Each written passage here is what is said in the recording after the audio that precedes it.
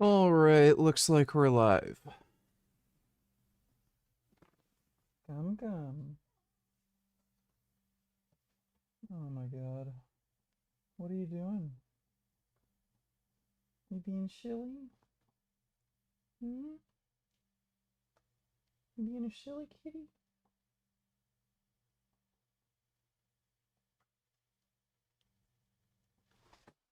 What are you doing? Hmm? Oh.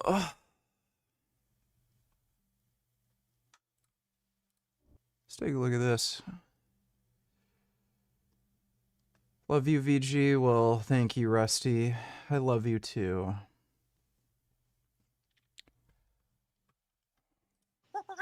The Joe Rogan experience. Right? Like I was told that if you wanted to be a Christian, you had to hate gay people. Yes, if you wanted to be a Christian, you had to want to control women. If you wanted to be a Christian, you had to reject science. And so when Gen Z and when millennials were faced with that choice, it was a pretty easy choice for them, right? They chose their gay friends. They chose women's rights. They chose believing in science. And that, in my opinion, was always a false choice. And in fact, a lot of those positions that I just mentioned are contrary to biblical values, to the teachings of Jesus. And so, there's always going to be progressive Christians and conservative Christians. That's a very healthy debate we should always have. But in this country, it's become synonymous with right-wing politics. So much so that when people hear I'm a Christian politician, they just assume I'm a Republican. I mean, so it's just, I think that has pushed a lot of people.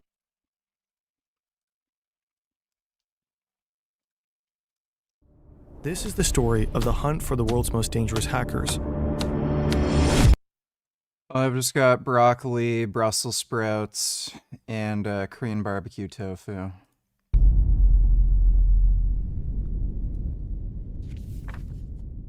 Prologue. The Bears.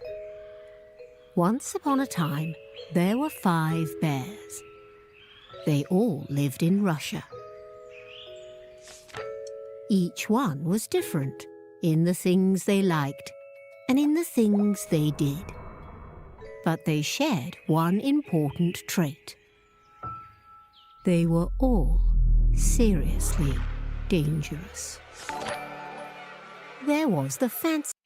So choosing fact and human rights is against Jesus, are you kidding me? Yes. Apparently. Thanks for the donation, Dodo. Bear, elegant, agile, and cunning. Then came the lazy bear, who liked nothing more than making himself comfortable in other people's homes, just to lie in wait. The berserker bear was obsessed with energy, all kinds of energy, and all the things it could be used for. The voodoo bear had mastered an entire arsenal of dark arts. And last, but not least, the toxic bear. Definitely not one to mess with. They were all fearless fighters. Nasty creatures that sent shivers down the world's spine. Even in the most distant lands, people knew of them and feared them. But there's one more thing all these bears had in common. Their metaphors, Nicknames for special units of Russian intelligence services. These units are made up of hackers, some of the most dangerous in the world. They each have different objectives: to spy, to expose, to wreak havoc. But they're not just a threat to computers or networks. They're a threat to Western democracies. They're tools of destabilization, of psychological warfare, of political manipulation. They've already made it into the German parliament, into the email inboxes of the country's elected officials. They threw their full weight behind Donald Trump's 2016 campaign. They travel the world, working in the interest of Vladimir Putin's regime. And they've played a key role for years in Russia's brutal war against Ukraine.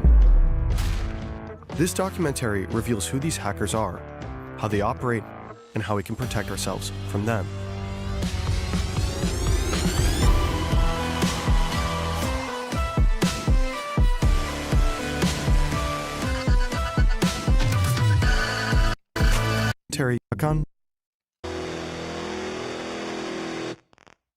This documentary is largely based on a fantastic German-speaking podcast, Der Mann in Merkel's Rechner, by German investigative journalists Hakan Tanriverdi and Florian Fada. Link is in the description. Chapter 1. The Email. This story begins with that little line above the E, and with Claudia Heidt. She was working in Berlin back then as an assistant to a member of the Bundestag, the German national parliament. Her office is beautiful. You know, I can guarantee you, Trump knows about this shit. He's personally benefited from it, and he's probably had communications with Oh Putin. please, if there are any bears, people should be afraid of its polar bears, aka the only animal that actively hunts humans. Pretty sure crocodiles also will actively hunt humans. But yeah, polar bears are particularly dangerous. Thanks for the donation, Dodo. In the center of Berlin. It's May 8th, 2015, a warm Friday in spring. The weekend is just around the corner. She's trying to write an email to a colleague named Renee. The accent Aigu doesn't work. Strange. She tries all the usual, opening and closing Word, rebooting her PC. Nothing fixes the issue. The Bundestag has its own internal service hotline for that kind of thing, 117. She tells the IT guys that she thinks her PC got infected with some kind of malware, perhaps a Trojan. But they don't take her seriously. At this point, no one realizes how serious the situation really is. There really was a Trojan on Claudia's computer. She'd been hacked.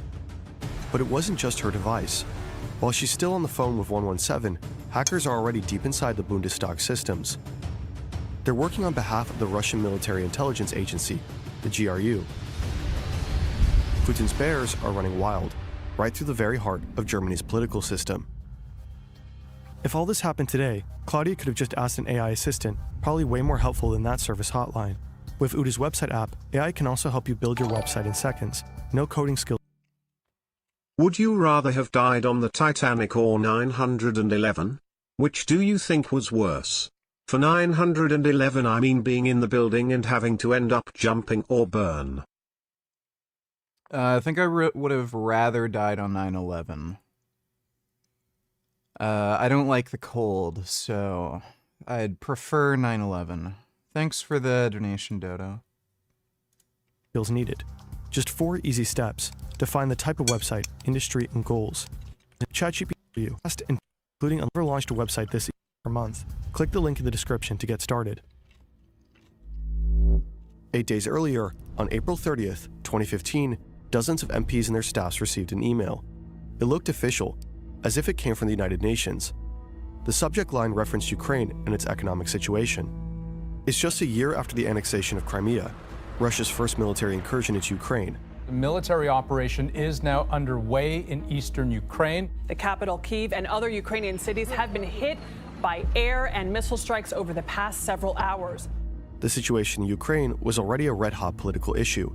You had to stay informed, and if the UN sent something around, Claudia Heidt and many others clicked. That single click was enough. Malware installed itself quietly in the background. No pop-ups, no warnings. The infection was silent, and from that moment on, the hackers had access. Their objective was clear: gain administrator rights. With those, they'd have the digital equivalent of master keys, access to everything, the power to change anything. And they got what they came for. They broke into areas of the... Have you ever seen the movie Titanic? Did you cry when Jack died? I did, in fact, see the movie Titanic. No, I didn't cry when Jack died. That was a really, really shitty, boring, stupid movie. I don't know why that was ever a big deal. That was one of the worst movies ever made. Thanks for the donation, though, my Mr. Beast. The system that should have been completely off limits. That's how they were able to push deeper and deeper until they'd essentially taken over the Bundestag's IT infrastructure. It was a sophisticated operation, carefully planned and executed. The attackers moved laterally, jumping from computer to computer, scanning for valuable information, documents, emails, anything of use. Eventually, they reached 2 machines inside a parliamentary office of the Conservatives. And not just any office, Angela Merkel's. the German chancellor at the time.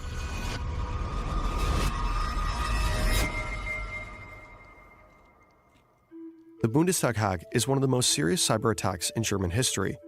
It will set off a large-scale international investigation and eventually arrest warrants that had once seemed unimaginable. And yet, inside the Bundestag itself, Look, I know how much you hate polar bears, VG, but we need them to cure people with kidney fall. Just watch this at the 26:56 mark. Tough, with animals living in the worst.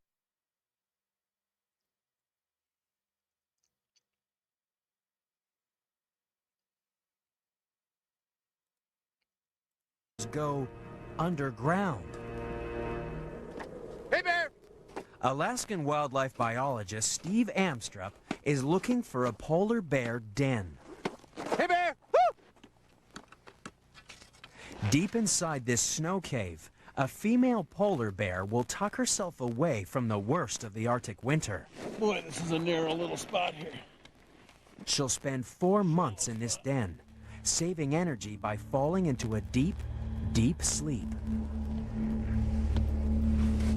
Cubs in her sleep. But the reason the polar bear is number 4 in the countdown is that during the entire 4 months she's asleep, she won't answer the call of nature. Not once. Not only is that extreme willpower, it's extremely interesting to scientists. Barrett may help sick humans as well. It's just a matter of hunting down the secrets of the bear's metabolism. At recyclers. Yeah, well, that's interesting. Thanks for the donation, Dodo. Blip. Okay, well, thanks for the donation, CDG. Appreciate it. attack goes unnoticed for quite some time. Back to that Friday afternoon call with 117. Claudia is frustrated with how unhelpful the first hotline call had been, so she does what most people do in that situation. She calls again, hoping the next person might actually understand what's going on. But even the second person on the line doesn't take her seriously. Angry and fed up, Claudia decides to just shut down. Howdy VG. Is it retardedly hot up there like it is here? Would you rank these movies from worst to best? Revenge of the Sith, Return of the Jedi, Return of the King, Saving Private Ryan, and the original Mad Max.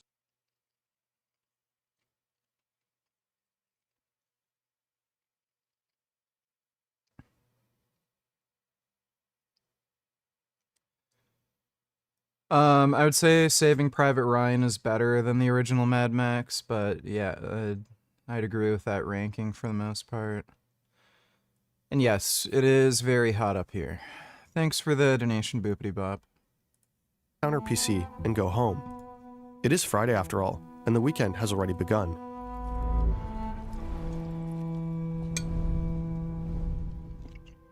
On Monday morning, an IT staffer remotely logs into Claudia's machine and reinstalls Word, which, of course, doesn't fix anything.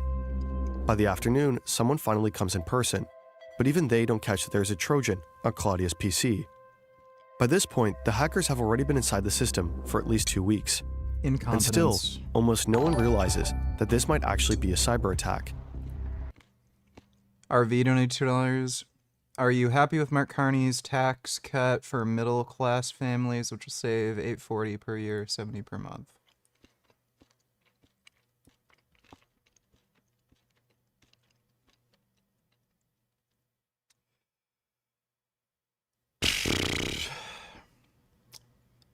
Whatever, I guess.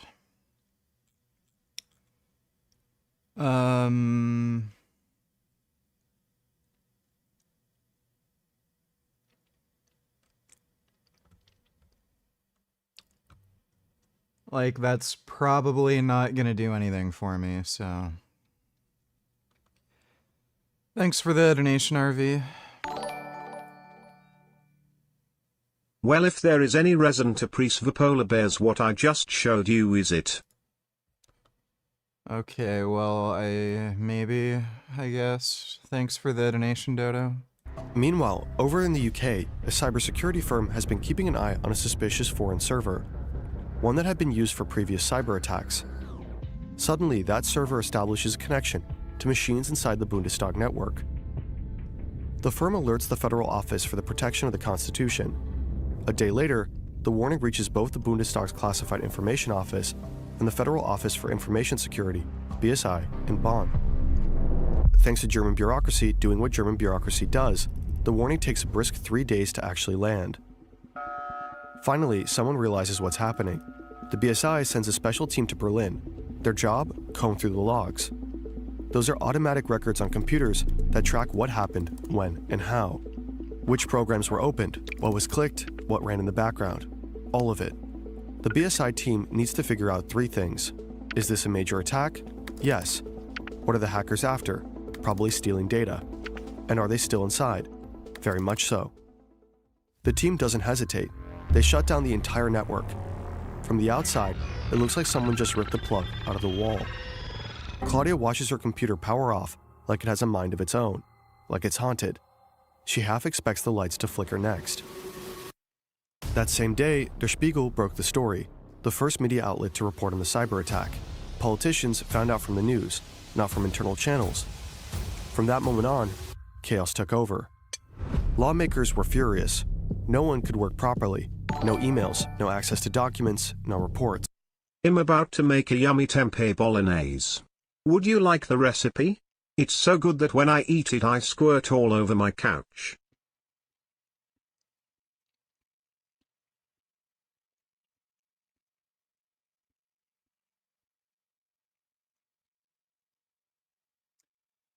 I'm not the biggest fan of tempeh or spaghetti. So I'll pass. Thanks for the donation though, Freddie Benson. And this isn't a movie. You don't just kick the hackers out and move on. The network is giant, messy, and hard to control. The response team had to fight their way through it, trying to stop any further data theft and wrest back control. It took weeks to clean the system. During that time, MPs and their staff could only use certain parts of the network. No one knew if the hackers were still reading their emails. Important notes were suddenly written down by hand again, just to stay safe. The Bundestag's IT security was clearly overwhelmed. It faced intense criticism in the months after. When the dust finally settles, the investigation into the perpetrators begins, and the trail points to Russia right from the start. On Claudia Heid's computer, investigators find malware called X-Tunnel. X-Tunnel functions like a real tunnel, a direct continuous link that allows attackers to access the network whenever they want. Inside the code, analysts uncover connections to a server believed to be used by a group known as... Is there any way we could get your Korean barbecue tofu recipe? It looks good. I eat a lot of beans, lentils, rice and fruit and would love to start making tofu. It's not much of a recipe. You fry tofu on a pan, and then once it's done cooking, you lower the heat, you put the Korean barbecue sauce on, and then cook it a little bit at low heat on the tofu so that the Korean barbecue sauce kind of caramelizes, and then that's it. But thanks for the donation, Rusty Shackelford. Vedseps made a video complimenting your weight loss. He then made a video defending Gary Yarovsky. But he still says he could take you in a fight.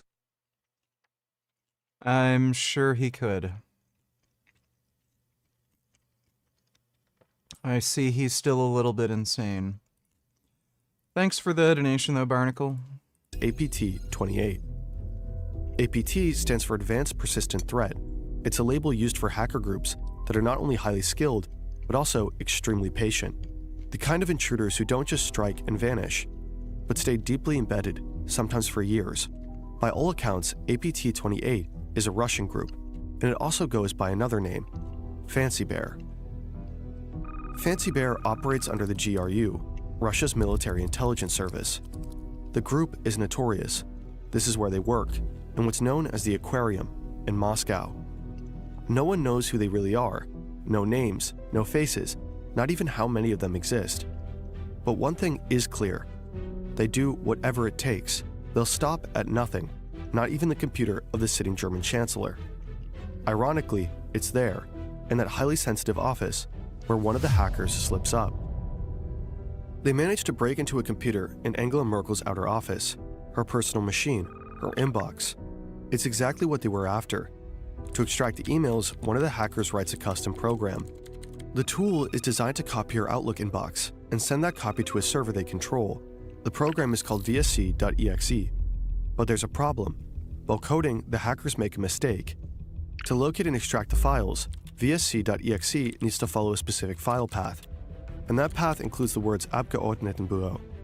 But the program doesn't recognize the German U. Instead, the character shows up as a garbled symbol, a question mark followed by R.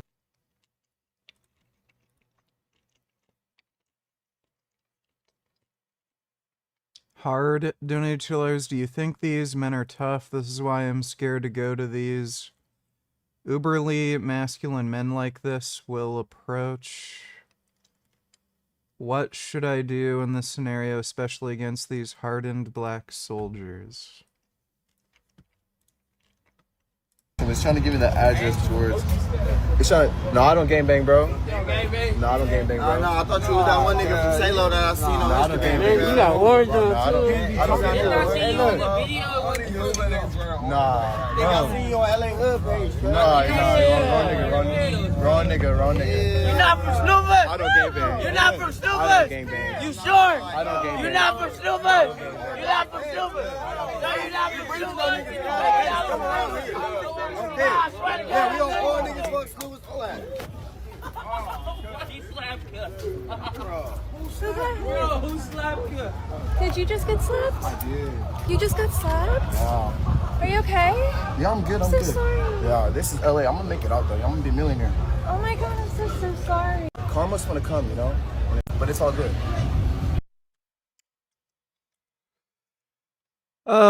Get a gun and blow them the fuck away. Thanks for the donation, Hard. If the purge was real, and you could track down a troll who comments bacon on slaughterhouse videos, would you torture and kill them?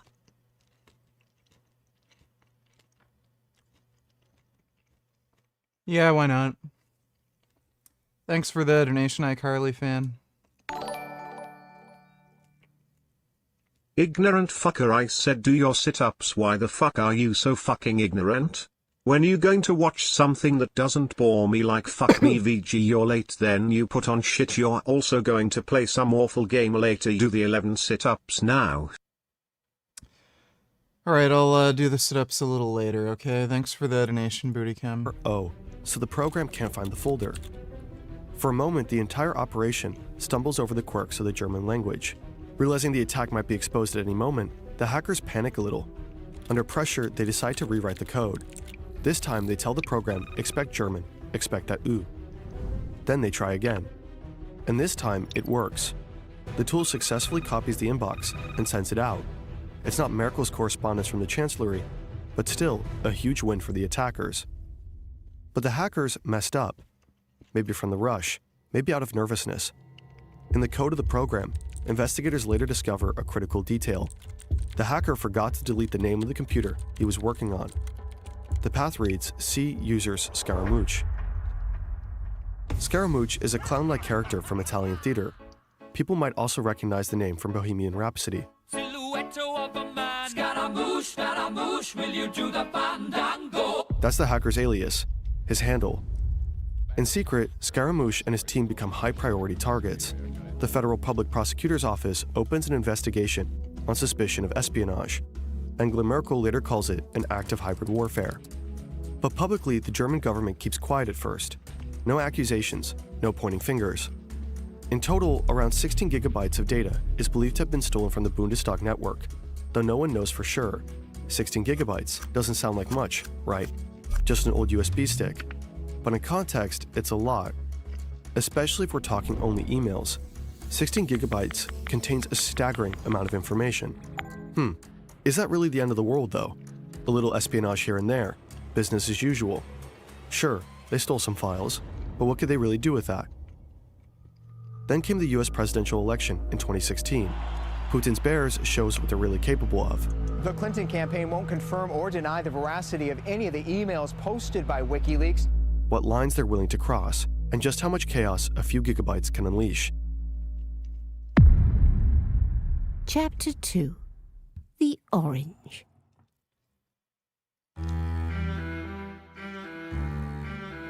In mid-2015, Donald Trump announces his candidacy. At first, no one really takes him seriously. But because he's so different, so unfiltered, saying things no one else would dare, the media can't stop talking about him. And Mexico will pay for the wall. I could stand in the middle of Fifth Avenue and shoot somebody and I wouldn't lose any voters, okay? One outrageous statement after the next dominates the headlines. ISIS is honoring President Obama. He is the founder of ISIS. He's the founder of ISIS. There's public outrage, disbelief, and widespread support for him. I don't know what I said. I don't remember. By early 2016, Trump is no longer the oddball outsider. He's now the Republican. Dude, it's so insane how, like, only in America could this guy ever get elected. Frontrunner, going head-to-head with Democrat Hillary Clinton. Half a world away, in the Kremlin, Vladimir Putin is watching closely. He doesn't like Hillary Clinton, not one bit. The two have history. Back in 2011, Clinton was the US Secretary of State when Russia held national elections.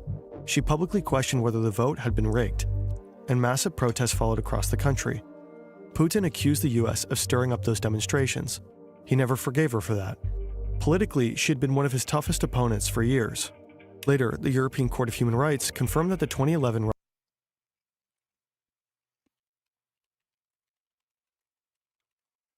Not gonna lie,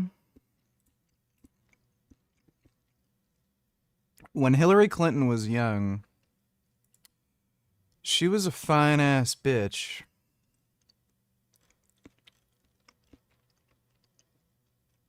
I would have probably gone bingo boingo on her ass. The Russian election was in fact manipulated. Putin clearly is rooting for the other guy, the loud billionaire. Trump, for his part, has repeatedly praised Putin in the past. He sees Putin as a strong leader, someone he thinks he could get along with as president. So Putin consults with his 3 intelligence agencies and makes a call. March 19, 2016, an email lands in the inbox of John Podesta, Clinton's campaign manager. The message looks like a standard Google security alert, something about suspicious activity and a prompt to reset the password. But Podesta double-checks with an IT staffer at the DNC to be sure. Please rank these movies worst to best. Interstellar, Princess Diaries, Happy Gilmore, Shawshank Redemption, Brave Little Toaster.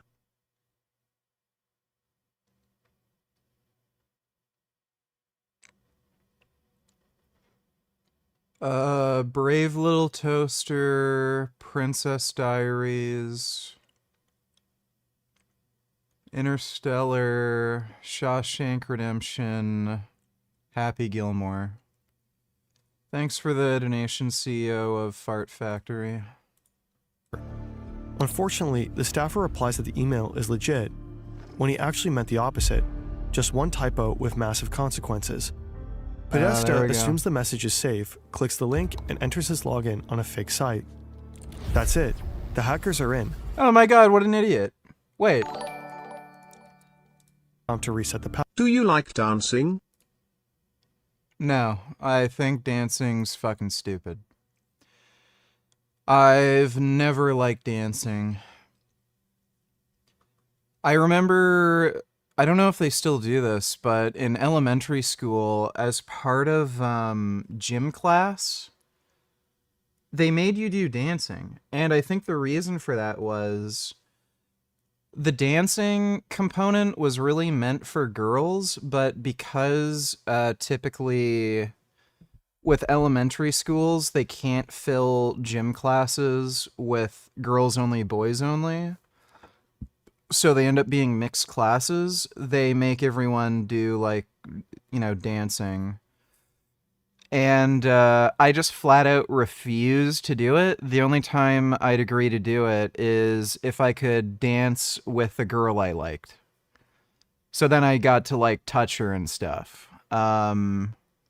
But otherwise, I just flat out refuse to do it. And, you know, like, fucking, you know, everyone was just a fucking beta simp, so, like, dudes would just dance with other dudes.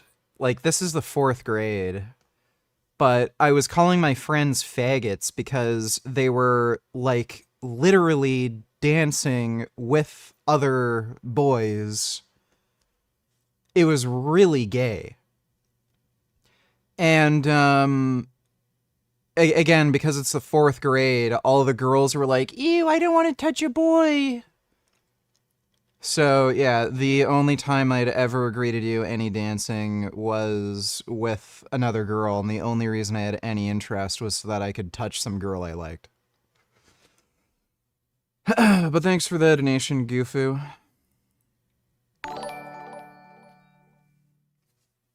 Did you ever beat Death Stranding? I got it because at some ordinary gamer and at Penguins Zero shilled for it.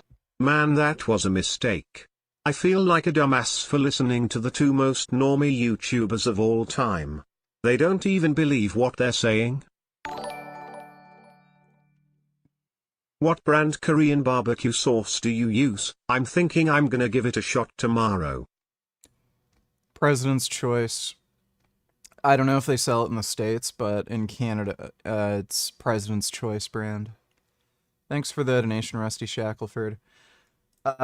Some ordinary gamer is a fucking moron. The guy's a pseudo-intellectual fucktard. He tries to sound smart by saying, oh, Linux, and he doesn't even know how to use it. He just acts as though he knows anything about Linux because he thinks it makes him sound like an intellectual, but the guy's a fucking moron. And, yeah. No shit, he'd recommend Death Stranding. And Penguin Zero is probably even dumber. That guy is literally borderline fucking retarded. He couldn't even win a debate against Sneeko over the age of consent. Like, you know someone's retarded when they literally cannot come up with one single reason why the age of consent should be, like, at least at 16, if not 18. So Penguin Zero's a fucking moron. No shit, he'd recommend Death Stranding. That dumbass was also complaining about The Last of Us 2, saying it's garbage. Like, he's a fucking idiot. I don't know why you're taking advice on what games to buy from those 2 fucking morons, but I guess lesson learned. Thanks for the donation, Blaze Pizza fan, and Blaze Pizza sucks, dude. What? How could you put Happy Gilmore over Princess Stories and Brave Little Toaster? Both those are classics. They're not, and Happy Gilmore is better. Thanks for the donation, though, Dodo. Password. But Podesta double-checks with an IT staffer at the DNC to be sure. Unfortunately, the staffer replies that the email is legit, when he actually meant the opposite, just one typo with massive consequences. Podesta assumes the message is safe, clicks the link, and enters his log. Oh. That's hilarious. The guy meant to say illegitimate. Login on a fake site. That's it. The hackers are in. They now have access to internal communications, emails, and nearly everything tied to the campaign. They're part of Fancy Bear, the same group tied to the Bundestag hack. They steal 50,000 of Podesta's emails. The tactic is known as phishing, casting bait and waiting for a bite.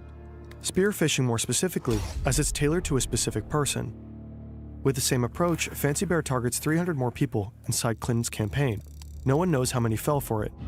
In early April, they go after another key target, the Democratic Congressional Campaign Committee, DCCC, a central player in the Democratic election machine. Using more convincingly real-looking emails, they manage to steal the credentials of at least one DCCC employee. And just like that, they're in again. Once inside, Fancy Bear uses 2 main types of malware, X-Agent and X-Tunnel. The latter is the same tool used in the attack on Claudia Heid's computer in Berlin. While digging through the DCCC, the hackers find something even more valuable. Credentials that let them slip into the Democratic National Committee, DNC, the heart of the party. There, they uncover detailed documents on campaign strategy, including a file on Trump full of potentially damaging information. In early May, the intrusion is finally detected. The DCCC and the DNC hire a cybersecurity firm to clean house, a process that will stretch all the way into October. But the Democrats should have discovered the hackers much sooner. In a small, unremarkable office in Moscow. Oh really, what's so wrong with the brave little toaster? It's the brave little toaster. Thanks for the donation, Dodo. Another set of hackers is quietly at work. This group is known as Cozy Bear, most likely working under the SVR, Russia's foreign intelligence service. They've been inside the Democrats' network since June 2015, far longer than Fancy Bear.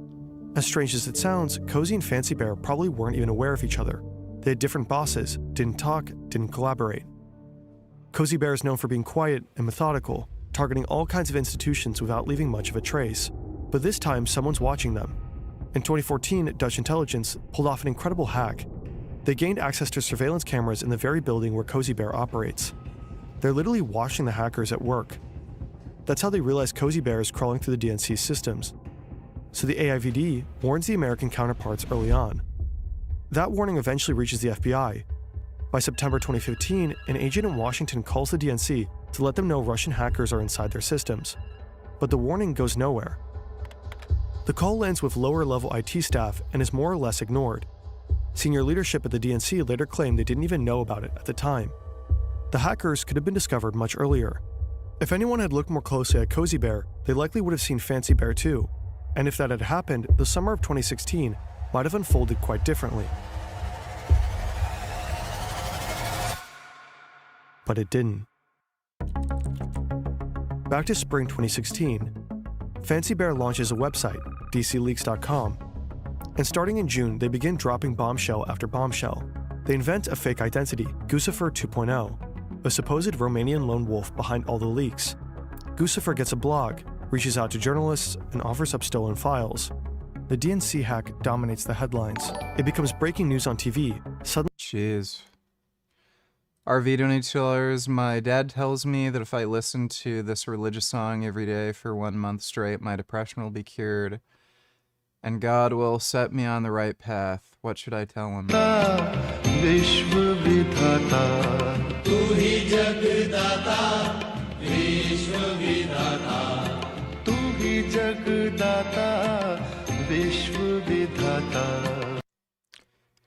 I think you're gonna have to break the news to your dad that he's a retard. Thanks for the donation, RV. Suddenly, internal dirt from within the Democratic Party, rumors, backroom deals, tensions is out in the open. It's a major blow to Hillary Clinton's campaign. The emails appear to show the DNC clearly favoring Clinton over Bernie Sanders. Yeah, so Russia, yeah, like we all knew it, but they clearly interfered massively in the fucking election. Even though they were supposed to stay neutral. There's content about what she earned for Wall Street speeches and even an alleged anti-Catholic bias. Trump jumps on the scandal. At a rally, he famously says, Russia, if you're listening, I hope you're able to find the 30,000 emails that are missing. I think you will probably be rewarded mightily by our press. At that point, Clinton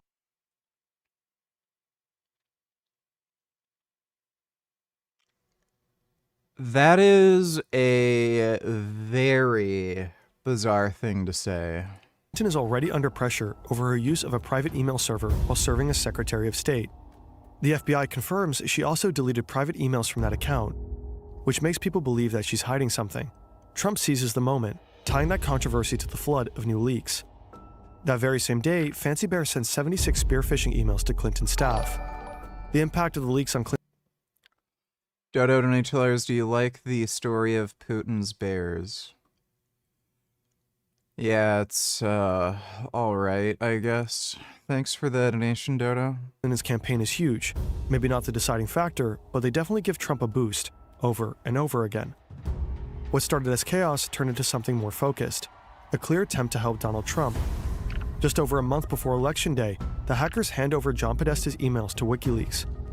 And then, week after week, those emails are released strategically, some more dramatic than others, but all grabbing headlines. The constant drip of leaked material creates a lasting impression. Something shady is going on inside the Democratic Party. Clinton loses momentum. She's forced to shift her message and constantly defend herself, in the press and directly against Trump in public debates. The leaks are part of something bigger. Fancy Bear is supported by a digital army of trolls, for example, operating out of this building in St. Petersburg. They flood social media with manipulated content and polarizing posts.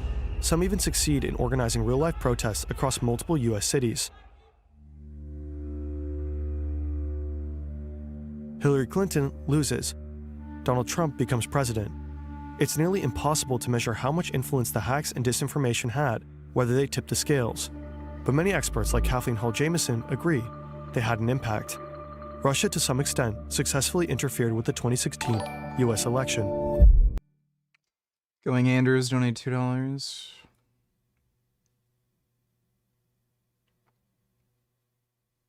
Yes. That's the life. I love cats.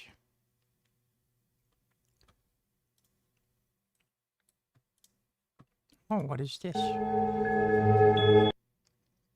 Oh.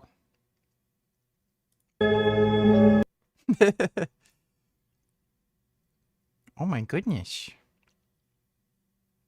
Oh.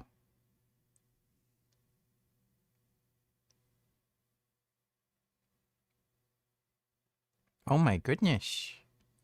Dude, somebody literally has to make this movie. What up, VG? Hey Nick, what's up? I'm just chilling, you know. Still recovering from all the shitting I did yesterday, but I'm feeling pretty okay. Thanks for the donation, Nick. Oh my goodness. Oh, they are fighting over the yarn.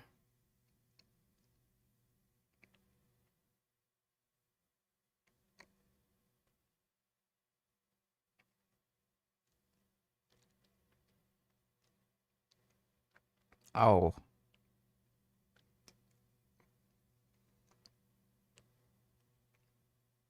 Oh. Oh.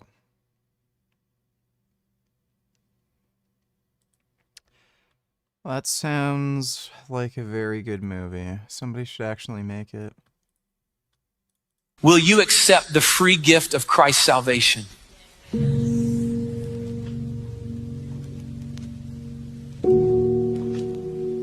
To be honest, we don't deserve it. We didn't earn his salvation.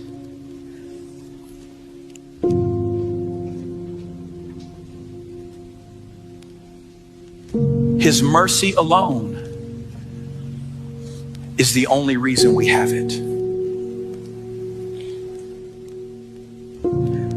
Paul tells Titus, but when the kindness and love of God, our Savior, appeared, he saved us.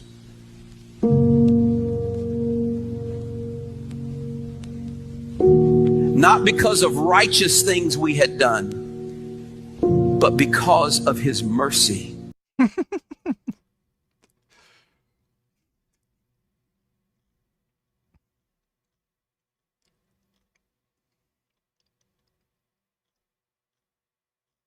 Are these all Christian sermons made by Bigfoot? What the fuck?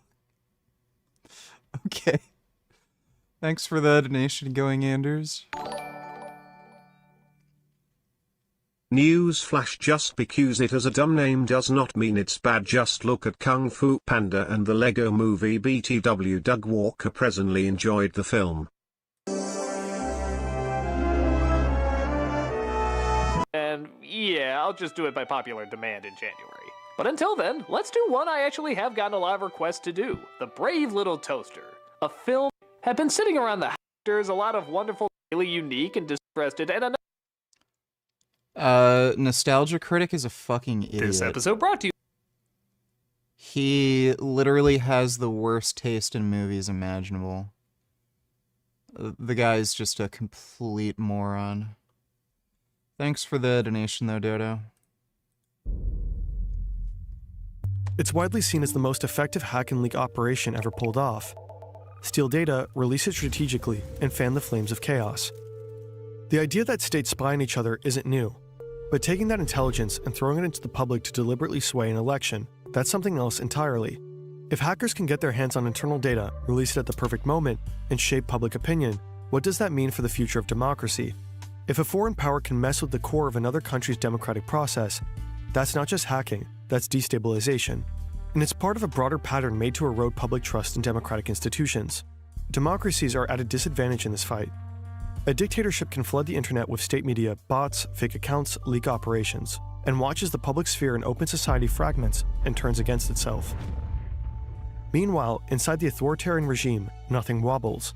Dissent is crushed quickly and publicly. The United States only realizes what just happened after the elections have already passed. The CIA, FBI, and NSA compile their findings in a highly classified report. In early 2017, a redacted version is released to the public. One sentence stands out as especially alarming. We assess that Moscow will apply lessons learned from its campaign aimed at the US presidential election to future influence efforts worldwide. The sheer aggression and scale of these cyber operations, especially in the US, opens many people's eyes. They realize this isn't just spying, it's sabotage. In Germany, alarm bells start ringing too. There's a federal election coming up in 2017. What does all of this mean for them? Then, a new website pops up, btleaks.com. BT like Bundestag, just like dcleaks.com. Suddenly, everyone is on edge. Variations like btleaks.org start appearing too. German authorities notice that someone is registering these sites, and panic starts to set in. Is the world about to see a repeat of the US playbook? In early May 2017, Angela Merkel travels to Russia for the first time since the Bundestag hack. She meets Putin at his summer residence in Sochi. There, she confronts him. Putin insists that Russia never interferes in the internal affairs of other nations. Yeah. Merkel replies firmly, I assume that German parties will handle their election campaigns among themselves. A clear warning, stay out. In the end, serious question: how much money would it take for me to donate to get Jasmine on a live stream again in person, even if it's one time only? I'm dead serious.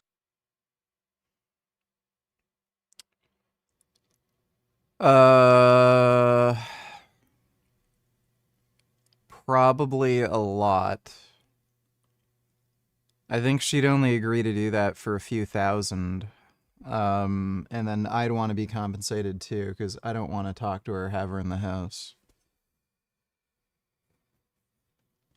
Maybe if you could give me 10K or something, I could ask Jasmine if she'd do it for like half that or whatever. Thanks for the donation, Real Life Vegan. The 2017 German election isn't rocked by any major leaks. To this day, no one knows for sure what happened to the stolen 16 gigabytes from the Bundestag hack. There's never been a single public leak directly tied to that data. But then again, maybe there doesn't need to be. Maybe the information was used in some other way. Quietly. Tactically. Meanwhile, the hunt for Scaramouche continues. It'll be a while before his identity is finally confirmed.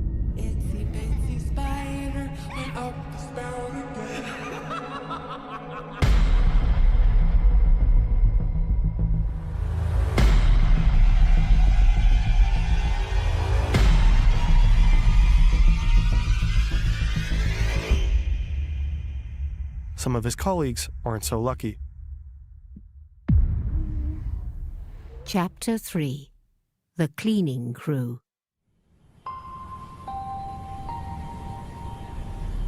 April 10th, 2018. A passenger plane from Moscow lands at Schiphol Airport in the Netherlands. Among the passengers, 4 Russian men. They look like typical business travelers. Alexei Minin and Oleg Sotnikov, both in their 40s, seem cheerful. Behind them walk 2 younger men, Yevgeny Sebryakov and Alexei Morenits.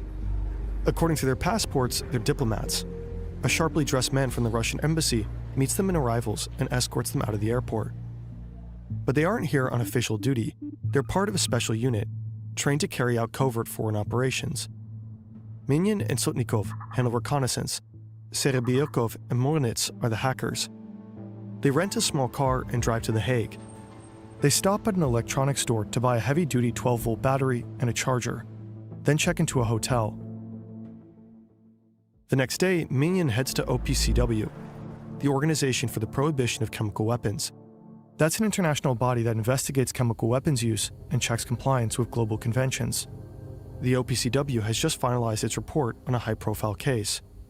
Sergei Skripal and his daughter Yulia were found unconscious on a bench in Salisbury, UK, after being poisoned with Novichok, a nerve agent developed in Russia. Jeez. The OPCW report confirms the British findings. Minan scouts the site. He photographs the OPCW building and the Marriott Hotel next door. 2 days later, April 13th, the group plans to strike. Time is short. What they don't realize is that they're being watched. From the moment they set foot into the country, they've been under surveillance by the Dutch Military Intelligence Service, MIVD. For the original version of this documentary, we interviewed a senior MIVD official. Due to rights restrictions, we had to cut those segments from this adaptation. He couldn't help but grin when describing their transport, a rather small car for a bunch of guys, tightly cramped in there. The agency follows them closely, but how did they even know to look for them? Apparently, the MIVD received intelligence that members of APT-28 would be flying in. Fancy Bear again. According to The Guardian, the original tip may have come from British intelligence. April 13th, the operation begins. The 4 men drive to the Marriott Hotel and park close to the OPCW building. The car's rear faces the compound. The trunk is packed with equipment. The battery and a voltage regulator power a computer, which is connected to a laptop in the front. Serebryakov and Morinets use it to execute the hack. The key component is a flat panel Wi-Fi antenna hidden under a jacket, connected via USB. It mimics the OPCW's real Wi-Fi network. Devices inside might auto-connect, believing it's legit. Once they connect, the hackers can steal credentials. With those, they could slip into the OPCW's internal network. The likely goal, steal or undermine the Skripal findings, or discredit the organization through a leak. But they don't get that far. Dutch authorities move in. 2 unmarked vehicles roll quietly onto the lot. Then, sudden action. Doors fly open. The 4 men are taken down. One tries to destroy his phone, kicking it repeatedly, but fails. Then comes the search.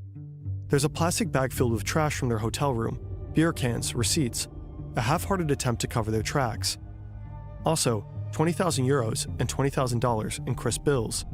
Most incriminating of all, a taxi receipt in Morinense's bag, documenting a ride from the GRU barracks to the airport on the day of departure. The team's devices tell an even bigger story.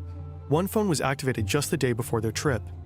Its first signal pinged a tower right next to the GRU headquarters. The laptops reveal a broader mission trail. Serebryakov had been in Lausanne in 2016, likely targeting the World Anti-Doping Agency. Breaking news out of Lausanne, Switzerland, where Russia has been handed a 4-year ban by the World Anti-Doping Agency. In December 2017, he was in Kuala Lumpur, where he reportedly tried to hack the Malaysian police. The agency... Dude, that's insane. They even try to hack the World Anti-Doping Agency so that they could cheat in the fucking Olympics? Sengoku $22, which right would you say is more important in society? Right to free speech or right to bear arms? I would say right to bear arms. You're not going to have free speech if you can't defend yourself. So you can, scribble letters in any document you want, but if you don't have any ability to defend yourself, what good is a bunch of words on a page if, you say something that somebody doesn't like and they can kill you? So I would say right to bear arms. Thanks for the donation though, Son Goku. Then investigating the MH17 plane crash. Malaysia Airlines flight MH17 crash-landed in eastern Ukraine. That flight was brought down by a Russian-made missile over eastern Ukraine, and the team wasn't planning to stop at the OPCW. They had train tickets from Utrecht to Bern, Switzerland, likely headed for the Spies laboratory, which was also analyzing Novichok. Sometimes hackers need to get physically close to their targets. Sending phishing emails isn't enough. You need to know what kind of networks are in place, what security measures are active, and sometimes even watch the people going in and out. German journalists have nicknamed them the cleaning crew because they show up after something major has gone wrong and try to clean up or spin the story. For the MIVD, this was a major win. and they decided to take it public. Usually they don't disclose their operations, but this time they had a press conference 5 months later.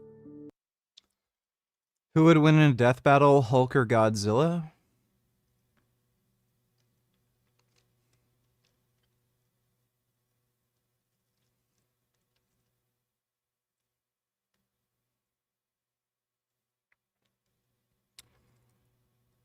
I don't know. That's a tough one.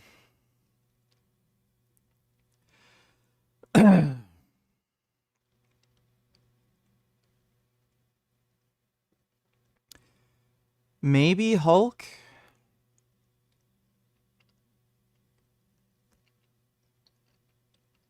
I'd maybe lean towards Hulk. I'm not sure, though.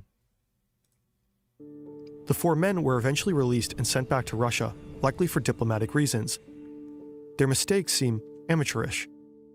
Why keep that taxi receipt? Well, these aren't mythical hooded figures. They're civil servants, hackers on a schedule, assigned tasks, bad coffee, strict rules.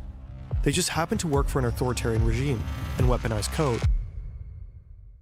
Russia, of course, denies everything. The men were supposedly just on a routine trip. Of course, nothing screams routine like a flat panel antenna in the trunk. This strange hotel parking lot escapade shows something important. Putin's bears can be stopped. Germany has fended them off. A conservative-linked NGO was targeted, but the Sengoku Donatello's women being dumb, entitled, and stupid on display. Welcome back to Indianapolis, where it has been an incredible celebration of the WNBA all week long. This is one of the most successful All-Star weekends we have ever seen in this league, and we know what we're talking about. We've all been covering it for nearly 2 decades. Dude.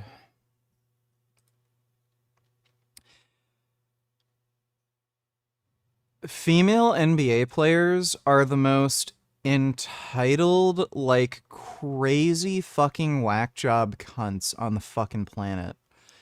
Like, pay us what you owe us. They lose to high school basketball teams. Like, boys' high school basketball teams. They don't even, like, not even good high school basketball teams. Just middle of the road, you know, normie high school basketball teams annihilate pro WNBA players. Like, when you can't even compete with a boys basketball team, what amount of money are you owed? Like, you just suck. You're not good.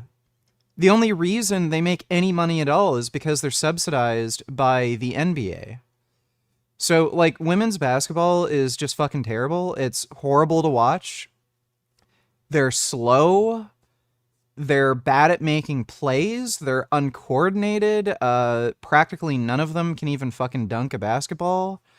Like, even the NBA has gotten boring at this point with some of the rule changes. But, like, I mean, women's basketball is just a whole nother level of terrible. Like, what fucking money are you owed when boys' high school basketball teams can beat you? Like, should boys' high school basketball teams, you know, start making millions of fucking dollars? But something important happened before the game. As you know, the collective bargaining agreement is under discussion right now between the league and their players. And before the game, the players came out without their warm-ups on with shirts that said, "Pay us what you owe us." There is a feeling among the players, as they expressed in their meeting on Thursday, that they want to have a piece of the revenue. It has been record-sharing revenue for the WNBA, and they have not been sharing that with the players. Over 40 players showed up to that face-to-face meeting, the first to negotiate the CBA. The players said there were so many of them that they had to get more chairs for the room. The thing we know about this league, the players remain united in asking for what Nafisa Collier calls 2 things that they will not budge on: higher salaries for players and revenue sharing. Brianna Stewart, the executive committee, and Neku Ogumake said the talks were important. They thought that they were positive, but they want more from this WNBA, and the players with a strong, unified statement pregame. Yeah, Holly, I mean, no doubt. I think what we have sensed from both season and if it works. Well, maybe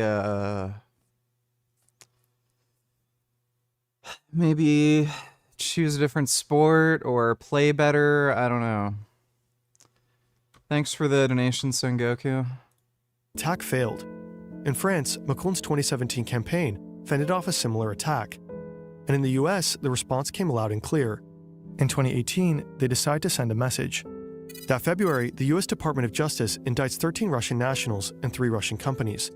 They're accused of deliberately interfering with the American political system. Not long after, another sweeping indictment is released. This one focused specifically on Fancy Bear.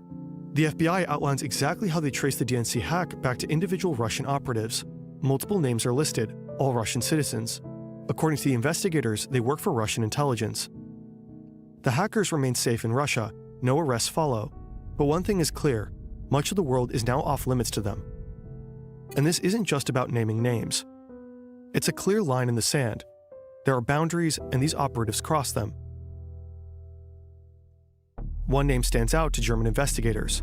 One of the men listed is believed to use the alias Scaramouche, the same alias linked to the VSC.exe program. His real name is Dmitry Badin. He's the man who broke into Angela Merkel's computer.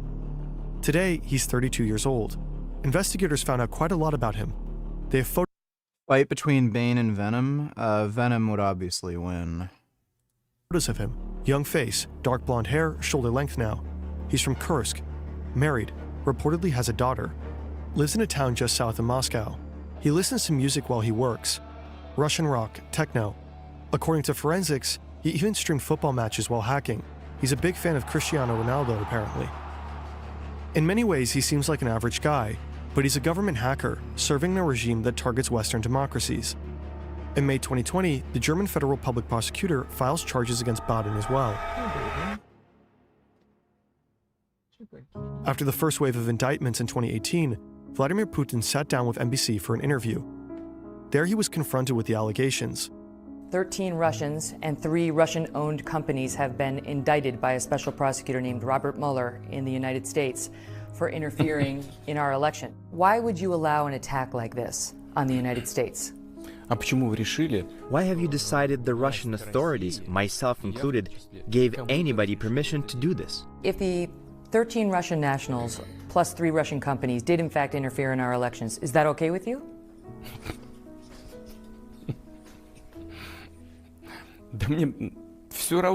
I don't care.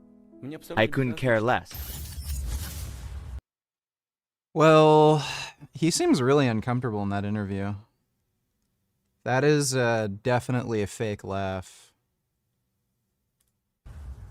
Putin's bears were never captured. Their operations weren't dismantled. This isn't a story with a clean, satisfying ending. Quite the opposite. Chapter 4. The Satellite.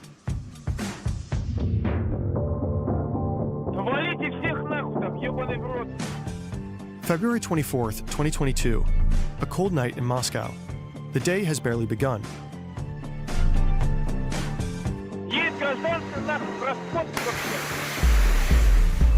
A quiet man heads to work earlier than usual. He's riding the metro.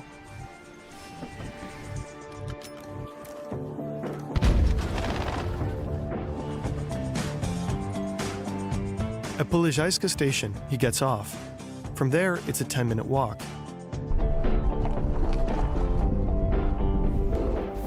He's a little on edge, lights a cigarette. He works for the GRU, in the aquarium. He's part of Unit 74455, better known abroad as Sandworm or Voodoo Bear. At his desk, he pulls up a chair. Time to go to work.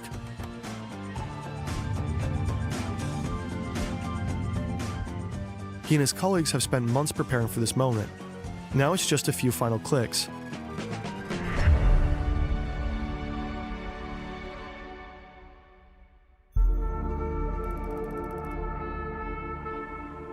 Meanwhile, in Austin, Texas, it's still February 23rd.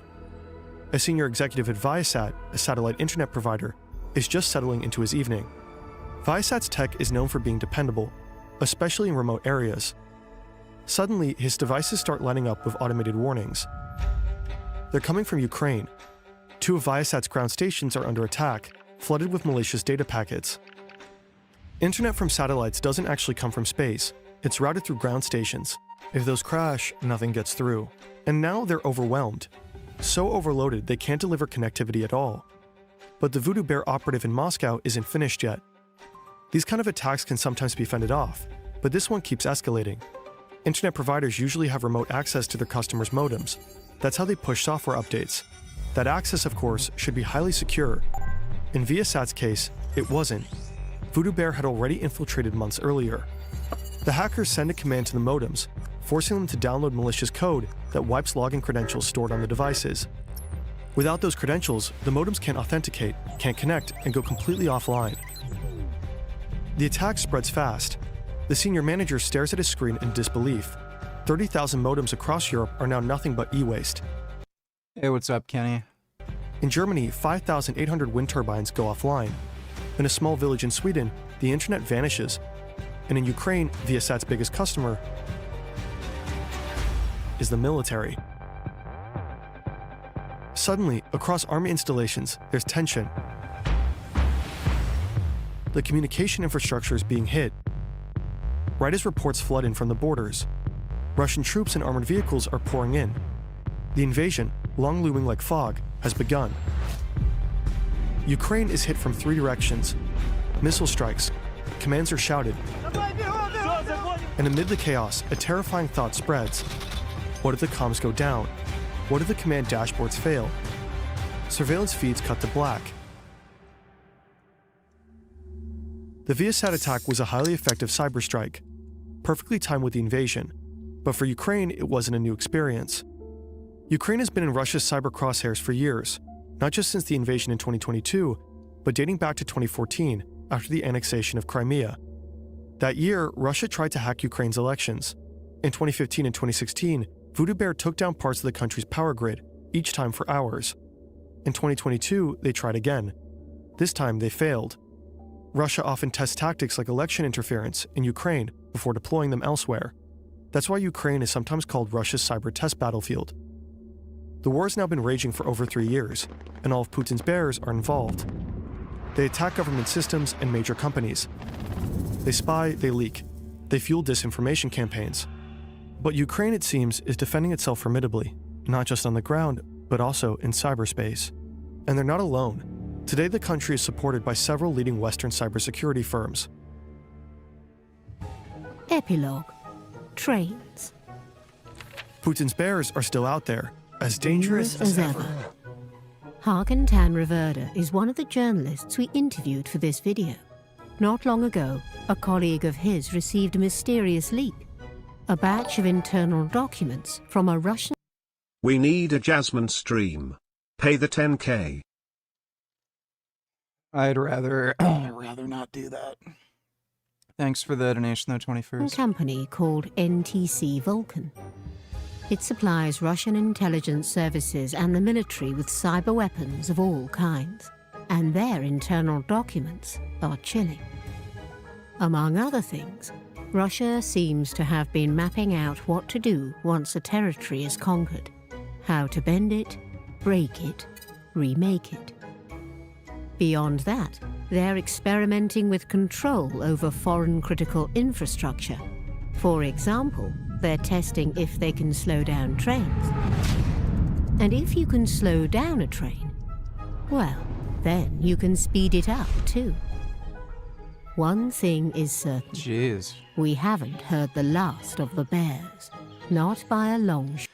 Hopefully when the Russian regime falls, these people end up getting locked up. And in the years ahead, we'll have to stay alert.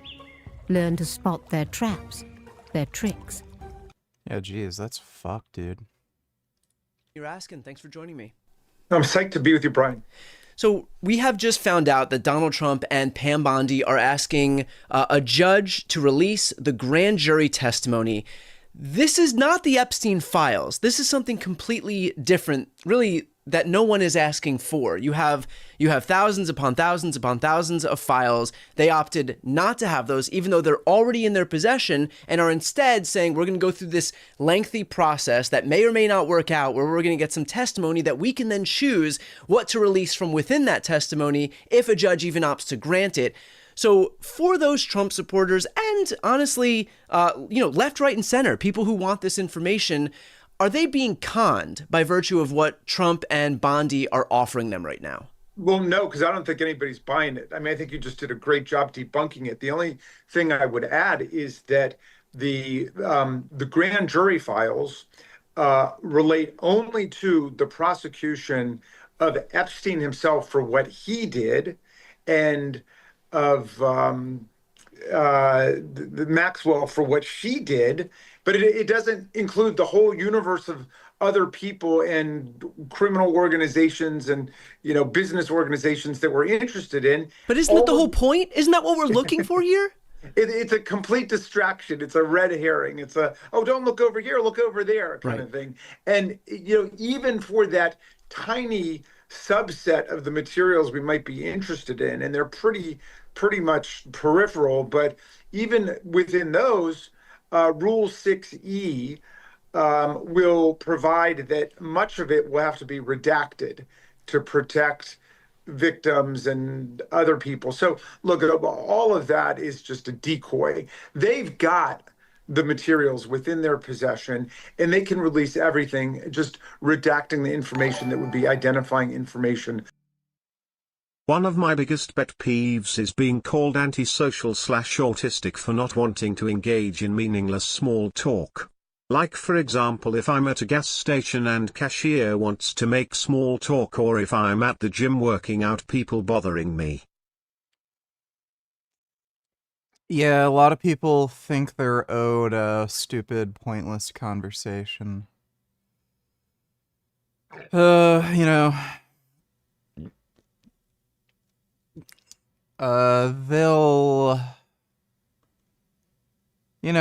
figure out that you just don't want to talk. You just have to tell them. Thanks for the donation, though, Sengoku. Kenny donated $2. A 7-iron, is that enough to get there? Tiger Woods' greatest golf shot ever. You drove it in the right rough, you had big problems. It's a large cliff that you have to loft the ball up and over. Every player that had been in the right rough had to pitch out left short underneath the hill. He's got 202 yards to the hole. Tiger wades in there and he grabs a 7-iron. Yeah, 200 yards is plenty for a 7-iron. I'm pretty sure I've made a shot that distance with a 7. Man, he's going to try to get it up on top of this hill. Are you kidding me? I mean, first of all, he's not thinking about laying up. And second of all, it's a 7-iron. Is that enough to get there? When Tiger was quiet, that always was a confident feeling I got from him. And that certainly was the case that hole. That tree wasn't going to come in play. I had a good enough lie where I felt like I could squeeze it up there and I could catch a hot one. I just knew I could get a little flyer out of it. The swing he made at it was vicious. Look at this. It's just not a fair fight. Yeah, Tiger's the GOAT. Thanks for the donation, Kenny. For the victims, which is the only thing that should be redacted. And that's what the Democrats have been asking for. All we're saying to Donald Trump is be true to what you've been asking for years. Release the information in the possession of the government. And so can you talk about what efforts, knowing full well that all he wants to put forward is this decoy, what can Democrats do? What are Democrats doing right now to compel this information? And I ask this because we've seen multiple efforts where Democrats have sought votes in the House, both in the Rules Committee, on the House floor, even the Senate floor, to compel the release of these files. And 2 times in the Rules Committee, Republicans voted it down. 2 times in the House, Republicans voted it down. 1 time in the Senate, at the hands of Ruben Gallego, Republicans voted it down. And so what are our options here moving forward? Well, we've also, in the Judiciary Committee, the Democrats have demanded a full bipartisan hearing where we subpoena all of this information and we subpoena witness testimony from Attorney General Bondi, from FBI Director Kash Patel, from the Deputy Director Dan Bongino. So they come forward and everybody tells us everything they know about this whole nightmarish scenario. So that's one thing. We can continue to press that. Now, Chairman Jordan's answer was, well, yeah. Erin Brown weighs in on the WNBA. So apparently this clown is calling me misogynistic because I'm not an idiot, just like he is. I laid out the stats and the facts on why the WNBA isn't popular and why it would never be popular. I laid down the facts that damn near 90% of sports fans are men. And the only reason men watch women's sports, the few that they do watch, like track, soccer, volleyball, it's because there's a sex appeal involved. You got half-naked women with great bodies. So yeah, we'll tune. Well, I don't know if that's totally fair. There, like, I don't know why, but other women's sports are just plain and simple more entertaining to watch too. Like, women's basketball is just a horrendously boring experience. Like, there's probably a number of reasons for it. Like, basketball's particularly technically difficult. Height is a huge issue too. Like, the amount of women who are over 6 feet tall is very small, so the amount of women who can even dunk a basketball is really small. And basketball is just boring to begin with if players aren't playing aggressively. And just watch a women's NBA game. Like, it's just horrendous. Like, I really like watching women's MMA, and it's not because women's MMA fighters are really attractive. It's just because they're good fighters. Like, they're just as entertaining as watching, you know, the male fighters, if not oftentimes more so. So women's NBA is just terrible. It's not because, like, people aren't watching it because the women aren't attractive. It's just not a good sport. I'm sure to some degree men watch women's sports because they find some of the women attractive, but, like, the sport has to be, like, good and played well and be entertaining to some degree. Like, if the only reason they were watching it was because sexy women, like, why wouldn't they just watch porn or something? So I don't agree. Like, these aren't awful looking women either. It's just like they just play badly. In. But these 10-foot tall giraffe-sized bitches that are uncoordinated, they can't dribble, they can't shoot, they can't dunk. There's nothing exciting about it. And it's funded by the NBA. This guy's an idiot. I don't know why he'd fucking mention the way they look and then say, yeah, they suck at playing. Like, the fundamental issue is they suck at playing. So it's practically a DEI charity league. And I guess bro thought he was gonna get the bitches by leaving a comment like this. Trying to outweigh reality with delusion. But like they always say, men lie, women lie, numbers don't. And you think that the WNBA is so popular, and you make videos about the WNBA. And on your videos, you average about 50, 60 views. You don't even average 100 views on your WNBA videos. So how the fuck could it be just so popular? Your average, not even just average everyday person, your average sports fan can't even name you 5 WNBA players ever. Not just right now, ever. So you keep on being a fool. I can't even, like, I only know Brittany Griner because she got arrested in Russia. Like, that's literally the only reason I even know Brittany Griner.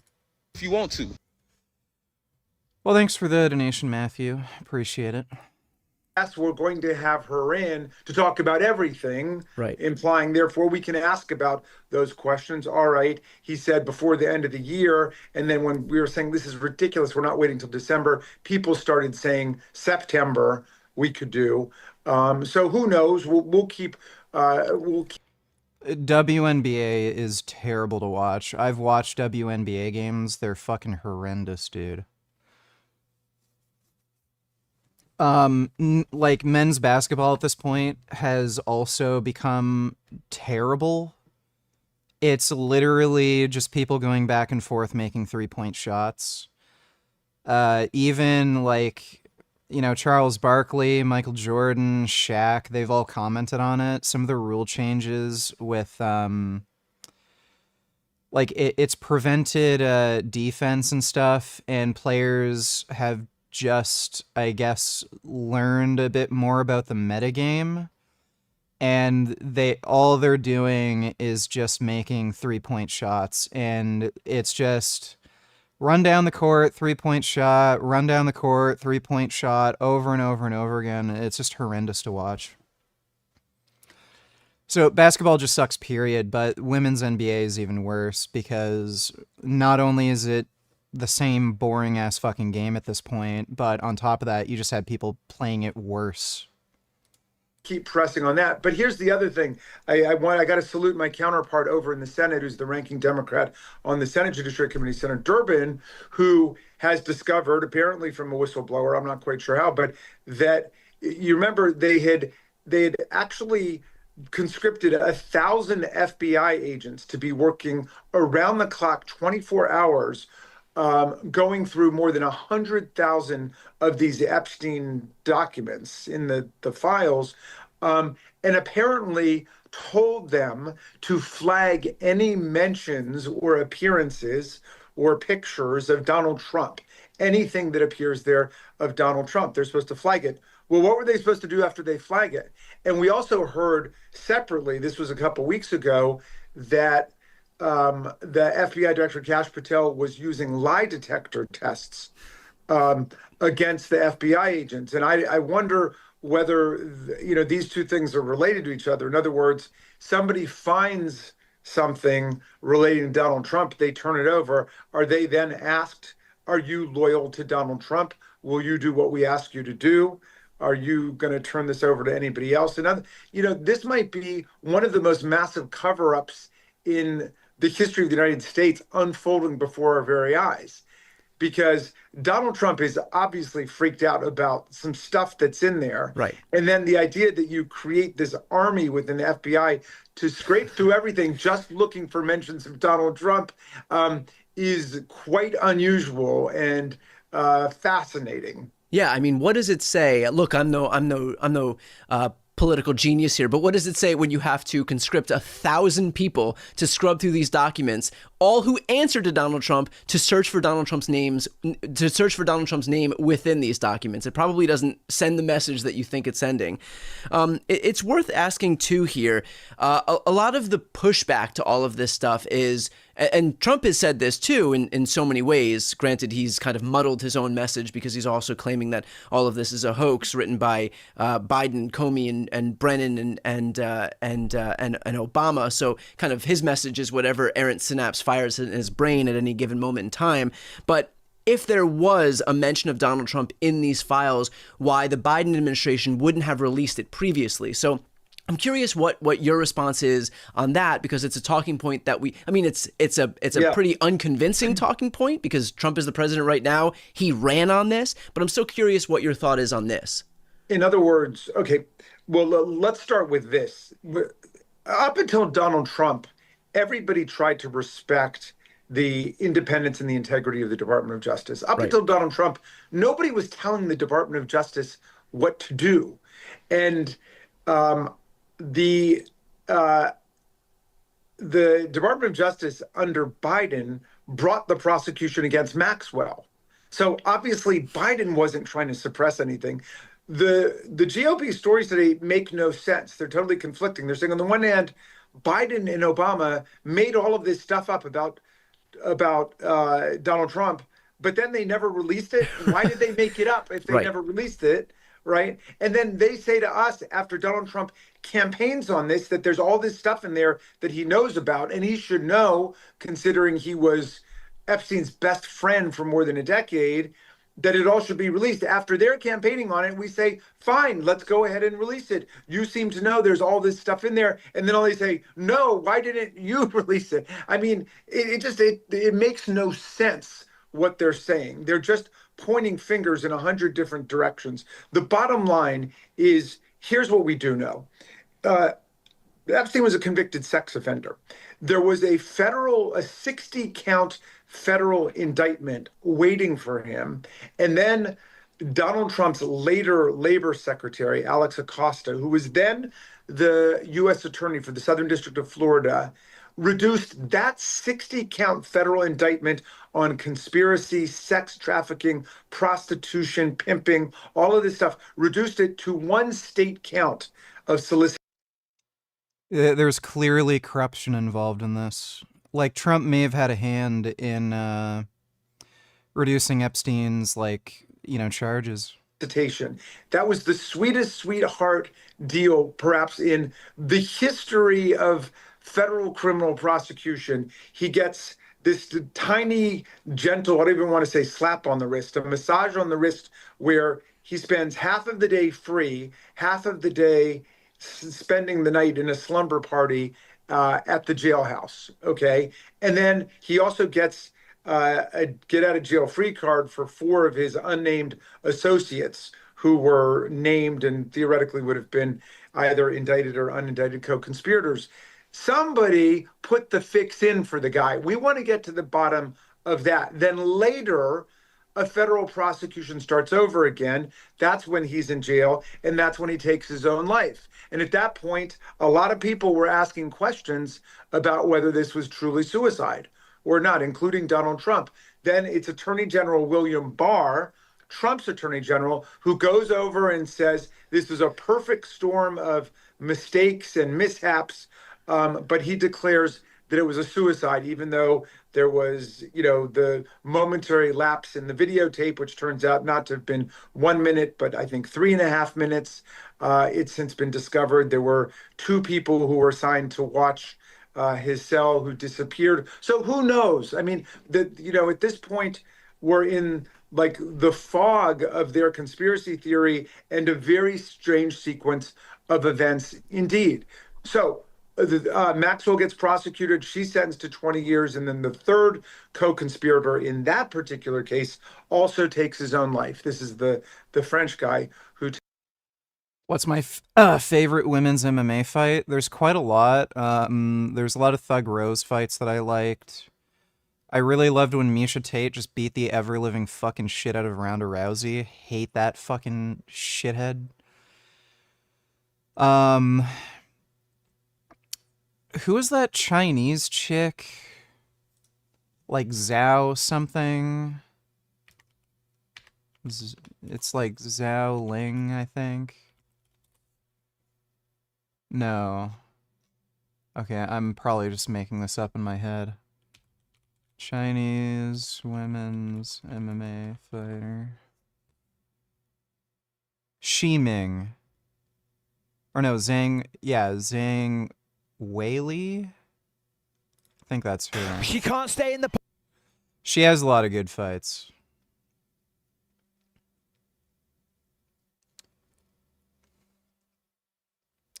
Like, women's MMA fights are great.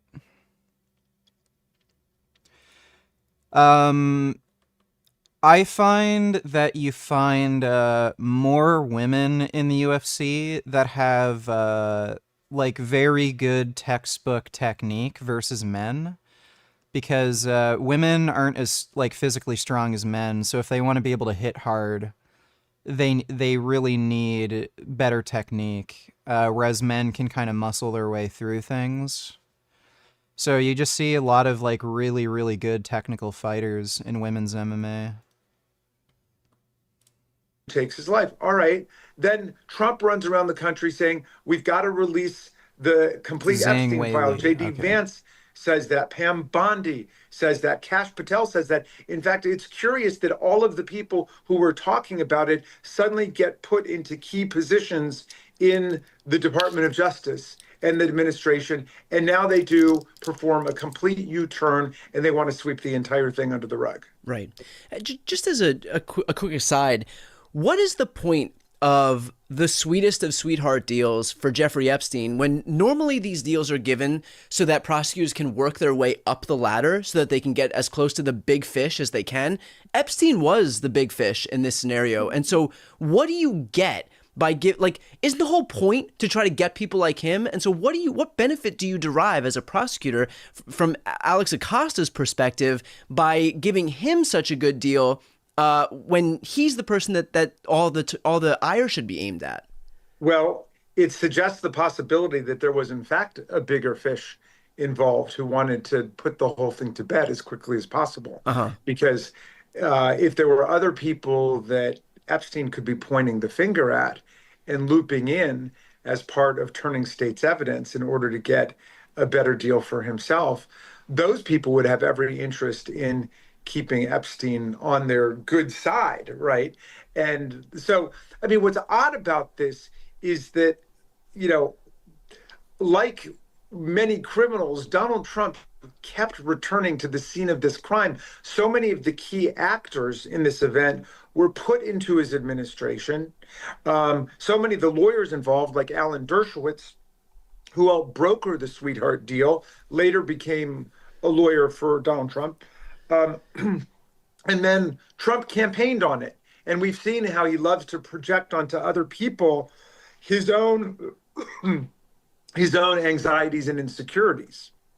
Well, I gotta ask, So if he is nervous about what Epstein might say, then he would say, oh, well, the Democrats are really nervous about Epstein, and we're going to blow the cover on this when we get in. Right. I got to ask this because I think we're starting to recognize that it's beyond clear Trump doesn't want these files released, that he's doing whatever he can to make sure that we're not looking at this stuff, offering up whatever decoys he can find, sending us, over to the grand jury testimony while he secretes, 95% of the files that already do exist, that already are at Pam Bondi's disposal. Will we ever gain full access to the Epstein files, or will it always be that Pam Bondi and by association, by extension, Donald Trump will be the final arbiters of exactly what information comes out? Like, are those two people are really the only people that have the full range of all of the files that exist. And so even if the discharge petition come August or September, when it finally ripens and the House can vote on this thing and it... When you stuck a dildo in your ass, did it come out clean when you pulled it out? How many inches up did you put it? Did you throw it out after, or do you still have it? Don't ask me those questions, dude. Thanks for the donation, CDG. Passes, will Pam Bondi ultimately have the final say into what information exactly comes out, or is there a way to circumvent her as somebody who could kind of meddle in what comes out so that we can get the full range of the files? The wheel is still in spin, Brian. We don't know the answer to your question. But if you look at the Democratic resolution, or the resolution bipartisan, Democrats support, the bipartisan resolution, which has been put in by Massey and by Khanna, there's a paragraph in there which says we want a complete accounting also of any of the destruction or altering or mutilation or effacement or impairment of different documents. In other words, we want to see all the documents, and if any of the documents have been altered or changed or removed in any way, we want a record of that too. But on that point, I mean, the cop on that beat is Pam Bondi and by extension Donald Trump, who may very... Did you have to prepare your butthole before you put it in so it came out clean? How many inches was the dildo? And how much of it did you put inside you? Does Jasmine own it now? No, thanks for the donation, CDG. Very well be implicated in this, and so he has every interest in, if there is some alteration, if there is some destruction of documents, he's not going to say anything because he's the person that destruction would presumably benefit. And so who's there to be the, all of these people are in the pocket of Donald Trump, and so who's the cop on that beat? Well, if you look at the history of corruption scandals in the nation, W don't need $2 to fuck this guy gonna fight at the White House. The ghost of George Washington can't believe he retired. Also, you're timely, because a lot of people, they don't show up on time, but look at you. We're here. We love to see it. I'm grateful to be here. Yeah. Okay, so we've talked in the past, I think it was last year, was it last ESPYs that we had a conversation? Yes. So it's so good to see you today. Explain it, break it down for us a little bit. I was retired. I felt like I was at a place where I've done it all in the MMA space, and felt like there wasn't too many more challenges for me, and I just wanted to do something more than championships and money. And Donald Trump mentioned that he wanted to have a fight at the White House Garden, and that just seems like such a... Well, he's gonna fight Aspinall. That's the theory anyway. So yeah, he's probably gonna be fighting Aspinall. Thanks for the donation, W. Capital, there are always people who are junior people who. Dodo donated $2. I thought this was the right time to share this with you, so now's the time for you to have these curly fries potato salad. Out of all the fries, I think curly fries and tater tots are far more Potato salad is fucking disgusting. No fucking. Why do you believe Islam over Christianity or everything else? Because I believe Muhammad was a messenger of God, and the only messenger of God that ever claimed to come for me was him. But why do you believe this though? This is a simple question. Like, why do you believe it? Why do you think that? Why do you believe Muhammad's a messenger of God? Yeah, why? What's the alternative? The alternative is everything else. Like what? I've come from a respectful point of view. I'm an atheist. And I want to. I don't really care about atheists. You don't know anything.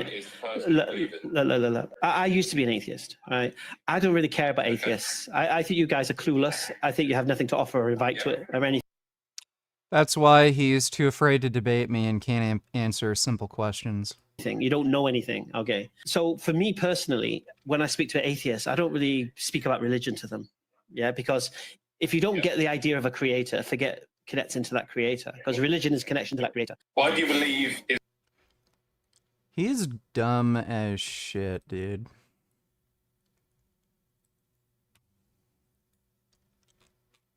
Gentle treatment for sinusitis. Oh, sinusitis.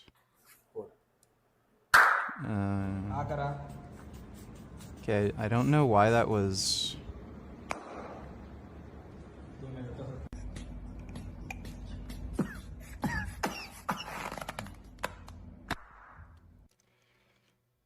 That is horrifically stupid. Watch this in your free time if you can, or if you can't on stream, trust me. Exposing the 9/11 cover-up. There's not really any cover-up. This video is brought to you by Brilliant. Click the link. Why do magnets tract at a fundamental level? Alright, you can maybe watch that. Thanks for the donation, Dodo. Who are interns, who are staff associates, who are basically invisible and considered menial by the key actors, but they oftentimes come forward and tell what they know. But I'm with you. I mean, if there's a full-blown effort to cover up, and certainly mobilizing an army of 1,000 FBI agents to go and find anything mentioning Donald Trump's name and then come and bring it to us, and at the same time we hear that Kash Patel is administering lie detector tests against people in order to determine who's trustworthy and who's not, we have every reason to be afraid that there will be a cover-up. But I just have to believe that there's so much information that has come from Florida, that's come from New York, that's come from other sources, that's come from journalists, that some people are going to be able to check them if their plan is just to obliterate the evidence. Right, and presumably, if they had intended on altering some information, doctoring some information, they would have already put it out there. So there's something that must be blocking them from doing this, because I think they probably rightly recognize that if they do try to mess with things and put it out there, then it becomes an even more obvious cover-up. It becomes an even bigger scandal than what it likely already is. And so they're probably just trying to do that calculation now with like, can we get away with this? How much could we get away with? Is it going to be an even bigger scandal, shine an even hotter spotlight on us if we even try it? Yeah, because the cover-up imports a whole new set of charges of obstruction of justice and conspiracy, and that takes it to a completely different level. There are just some things that are probably in there that are very hard to permanently erase, including emails, which are going to be very important, I believe, in this case, correspondence and photographs. I mean, you know, you've got Michael Wolff, who's a... Is it worth paying for a gym at my hotel I'm at till the 31st, or should I just take the time off? I have no idea, dude. I don't know how much the hotel's worth. I don't know how much you like training. I don't know how good the gym is. Like, I have no idea. Trump biographer who's written 4 books, I believe, about Donald Trump, who went on a podcast last week and said openly that Epstein had shown him lots of photographs of that. Dude, I just want to know. I'm not interested in buying your dildo. I'm just curious if you still have it and if it came out clean when you pulled it out and how many inches you put it up. Why can't you just answer that? That's great, dude. Thanks for the donation, CDG. Them together, Epstein and Trump, and that some of the photos included Trump with. Is this now a sleep stream? Well, I'm awake, so no. Thanks for the donation, though, James. Stop asking me about Michael Jackson. Oh my god, people, like, just stop being a retard, dude. Topless girls sitting on his lap and laughing and so on. Well, it's hard to make evidence like that go away. And if there are lots of people who've seen it, or there might be other copies of it out there, it's hard to make it go away. So you start destroying evidence like that, you start destroying emails and texts, and those things reappear, then it's become clear that not only were you involved in some way in the original events, but you're trying to cover it up. Right. And you might be better off just making arguments about how, well, yeah, the president may have been in compromising positions. It might not look good, but he didn't really do anything bad. Meantime, we don't want to lose sight of what's really going on here, which is this was a human trafficking, child sex abuse ring. And the Trump administration, as an administration, has been doing everything in their power to dismantle the anti-human trafficking, anti-child abuse programs and funding that we've got at the Department of Justice, at the Department of State, at HHS, in agencies and departments throughout the government. They've been dismantling the funding to combat. Now you're making me and everyone watching ask more questions cause you won't answer simple questions. You won't tell us if the dildo came out clean when you withdrew it? Does that mean it didn't? Because if it did you would just tell us, right? That's great. Thanks for the donation, CDG. Human trafficking, and the people who work on that have been screaming from the rooftops that this is going to be a nightmare. Yeah. If you take America off the field. Yeah, that's an excellent, often overlooked point in all of this. Let's finish off with this. Among your Republican colleagues in the GOP conference, what are these people saying behind the scenes? Because these are people who've staked their reputations and built their brands and spoken openly and proudly about their efforts to take down, this deep state pedophile ring that encompassed the highest echelons of government. Don Jr. spoke about it. J.D. Vance spoke about it. They've been talking about it on podcasts with Tucker Carlson and all of their influencers. The president spoke about it from the highest levels of office. And now they find themselves taking vote after vote after vote, secreting this very information, preventing the release of the very information that they themselves put themselves out there saying that they were going to deliver to their constituents. And so what are these people saying behind the scenes if you have the opportunity to speak to any of them?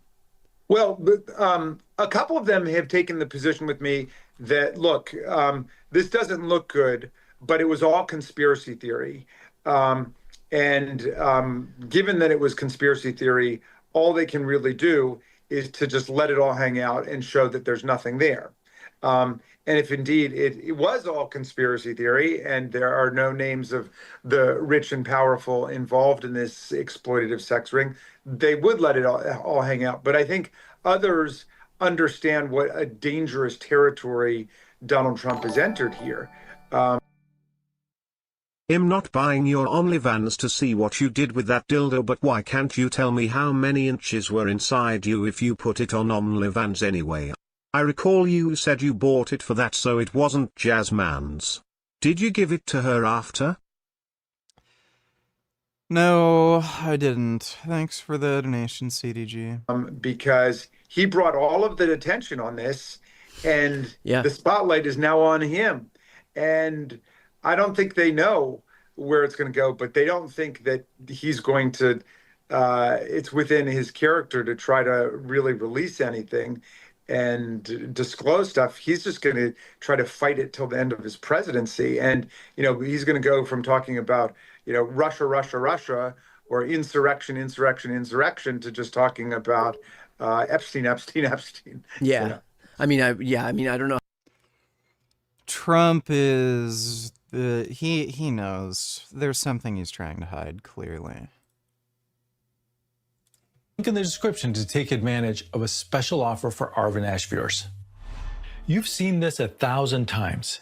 Magnets pulling things, even with very large weights. It almost seems magical that this invisible force can be so powerful. Why do magnets attract? What is the mechanism? What's actually happening behind the scenes at the atomic and quantum level? We're going to keep asking why questions until we get to the ultimate answer. And that answer is way more fascinating. This is boring. Shove a dildo up your ass so that this stream will at least be a little exciting. Make sure you get an enema bulb and spray water up there first, that way it's nice and clean.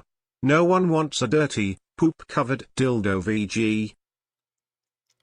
Maybe later. Thanks for the donation, CDG. Than you might think, and it's probably something you've never seen before. That's coming up right now. You've probably learned in school that magnets have a north pole and a south pole, and opposite poles attract while like poles repel. But that's really just basic. It doesn't tell us anything. To truly understand magnetism, we need to zoom all the way in, down to the atomic level. Magnets are made of atoms, and atoms are composed of a positively charged nucleus surrounded by negatively charged electrons. These electrons are tiny charged particles that orbit the nucleus, kind of like planets orbiting a star. Well, not exactly, but we'll get into that later. For now, let's just visualize electrons orbiting the nucleus like planets around the sun for simplicity.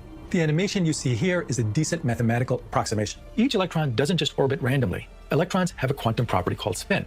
Spin is not easy to visualize because it is a quantum property. It's not exactly like a spinning top, but it is a type of intrinsic angular momentum that particles possess, even though they don't physically rotate. It's intrinsic, meaning it's a property that electrons have, similar to the way they have a negative charge. Each spinning electron generates its own miniature magnetic field. The magnetic field lines represent the strength and direction of the force another magnetic material would feel in the vicinity of the magnet. Now, most materials have electrons spinning randomly in all sorts of directions, so their magnetic fields cancel each other out, resulting in no overall magnetism. But in certain materials... So where is it now if you didn't give it to the Jasmine? Did your own ride or with it, or just used it for the pics on OnlyFans? How many inches did you owe? Right, her dildo is bigger than your did, cause you can never satisfy Jasmine, that's why you raped her. Sure. Thanks for the donation, CDG. Like iron, cobalt, or nickel, something special happens. In these special materials, electrons tend to align their spins with each other due to quantum mechanical interactions. I'll explain what those interactions are in a minute. When electrons align their spins in this synchronized way, their tiny magnetic fields combine, becoming stronger and stronger. Large groups of aligned electrons create microscopic regions called magnetic domains, where all electron spins point in the same direction, creating a strong local magnetic field. Initially, these domains themselves are randomly oriented, canceling each other out at large scales, so the material overall is not magnetic.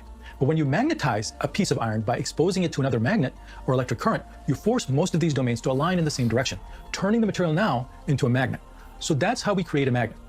Okay, but we still haven't answered the big question. Why exactly do magnets attract each other? The standard classical explanation, which you've probably heard before, is this. Magnets interact through their magnetic fields. These fields are like invisible patterns or lines coming out of the North Pole and going into the South Pole. You can even see these patterns if you sprinkle iron filings around a magnet. The filings line up neatly along these invisible field lines. When opposite poles of two magnets get close together, their field lines naturally flow from one magnet to another, creating a continuous loop, a stable, lower energy state. Nature loves lower energy, so this configuration pulls the magnets together. Conversely, when two like poles face each other, their field lines clash. They don't flow smoothly into each other, but push against one another, creating tension or pressure that drives them apart. This is the standard explanation you'll get in high school and some college courses. But since you're watching my channel, I know that, like me, you would find that explanation highly lacking. What's really going on at the quantum level? So let's go real deep right now. First, what exactly are these field lines? At the deepest level, magnetism is explained through quantum electrodynamics, or QED. QED is the theory that describes the electromagnetic force, which is one of the four fundamental forces of nature. It is perhaps the most well-understood theory in quantum mechanics. I have a couple of videos on this. I'll leave a link in the description if you want to know the history of QED and how some brilliant scientists figured this out. According to QED, magnetic forces result from the exchange of tiny particles called virtual photons. These virtual photons act as messengers, constantly exchanged between charged particles and magnetic poles, communicating the electromagnetic force. Imagine two people in boats tossing a ball back and forth. Each time the ball is thrown and caught, they push each other apart slightly. Now imagine these two same individuals throwing boomerangs to each other. Each time they do that, they move closer together. Virtual photons are like invisible balls and boomerangs exchanged between magnets, resulting in attraction or repulsion. This virtual photon exchange is something that all charged particles do. That's what a charged particle is. Why do they do this? What is a charge? We don't know. We just know that it's a property that some particles possess, and we know how that property works. But wait, What the heck are virtual photons? It's going to sound weird if you haven't heard of virtual particles before. You're probably familiar with regular photons, which are packets of energy that make up light waves, but they can also exist as small quantum fluctuations of energy in the vacuum. These are exchanged between particles interacting via the electromagnetic force. In this case, they're called virtual because they exist so briefly, popping in and out of existence, that they can't be measured. Why do they pop into and out of existence? It's a consequence of quantum field theory, or QFT, which is the best and most proven theory of reality that we have. I have a couple of videos on this if you want to know the details, but to summarize, in QFT, all fundamental particles are excitations in quantum fields that are everywhere in spacetime. But these fields are not static. Even in the vacuum of empty space, with no matter or radiation, it's teeming with virtual particle-antiparticle pairs being created and destroyed constantly. But virtual particles are not just theoretical curiosities. They mediate interactions between real particles. For example, when an electron emits a virtual photon, it can interact with another charged particle, effectively causing a force. The virtual photons are not measurable directly, but we can measure their effects. Now, if you're satisfied with what you've heard so far, you don't need to watch the rest of this video, because now I'm going to go rabbit hole quantum on you. I'll explain things as deeply as I think we can go. So here's the in-depth explanation from a purely quantum mechanical perspective. At its most basic quantum level, magnetism comes down to electrons. Electrons exist in clouds of probability around the nucleus of atoms. Dude, this is some hardcore, like, nerd shit.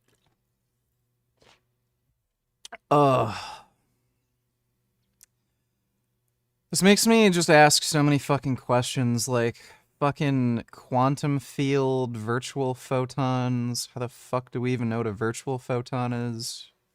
It's just bizarre. The clouds represent the probability of finding the electron somewhere there if we were to measure its location. These clouds of probability are what we call an atom's orbitals, which describe possible locations for the electrons. And what we call shells are... Yeah, there's a lot of good James Bond movies. Favorite to this day is probably still Goldeneye. Groups of orbitals containing electrons at the same energy level. These electrons have two important intrinsic quantum properties that are important for this explanation. They have a negative electrical charge and they have a quantum spin. But mathematically, electrons are approximately tiny particles orbiting the nucleus of atoms, and they are approximately spinning, like you see in this animation. The spin can be up or down. Because electrons have an electric charge, their spin creates a tiny magnetic field. So each electron acts like a miniature magnet. Its spin orientation determines its magnetic pulse. The crucial quantum mechanical detail here is that the electrons obey something called the Pauli exclusion principle.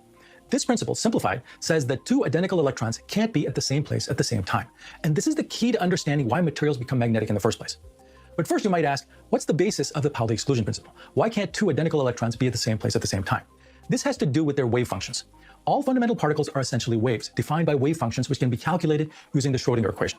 Approximately, the square of the wave function of an electron represents the probability of finding the electron in a certain location. The wave functions of two identical electrons interfere or combine in such a way that their wave function becomes zero. You can think of this as the probability of finding them together becomes zero. So this is just not going to happen. Since for a given orbital, electrons are identical to each other except for their spin orientations, you will only find oppositely spinning electrons together in any orbital of an atom. In materials where all electrons pair up, one electron spinning up paired with another electron spinning down, the magnetic fields cancel each other out, resulting in no overall magnetism. But lots of atoms have unpaired electrons in their shells, but not all of these are ferromagnetic. So let's look at why. Quantum mechanically, unpaired electrons in any atom's shell generally align their spins, that is, spin in the same direction. Why? Because the wave function overlap of unpaired electrons in a given shell is such that it is more energetically favorable for them to have parallel spins rather than opposite spins. The wave function of parallel spinning electrons interact in such a way that they move further apart, which lowers their repulsive interaction. Electrons only pair up with opposite spins in a particular shell of an atom when the number of orbitals in the shell runs out to accommodate lone electrons. This is called Hund's rule, where electrons first singly occupy available orbitals before pairing up in any of the orbitals. This rule applies to all atoms and not just ferromagnetic materials. But ferromagnetic materials like iron, cobalt, and nickel have another special property that results from their atomic lattice structure due to a quantum mechanical effect called exchange interactions. What is this? It's a subtle but very important quantum mechanical force that arises from the overlap of electron wave functions between neighboring atoms. When electrons from neighboring atoms in the material have parallel spins, their spatial wave functions interact in such a way that allows electrons to stay slightly further apart on average, which reduces their electrostatic repulsion and lowers the energy of the lattice. If electrons have anti-parallel spins in adjacent atoms, their wave functions overlap more closely, increasing the repulsive interaction, making the arrangement slightly higher in energy, and lower energy is always preferred. This overall alignment of spins does not happen in non-ferromagnetic materials, even if they have a high number of unpaired electrons. Take, for example, manganese. It has more unpaired electrons than iron, but it's not ferromagnetic. Why? Because the electrons of adjacent manganese atoms in their lattice structure interact differently. Their unique structure and symmetry favors aligning spins of electrons in adjacent atoms anti-parallel or in complicated patterns instead of all parallel. Only in ferromagnetic materials is the interaction of the adjacent atoms such that parallel spins are favored for the material overall, which results in an overall magnetic effect on the metal. So now we know why some metals can become magnetic, while others cannot. Now the remaining question is, why do magnets sometimes attract and sometimes repel, depending on how you hold them? It boils down to the spin alignment and quantum symmetry of electron wave functions in the magnets. When two similar poles approach, north to north, south to south, their electron spins are aligned in opposite ways relative to each other. One magnet has electron spins oriented up and the other magnet oriented down relative to it. In quantum mechanical terms, this arrangement creates interference patterns in their electron wave functions, making it energetically unfavorable for electrons to occupy overlapping states. This raises the energy, making the system want to avoid that state, causing them to push away. The electron wave functions from one magnet interferes negatively with those of the other magnet. A higher energy state is created in the space between the two similar poles. The materials want to avoid that space and move to a lower energy space, which is away from each other. It's like pushing the two magnets up a hill, which has higher potential energy, as shown in this animation. The lower potential energy is away from each other. When opposite poles approach each other, electron spins from one magnet align nicely with spins in the other magnet. Their electron wave functions overlap constructively, lowering their combined quantum energy. A lower energy, more stable state is formed in the space between the poles, so the magnets spontaneously move to that space. That is, they move closer together. It's like the two magnets going down a hill to the bottom, which has lower potential energy, closer to each other, as shown in this animation. So quantum mechanically, attraction and repulsion arises from subtle shifts in electron wave function interference patterns, controlled by spin alignments and exchanges of virtual photons. We've covered a lot of material here, but this is the overall summary picture. No, I don't understand any of this. I want to leave you with. Electron spin creates tiny quantum magnets. Exchange interactions align electron spins in the lattice structure of materials like iron. Aligned spins produce large-scale magnetic fields. Magnets interact through exchanges of virtual photons, which are excitations in the quantum electromagnetic field. Attraction and repulsion results from how electron spins and wave functions overlap and interfere quantum mechanically. I hope this gives you a deeper understanding of magnetism than what you may. I did not understand any of that. It's just magic. Magnets work by magic.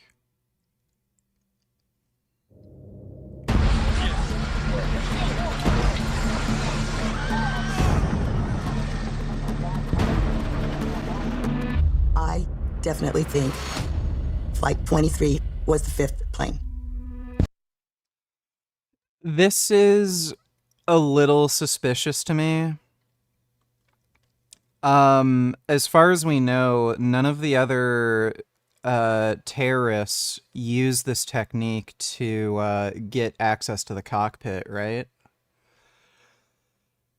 So this is probably all just weird set of coincidences. Like the one plane used a different technique to get access to the cockpit. Also, like, what would be the point? Like, I know they're terrorists and everything, but I don't know what the point would be bringing, like, a young kid on this terrorist plan. A little strange. Dodo donate $2. Also, why would they take the risk of concealing the identity of a man and pretending that this is a woman? Like, how is that any like at all beneficial to their strategy? Like, these people are crazy, but they're not exactly stupid. Because if this is a man masquerading as a woman, like, and people would notice, especially with the hands, the hair, like, that would be something that might get flagged by security, and then their plan is in jeopardy. So I'm already not really buying this. Dodo donate $2. What would you do if you saw 4 to 5 Arabs, maybe one in a cab at the front of the plane right by the cockpit? Would you keep an eye on them? Don't lie to me.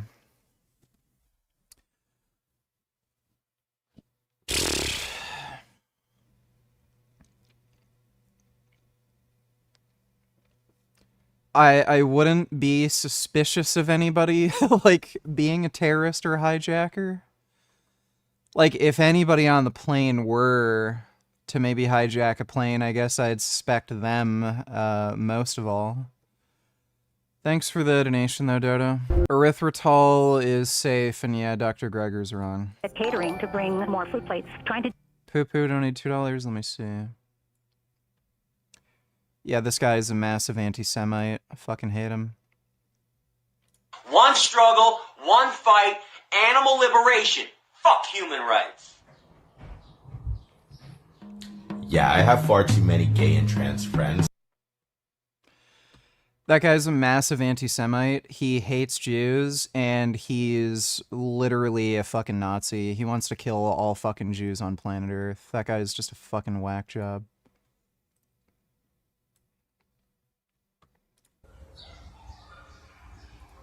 I don't care. Thanks for the donation, Poo-Poo. To that, while people are boarding and getting settled, was just a mess. Svaria's private Telegram channel. How to find a girl who eats raw meat. One of the most... Just making sure there's no porn in this. Poo-Poo donators for your next stream if you don't have time.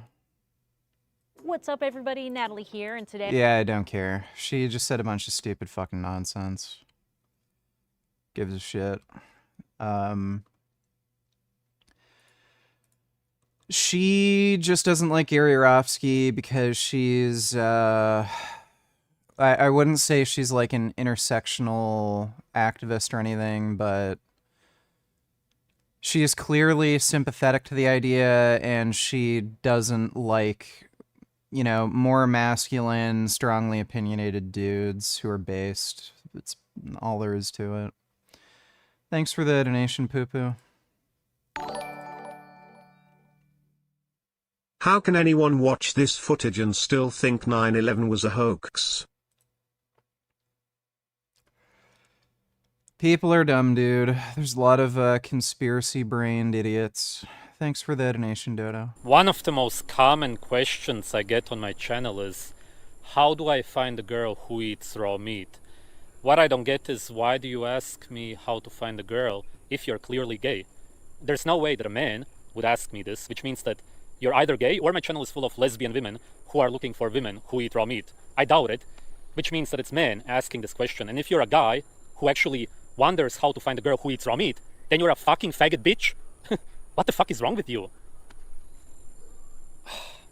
Girls will do whatever you tell them to do if they are actually feminine women. Have you ever talked to a real woman? Women follow you. You lead them. They do what you do. It's not about forcing them to eat what you eat, but they will want to do what you do if they actually, of course, are attracted to you. If they don't give a shit about you, if you're a loser, then of course it's not gonna work, obviously.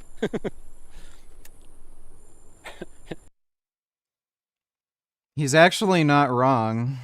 You're acting like women.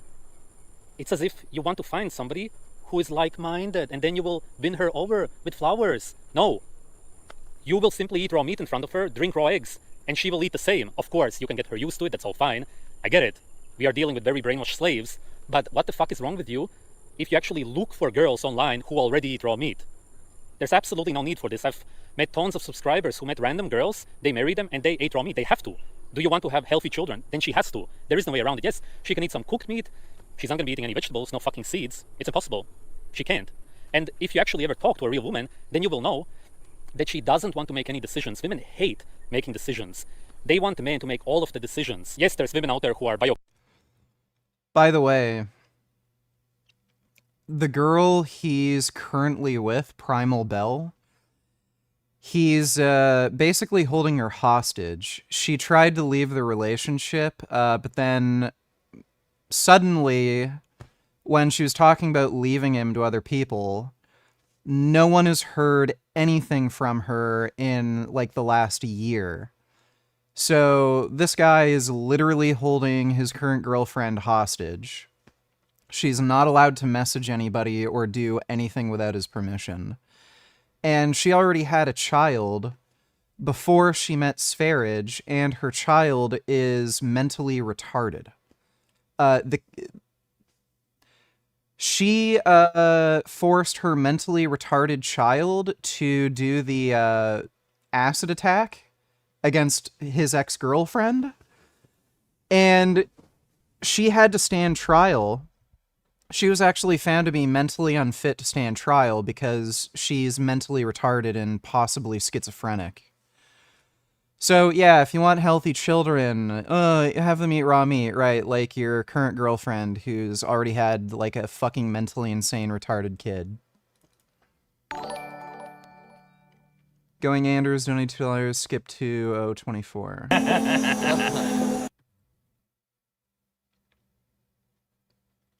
yeah, I've seen this. Euro trip, only it's not going to suck. It's going to be awesome. It's not going to be.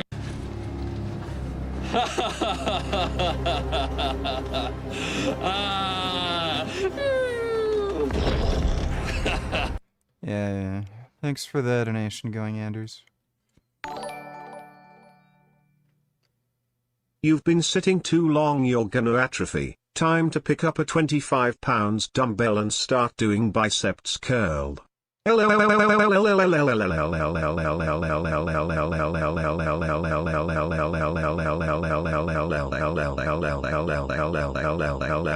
More pumps for bicep. 777, 7 septillion 777 sextillion 777 quintillion 777 quadrillion 777 trillion 777 billion 777 million 777,777 77 trillion 777 billion 777 million 777,777 777. Thank you, VG. Alright, I'll do that. Thanks for the donation, Rusty Shackelford. Really, man, what a fucking creep. Yeah, Sverige is a pretty fucked up individual. He should have been locked up a long time ago. Thanks for the donation, Dodo. Chemically sick, they will tell you that they want to make the decisions because they are traumatized, they have daddy issues, and it's because of the shit food that they have been eating their whole lives. The pill, of course, also, they are hormonally. How does Sverige get an attractive girlfriend? There's women who are just interested in men with psychopathic traits. Sverige is very clearly a psychopath, without any doubt. He's a psychopath. Not only is he a narcissist, but he's a full-blown psychopath. And yeah, there's just women who are attracted to psychopathic men. It's that simple. He's not charming, he's not good looking, he's just kind of a retard, but there are women who are just into dudes who are psychopaths. What was the guy's name? David Berkowitz? Yeah, this guy, David Berkowitz, he was a prolific serial killer. I think in the 1970s. According to him, he wasn't actually acting alone. He was part of I don't think it was a Satanist cult. He was doing he was in some sort of cult where they worshipped some like ancient evil beings. And he says they had like this ritual where they would kill German shepherds. And he said he was acting with a bunch of different individuals. And there's actually some pretty credible evidence that he's not lying. There's some eyewitness testimony that went on during these murders and some discrepancies with the timeline of these murders where witnesses saw him... like some witness saw him in one location and a murder happened very shortly after, but if you go through the timeline, he would have had to have ran ridiculously fast in order to have been in that area at that time. So he was very likely working with some other people. It's actually an interesting story, but this guy was getting tons of love letters from women after he got locked up. And obviously, this is not a very good-looking guy. He was targeting blonde, or no, I think brunette women to kill, and he was getting tons of love letters. This guy was going around murdering women.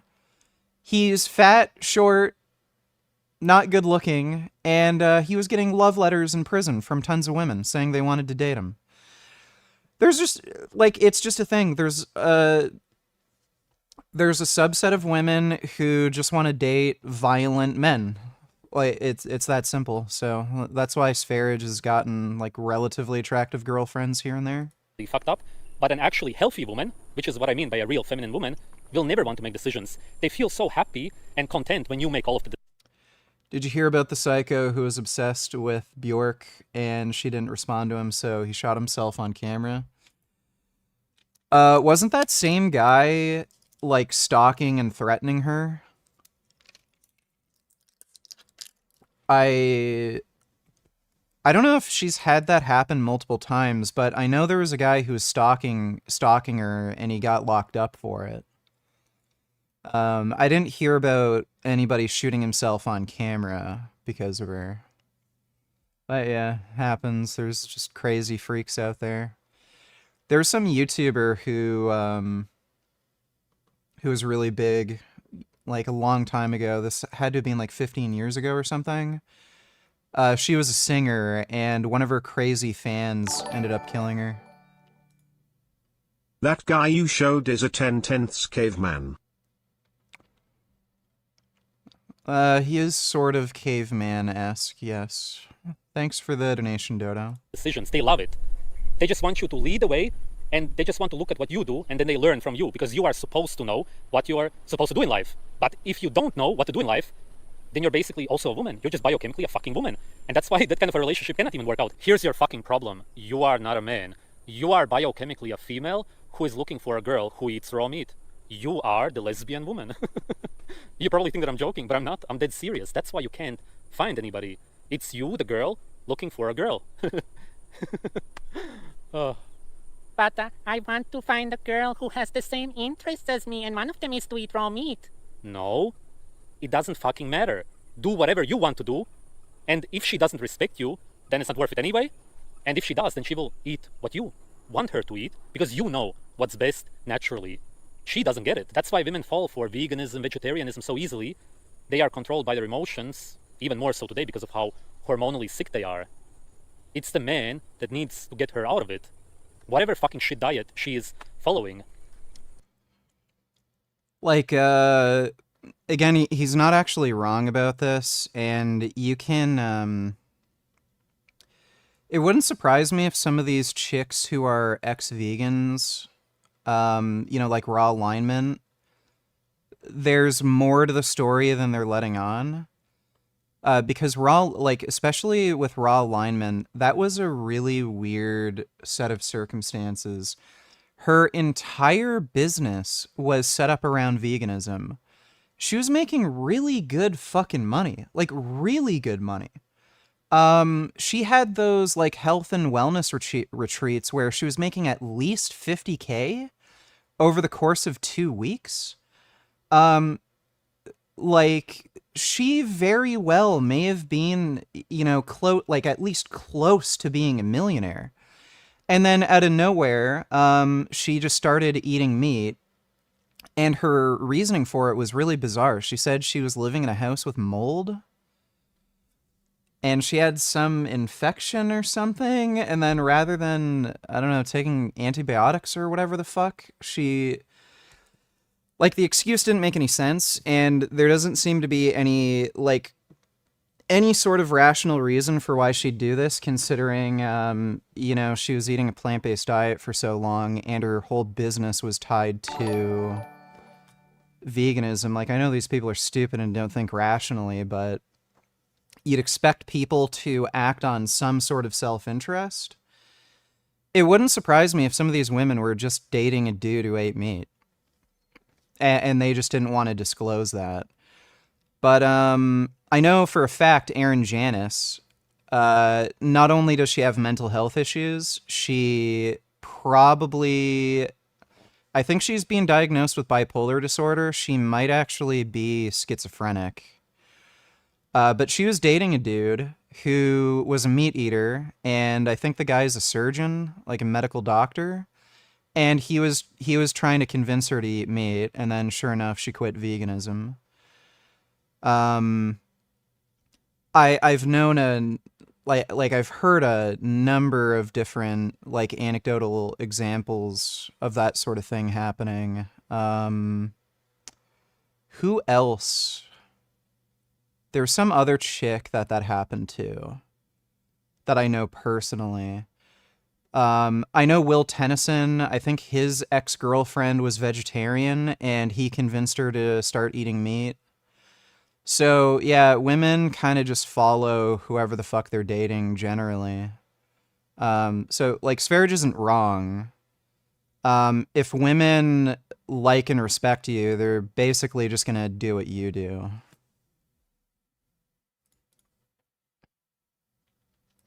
Dodo donates $2. Also, I know what YouTuber you're referring to. Rip Christina Grime, who was shot at the Orlando concert back in June 10th, 2016.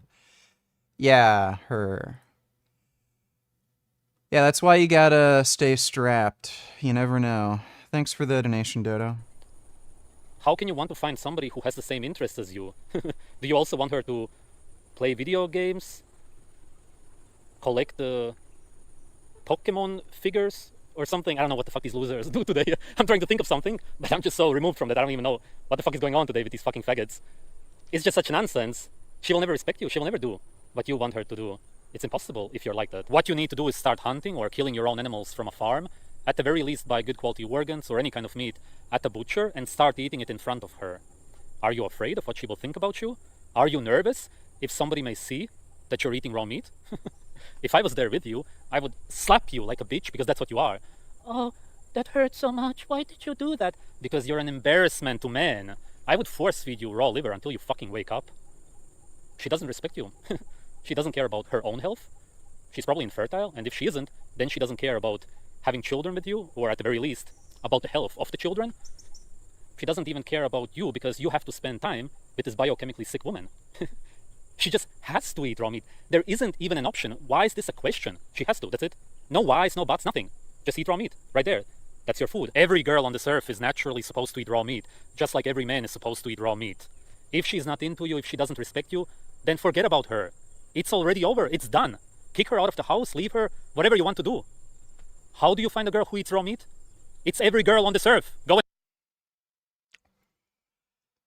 like, he's not wrong about the dating thing. Like, just date whatever chick, and then if she actually likes you, she'll just do what you do.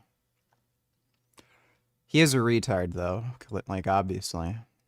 A pilot, the assumption was this has got to be somebody in a small airplane fooling around trying to do something stupid, like maybe fly between them or something, and he hit one. Then, a few minutes later, we heard again, somebody made a radio call saying, no, there was actually an airliner. The first thing they asked me was why. Going Anders and $92. Fuck Israel, bro, lol. There's no need to try to explain the obesity epidemic with much more complexity than this. Like lions, humans evolved with no food guarantee for huge swaths of history. When food is tasty, plentiful, and cheap, many of us do what lions do, but on our living room couches. Okay.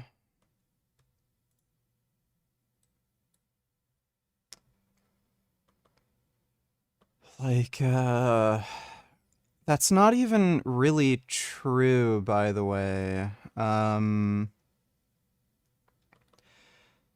primary cause for obesity isn't even a lack of an activity, it's just food choice. So, it's just highly palatable, calorie-dense foods. You can look at populations of people that are sedentary, but are normal weight. There's actually a really interesting, I think it was a prospective study, on, I think it was raw food vegans and marathon runners. The raw food vegans had the same BMI as the marathon runners. The only difference was the raw food vegans actually still had lower blood pressure and cholesterol. So activity doesn't really modulate obesity risk. It's food. there's just no way to really exercise enough, at least under most circumstances, to where you can just eat whatever you want. That's also a nice cat. Mike Israel's a fucking idiot. Thanks for the donation. And they wanted to get rid of, whether it be box cutters in the seats or knives or weapons, I have no idea. But somebody could have entered the airplane through the electronics bay up into the cabin and removed whatever evidence they wanted to and then simply left the airplane.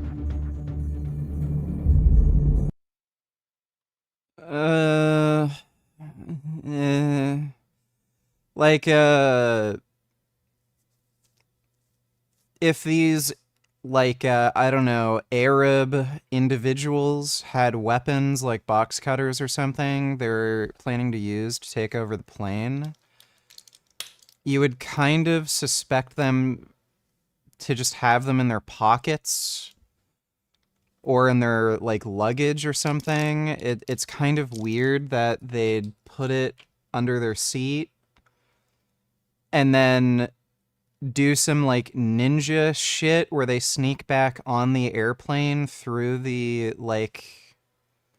electronics hatch. Chances are it was probably just some maintenance guy who did something and then he never told anybody about it, or nobody asked him, or he just lied because he was doing something he wasn't supposed to, and he was worried, because the FBI or police were involved. Who knows? But I don't know, it seems implausible. It's probably just some weird shit that happened, and, they're just thinking, oh, maybe it was terrorists because, 9/11. But, yeah, it's probably just some, dumb Middle Eastern people. The guy was sweating because he wasn't used to being on an airplane and he was just getting nervous about flying. There's plenty of those people. And the dude with the woman with the burqa who looked like a man, it's probably just some ugly Middle Eastern chick who is big and hairy.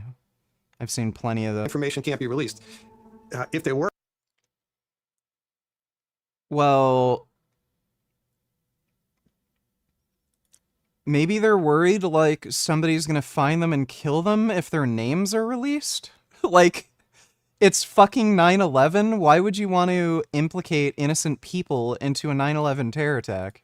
Were involved, then I could understand why that information isn't being released. Did the 9/11 Commission ever contact you? No. No one in the government has contacted me about the event outside of that one interview from the FBI. The 9/11 Commission. Why would the FBI try to cover up fucking terrorists who are planning on hijacking the plane? There's clearly nothing to this. Nothing about the plot makes any sense, by the way. It's plausible that, they'd maybe use the excuse of, oh, my child wants to see, the cockpit to gain entrance to the cockpit. But they didn't use that technique on any other fucking flight. And they're claiming a man dressed up as a woman and concealed himself when, there'd be no practical reason to do that, and it would only risk their plan getting defeated because it would be suspicious. So, there's clearly nothing to this. Dodo donate chillers. No, I'm saying Al-Qaeda was part of the ground crew who got the box cutters on the plane so that the terrorists could use them. And then later on, they tried to cover them through the hatch. Oh, I don't think so.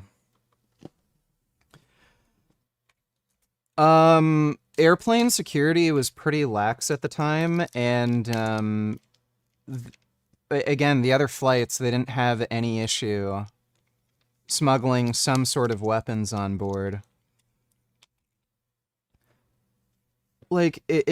It's pretty easy, by the way, to just make makeshift weapons. If you could find a glass bottle or something, you could just use that as a weapon. Even scissors. If you could get scissors on the plane, it's extremely easy to stab somebody with a pair of scissors. So that seems implausible, and as far as we know, none of these other attacks involved infiltration with these airport ground crews. This was just a bunch of terrorists who, you know, practiced on flight simulators and shit, and then managed to get control of the cockpit, and they either brought on box cutters or they used some sort of makeshift weapon, like, you know, a pair of scissors.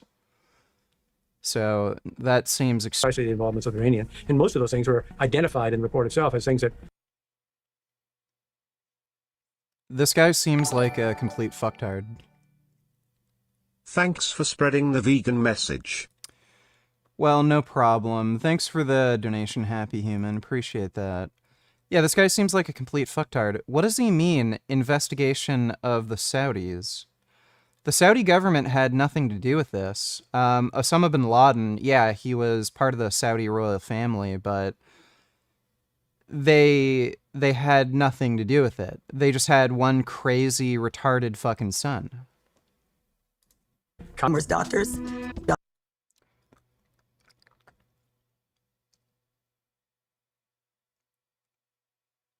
Buddy, this woman has, like, PTSD and a mental disability because ugly Arab people were on the plane she was working on? There was a hairy Middle Eastern woman on the plane. I can't do this job anymore. Like, no shit. They're gonna fight you over disability. Oh my god. Nig, we're talking out us here, you are vegan Mossad.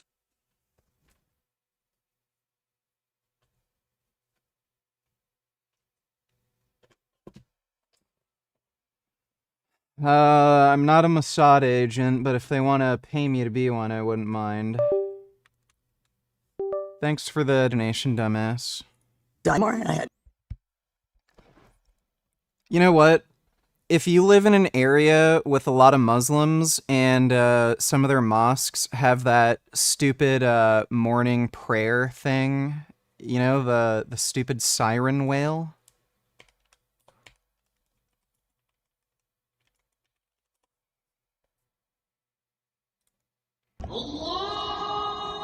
Yeah, this. File for workers' comp. Say you have PTSD because you thought they were calling for jihad and they're about to plan a terror attack. Like, it's so silly. Retired in 2003. The indifference and the way that we were treated was abominable. So it was time to... The wide amount of trauma that still exists in the United States as a consequence of these attacks. There's a sorrow that I have about it every day. There's the sound of the building coming down, the sound of people screaming when the building is coming down that are in my head that I can't get rid of.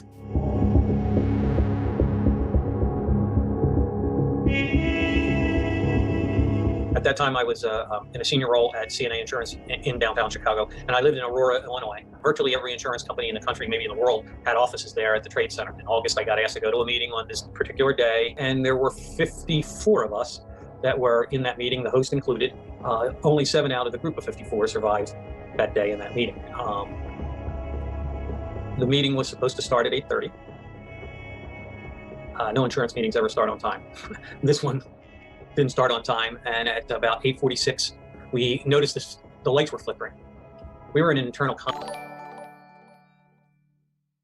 It's only a matter of time till they play that morning prayer outside a house and throughout Canada, nigger. I hope not. Thanks for the donation, though, dumbass. conference room. So there were 4 walls with no windows and 1 door.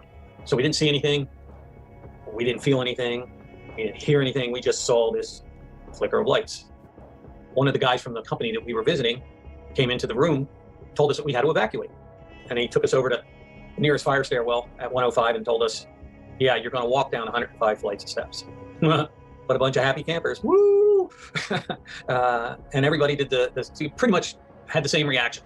They all reached for their cell phone. We were going to call somebody to moan and groan about the fact that we couldn't have our meeting. We'd come all the way there, and now all of a sudden we couldn't have our meeting. And it was interesting because cell service was gone. And you knew more about what was going on outside and inside those buildings than any of us that were right there. We didn't have a clue. Not a clue. Live shot there. That is the World Trade Center, and we have unconfirmed reports this morning that a plane has crashed into one of the towers.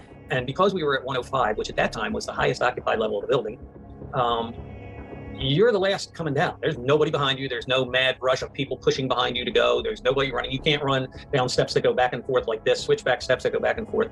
When we got down to the 90th floor, the fire stairwell door, which all of them should automatically close in an emergency if they were even open, but this one was propped open, and everybody from the fire stairwell that I'm in are filing out of the fire stairwell and onto the 90th floor. I followed everybody. I know I experienced the worst 30, 40 seconds of my life there. That's the chance we had for the first time to look out the windows to the north and to see this unbelievable sight. Huge black holes through the sides of that building, gray and black billows of smoke pouring up the side of the building and out of those holes and up the side, and red flames, redder than any red I'd ever seen before, licking up the side of that building and up beyond the roof at the top level. And you see all that. And it was a crystal clear day that day in New York City. And Dodo, $22, so there's no fifth plane. No, doesn't appear to be a fifth plane. Thanks for the donation, Dodo. I remember being able to see through that smoke, through that fire, into the huge black holes in the building and seeing pieces of the fuselage of a large plane lodged inside the building. And I remember, my God, I'm thinking to myself, my God, how did the pilot not see that building? How did he miss the building? Well, he didn't miss. He did exactly what he was set out to do. He didn't miss. You see all that. You see the furniture, the paper, the people being pulled out of the building against their will. Awesome, gruesome sight. And I was so afraid, so afraid. Had that pit of my stomach, I want my mommy feeling. I just wanted to go home. I didn't want to be there. I wanted to go home. And I don't know, there were people on that floor at that point. They were screaming at the top of their lungs, and yet they seemed to be frozen there, whether they were frozen in fear, mesmerized by what they saw. I'm looking at this thinking, this isn't a made-for-TV movie. This isn't an Xbox game. This is reality. It's got to be a terrorist attack. I can't tell you anything more than that. What happened to Building 7 VGU Mossad Agent U? It got blowed up. Thanks for the donation, dumbass. The plane hit the building. By now, the world was watching as flames took hold, but even then, few expected this was about to become worse, much, much worse. I got back to the top of the fire stairwell. They were making an announcement over the PA system, something to the effect of, the event has been contained to the North Tower. We believe the South Tower is safe. If you think about the circumstance, it made a lot of sense. There's somebody, a woman or a man, in charge of building security. They're probably down at the lobby level of the building at this point in time. There's a cop on the right side. There's a firefighter on the left side. There were as many as 25,000 people in each of those buildings. And I'm sure these cops and firefighters are looking at this in-charge person saying, you can't let them out. It's raining concrete, steel, and bodies outside. Where are you going to put 25,000 people? Got down to the 78th floor. The 78th floor was the sky lobby. I got down there, the woman that invited me to the meeting, screaming at me to go to the elevator with her, and something blessed made me make the right decision at that moment. And I thought, yeah, and she's screaming and she's waving for me to come, and I just kind of waved politely back at her and turned around and went back to the fire stairwell. Best decision I've made in what is still my life. I was somewhere between the 74th and the 72nd floor when the second plane went through our building. And that plane went through our building between floors 77 and 83. We were just a few short stories below that strike zone. This fire stairwell, this concrete bunker, right, that you're inside of, it starts to shake so violently back and forth in ways that it shouldn't be shaking. And the concrete starts splattering out, and the handrails are breaking away from the wall, and the steps are like waves in the ocean, undulating underneath your feet. We feel this heat ball blowing by us. We smell this jet fuel, and this thing keeps rocking back and forth and back and forth and back. And it felt like forever. Maybe it was seconds, maybe a minute. And then it finally settles. And you kind of would think that there would be this craziness, this massive pandemonium in that stairwell. Nothing but a stunned silence. We all pretty much did the same thing again. We all grabbed for our cell phones, hoping to communicate. And like I had mentioned before, it was a blessing that they weren't working, because what we didn't know couldn't hurt us. We had no clue what actually was going on. We played the conjecture game. Oh, we saw a plane in the other building. Oh, a fuel cell exploded. That's why we smelled that jet fuel and felt that heat ball. No way did we think that a plane had also gone through our building. So you really just become concentrating on one thing, getting out. And then we started to approach the 35th floor. And that's the chance we had for the first time to encounter the cops, the firefighters, and the paramedics from New York City and the Port Authority. And they knew that they were going up, and they knew that they were never going to come back. I don't know how you can be that brave. I don't know how one can be so strong. You know, when we got down to the lobby level outside the fire stairwell, you're looking out the glass windows and you're seeing what looked like the vestiges of war. Crumbled concrete, twisted steel. And yeah, they couldn't let us out at the street level because it was raining concrete and steel and bodies. Nightmares, I'm getting right here.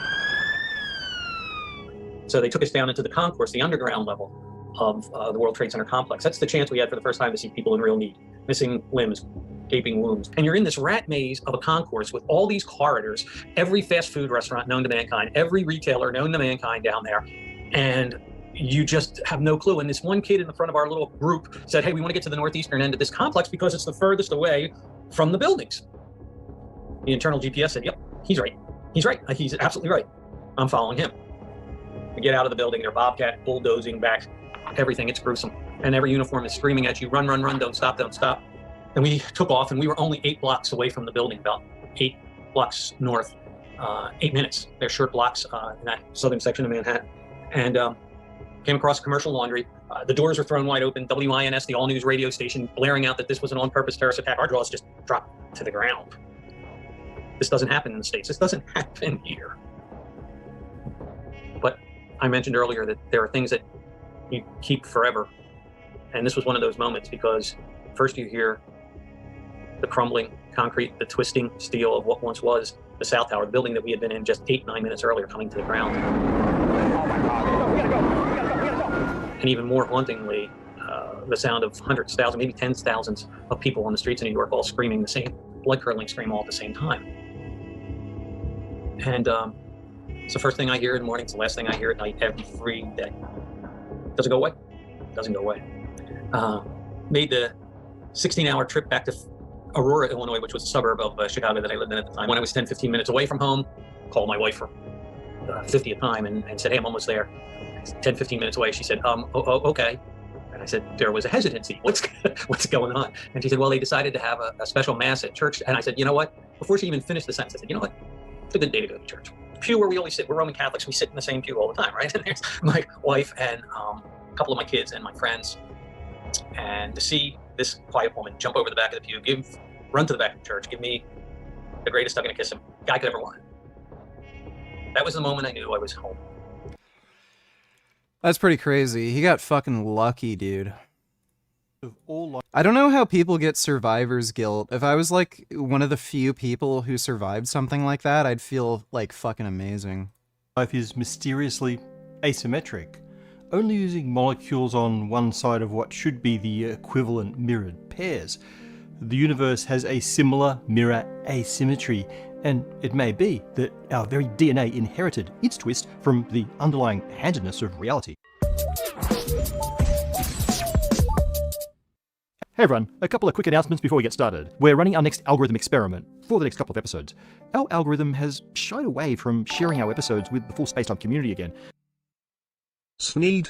666 quatuor decillion 666 tridecillion 666 duodecillion 666 undecillion 666 decillion 666 nonillion 666 octillion 666 septillion 666 sextillion 666 quintillion 666 quadrillion 666 trillion 666 billion 666 million 666,666 absolutely blasted oxen x 666 quintillion 666 quadrillion 666 trillion 666 billion 666 million 666,666 6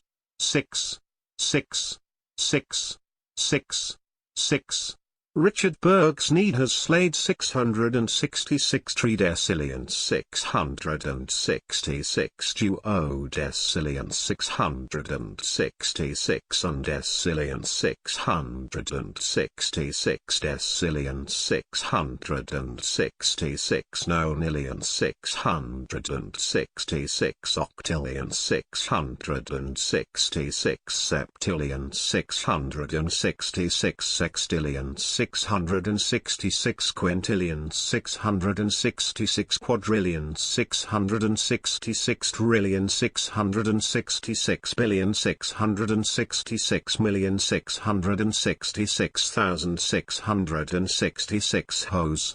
Sneed for life. Alright, well, hope you're enjoying that Xanax. Thanks for the donation, Sneed. So we're trying to determine... Yeah, we'll play Battletoads after this video. Dodo wanted me to watch this. ...whether likes or comments are more influential. For this phase of the experiment, we want to see what happens if we can get 60,000 plus likes per episode. We have Spacetime and the creator of this incredible image of how the Earth and the Sun moved through the galaxy. And he gave us his blessing to put it on a t-shirt and sweatshirt. To these symmetries, for example, a perfect mirror reflection of our universe would work very slightly differently. This asymmetry is thought to be the reason why our universe is made of matter rather than antimatter, and we've talked about it before. But there's another violation of mirror symmetry that is much closer to home. Many of the most important molecules used by life are exclusively from one side of the mirror. For example, the DNA helix always curls one way and never the other, and the amino acids and sugars used by life are never used by life in their mirror-reflected forms. The reason for this still isn't known, and there are several competing hypotheses. Today, we're going to look at the idea that the handedness of life is connected to the fundamental mirror asymmetry of the universe itself. We'll focus on a paper by Nomi Globus and Roger Blandford that proposes that this asymmetry may have been delivered to Earth by cosmic rays. But before we get to the cool physics and space stuff, let's do some biochemistry. Okay, so something is chiral if its mirror reflection can't then be rotated to perfectly match the original. Your hands are chiral because your left hand can't be rotated to match your right. Molecules can also be chiral if their mirror image versions are similarly non-equivalent. By analogy, we label chiral molecules as either left or right-handed, although the assignment of the label for each molecule is somewhat arbitrary. These mirror image forms, called enantiomers, are chemically similar but can behave very differently in biological systems. Sometimes only one enantiomer is biologically active. Sometimes one is medically useful while the other is dangerous. For example, the right-handed enantiomer of thalidomide has anti-nausea properties while the left-handed causes terrible birth defects. This chiral bias is even more profound for molecules that make up living organisms. For example, life only uses left-handed amino acids and right-handed sugars. These molecules join together to construct DNA, and so the resulting helix only winds one way. We say that DNA is right-handed, as is all RNA. In principle, you could build a perfectly stable organism with all molecules having the opposite handedness, but we never ever see that in nature. This uniform selection of a single handedness across biological molecules is known as homochirality. The homochirality of life was discovered at the same time as the chirality of molecules, back in 1848 by a young Louis Pasteur. He found that crystals of synthetic tartaric acid came in two distinct mirror image forms, while those from natural sources like grapes only displayed one form. These crystals even rotated the polarization of light in the opposite direction to each other. We now know that these mirror image forms are due to the mirror image enantiomers of tartaric acid, and that life only produces the right-handed version of it. A century later, the Miller-Urey experiment further demonstrated this divide by showing that under simulated prebiotic conditions, amino acids and other organic compounds form spontaneously when simple compounds are hit with an energy source, but always as a 50-50 mixture of chiralities, what we call a racemic mixture. But in life, only the right-handed amino acids are formed and used. The Miller-Urey experiment was meant to approximate the conditions of the Earth, pre-life or prebiotic Earth, that is. The primordial soup on that Earth surely started out as roughly racemic, but life that sprang from that soup was homochiral, or at least the life that survives to this day. So when and how did that homochirality emerge? We don't know exactly how the first life formed on Earth, but we're probably safe in breaking it up into three phases. In the first phase, we have only simple organic molecules like amino acids, and these are still monomers. They haven't yet formed complex polymer chains. This is the world simulated in the Miller-Urey experiment. Following the lead of the authors of the paper we're about to get to, we'll call this the prebiotic phase. Then we have the phase with increasingly complex molecular chains with emerging abilities like... Pretty sure finasteride does not increase testosterone.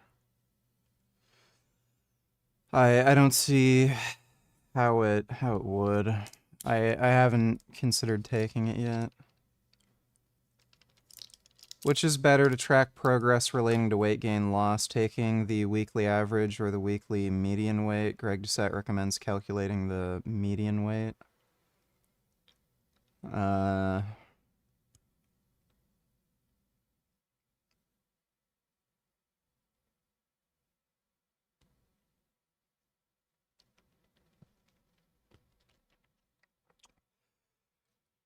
Doesn't really matter, like, it's generally better to just take multiple measurements, so waist circumference, body weight, and you might also want to take other measurements like bicep circumference, thigh circumference. So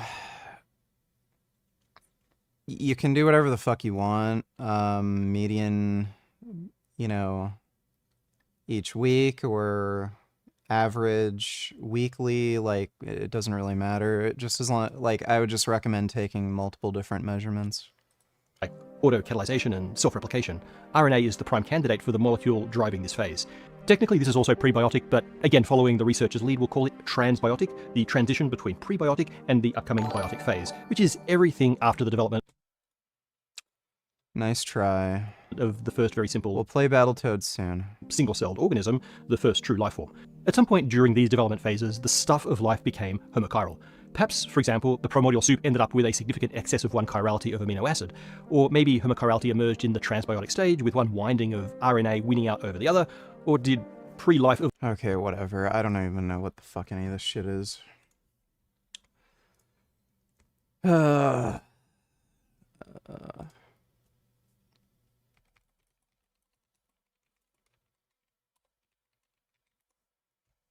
Alright, let's try playing some Battletoads.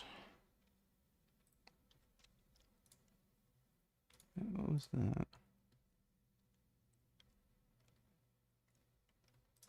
If you were wondering...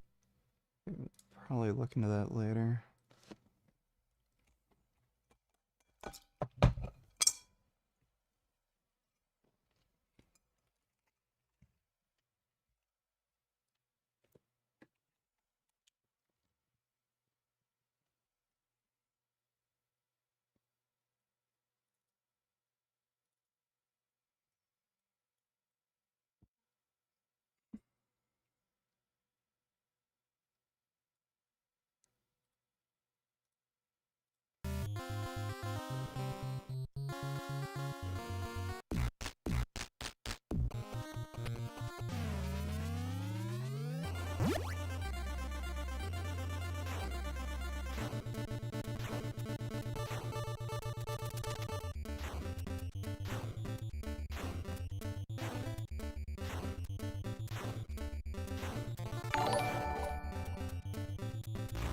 Does Battletoads have anything to do with pussy? I think if you're good at the game, you're more likely to get laid. Thanks for the donation, Jeffrey Epstein.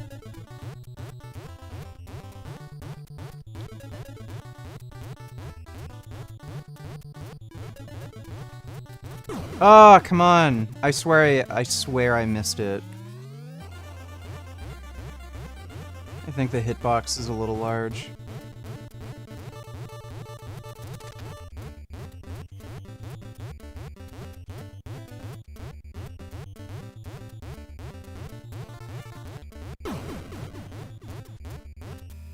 I hate this section. Like, I just genuinely hate it.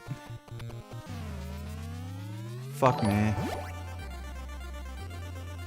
I'm going to have to import that Korean barbecue sauce, but I'll still be able to get it. Yay.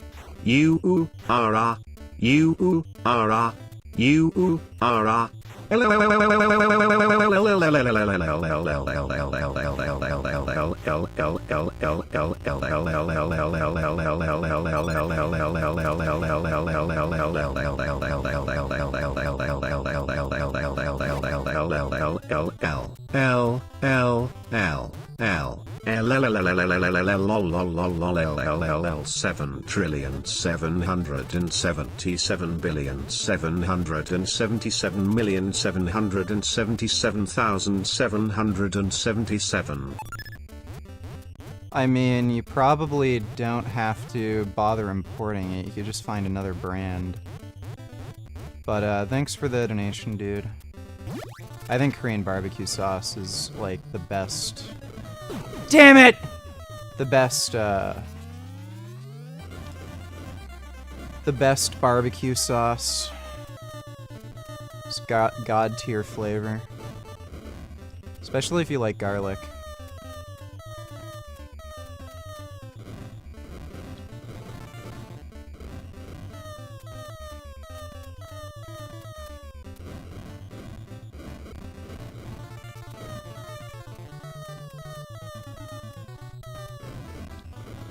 Oh my god.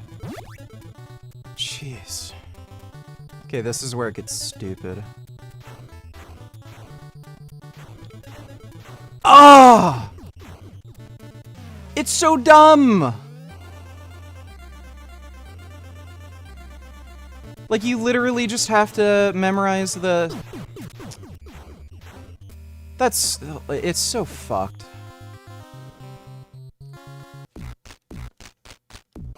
Like, I think that's stupid, where you can't just... Like, when you have to memorize what fucking happens, like, that's fucked.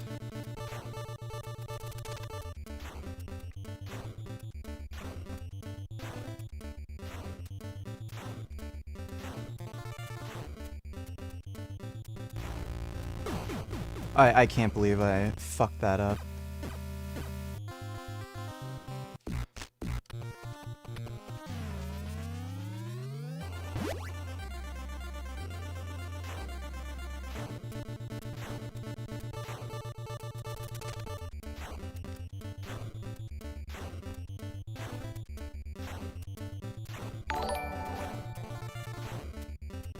Would you let Jurian Ryder use your used dildo if he wanted to?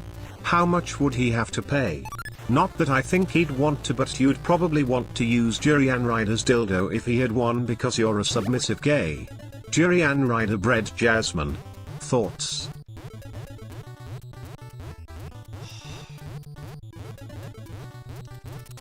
Damn it!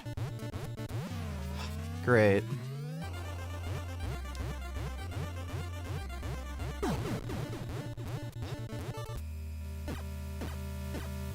This is, like, by far the most annoying section. Like, dude, people complain about the turbo tunnel like they have no fucking idea. The turbo tunnel is so fucking easy compared to the rest of the fucking game.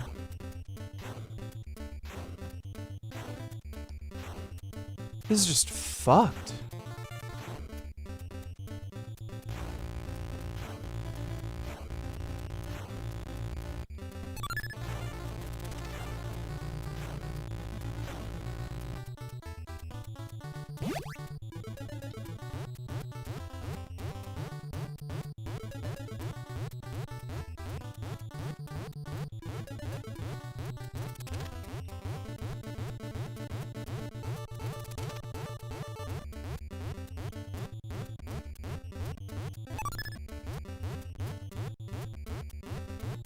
There's like some RNG with this too. Sometimes it's super easy to get through the section, and then other times, like, the game just fucks you.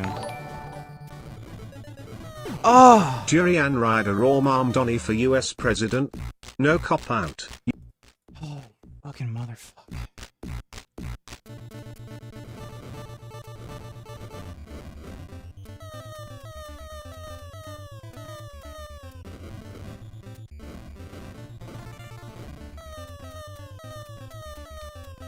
Jeez.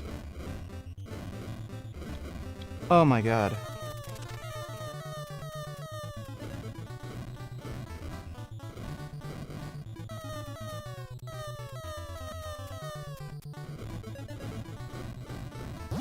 Oh, I missed the one up. Okay, this is... Damn it! Okay, I got one more try.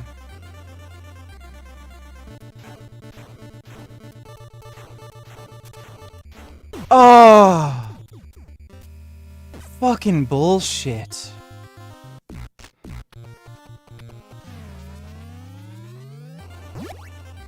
Well, that was furthest I've gotten so far.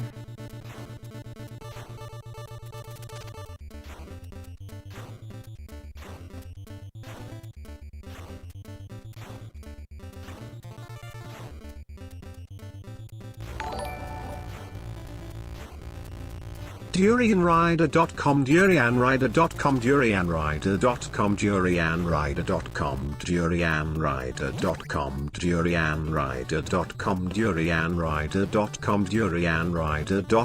DurianRider.com, DurianRider.com, DurianRider.com. Thoughts on Jasmine sucking Durian Rider's thick vegan Durian Rider dick? Jasmine.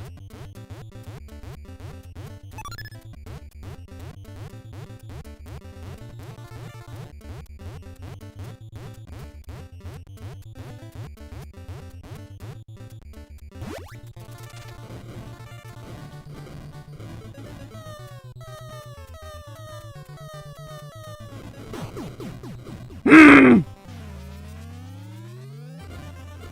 don't know if this... No, it's not any easier. I think that spot's the safest.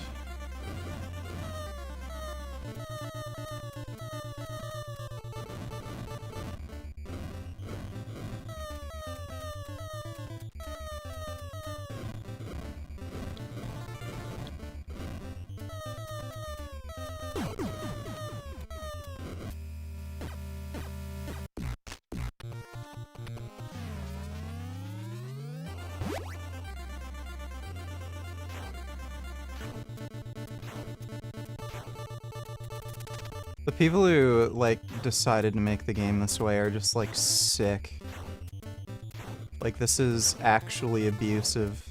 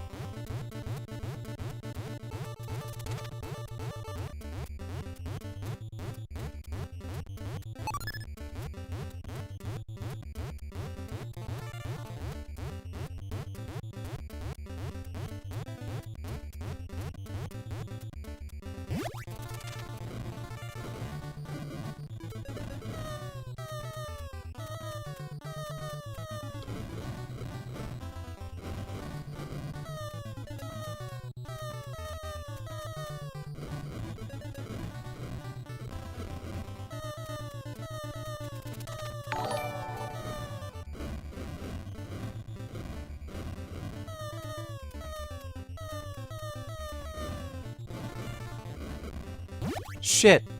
It's really far at the top right.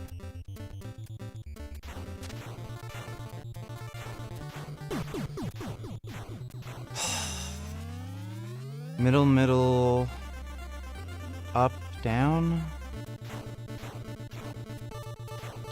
No, yeah, okay, middle, up, down.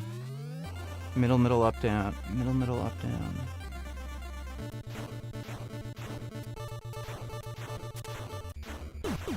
Fuck, dude! It's fucking impossible!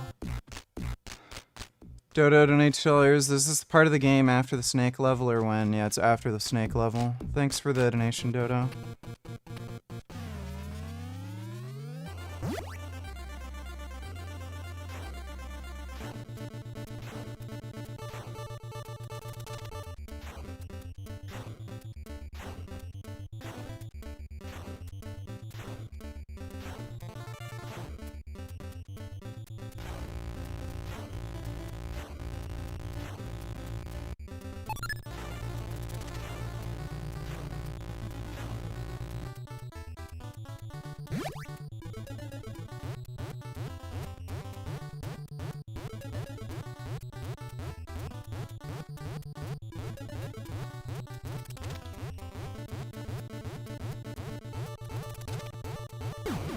Son of a bitch, like that just fucking annoys me.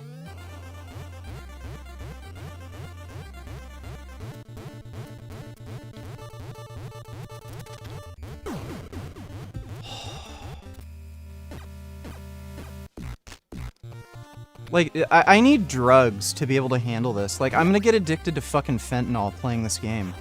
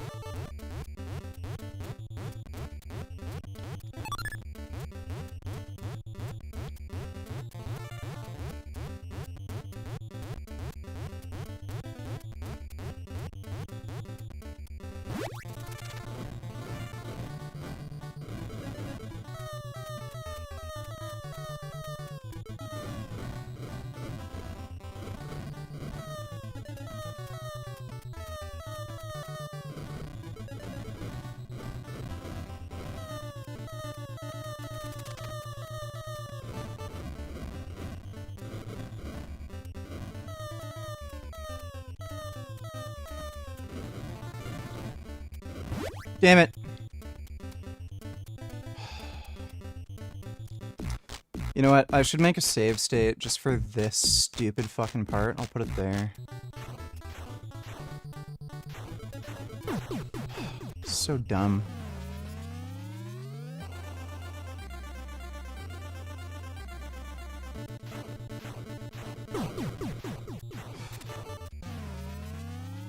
Can't fucking think straight.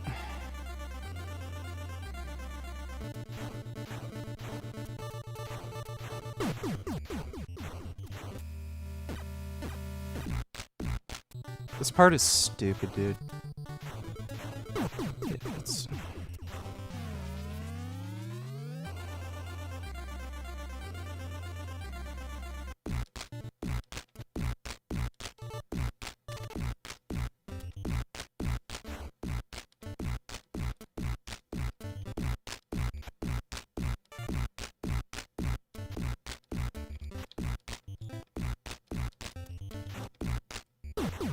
Man! I think I might have a way to...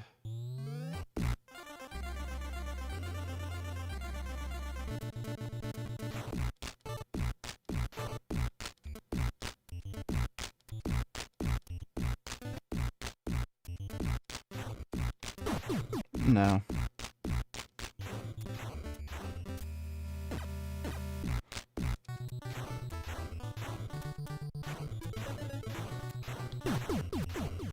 Fucking retarded.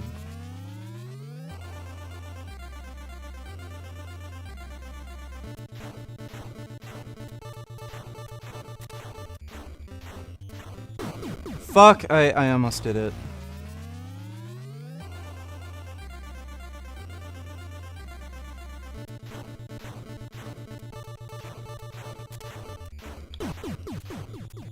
That is ridiculous.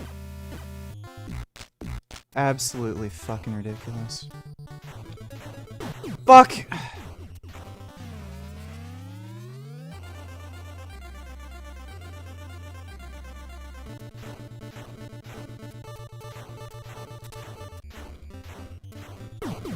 Okay, I have to go up at the last thing.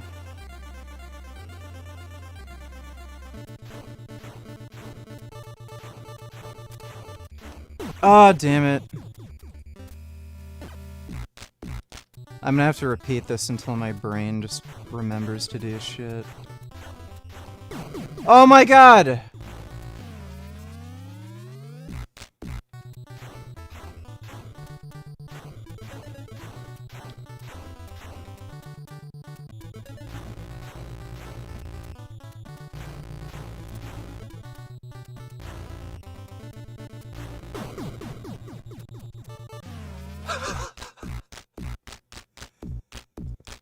That is just sick. Like, that is just fucking evil. Like, how in the fuck are you supposed to do this without save states?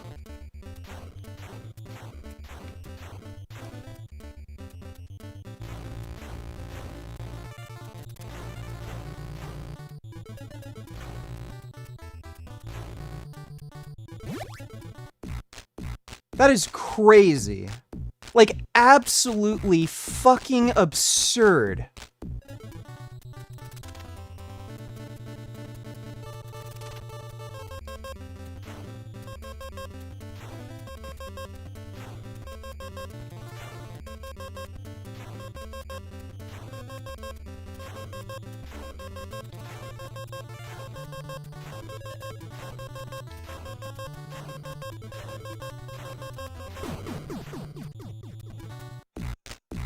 This is stupid. It just keeps going on. You have to remember so much.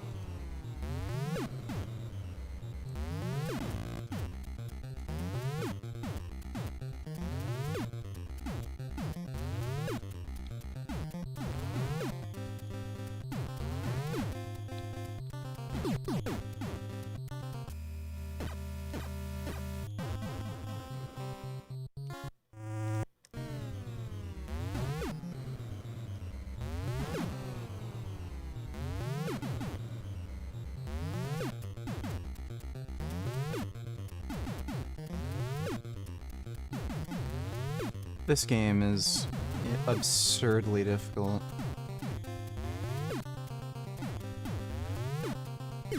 Oh my god. I'm probably gonna have to practice more on that other section anyway, but...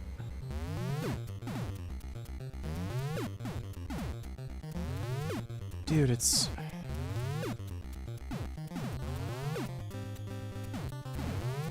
Oh my god, it's like impossible to even time.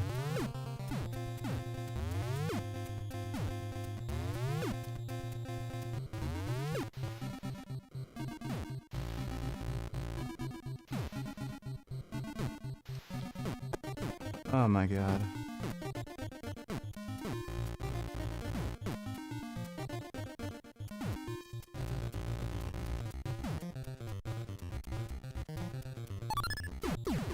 Oh, you die! Somehow. Oh god. Oh god. Oh god. You know what, let's just practice this section more. I'm gonna have to get better at it anyway.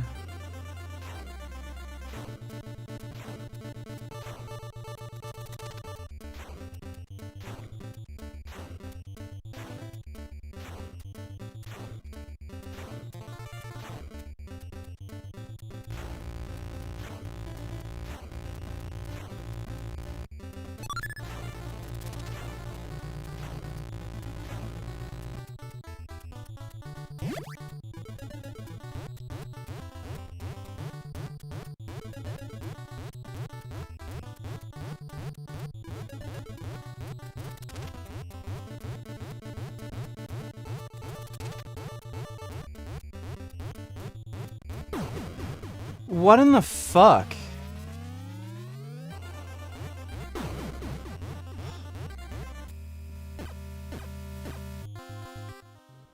Bro, you do not understand how fucking ridiculous this game is until you play it. Like, it is so ridiculous, dude. It's psychotic. I don't know who the fuck...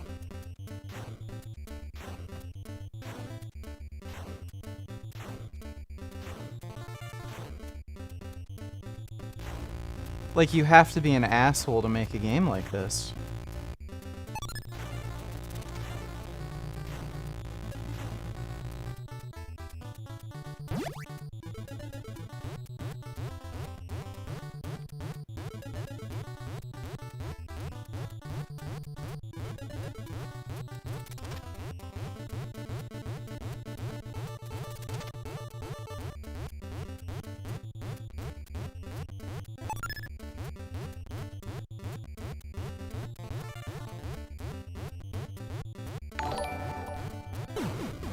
Fuck!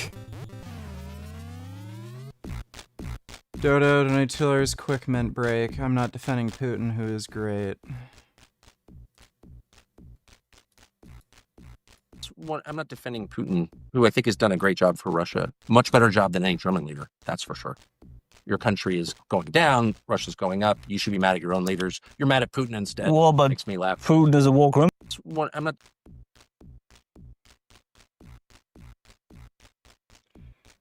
So, crashing the economy, causing hundreds of thousands of deaths. that's great. Being a politician means listening.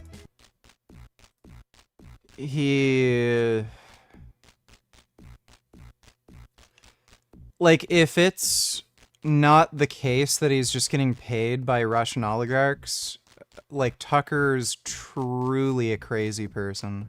Being a politician means listening, not just to your supporters, but your critics too. And some of these critics, especially on a certain website, have been giving me consistent advice. For example, at SamWhite087, Zoran, go back to Uganda, where you come from and belong. At Teflon Gone, loser, go back to Africa. There are thousands like this from across the country. I hear you. And I agree. I'm going back to Uganda. I'm headed there in a personal capacity to celebrate Rama and I's marriage with our family and friends. But I do want to apologize. Dude, it'd be hilarious if they don't let him back in. I hope they don't let him back in. Look at the people in the background. They aren't having any of this.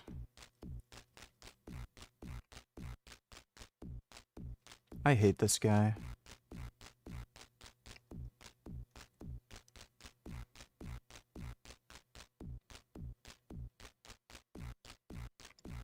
Yeah, I think they hate this guy too. Hope this dipshit has a heart attack. Yeah, that's right. Become the next Cali Muscle, have a fucking heart attack, and become irrelevant, dipshit. Thanks for the donation, Dodo.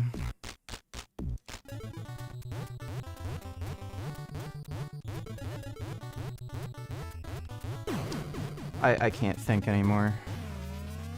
My brain is fucking mush, dude.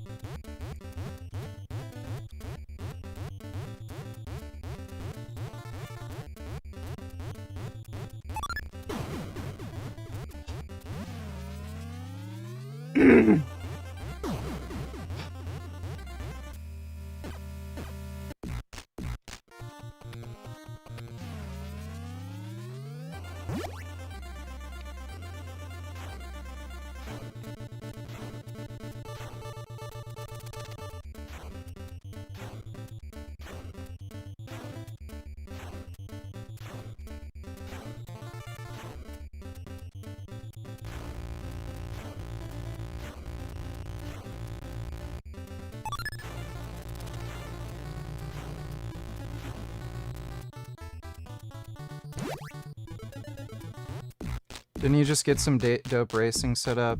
Why the fuck are you playing 240p games? If I fuck up again, we'll do some Assetto Corsa. You know what? Assetto Corsa Evo fucking sucks. Jesus! The game is so fucking boring. I don't know why they can't just use the same like force feedback settings as in Assetto Corsa, and you have like no sense of speed in the game. It feels way slower. Oh my god. Like, I'm assuming they're gonna, like, update the game. It's still in early access, but, like, it's really boring. It doesn't even feel like you're driving a car. It's like you're driving a fucking boat.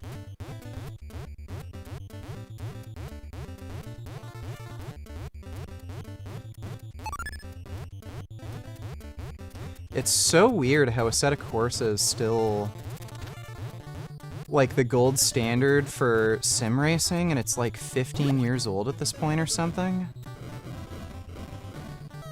Like, why is it so fucking difficult to just make a good sim?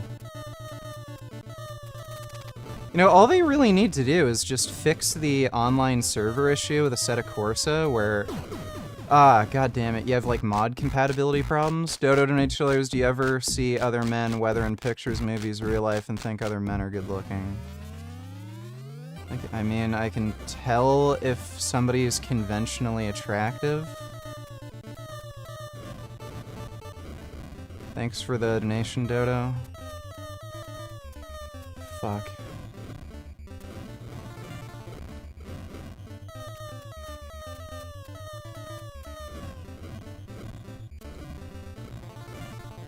This game can fuck itself, by the way. Ah!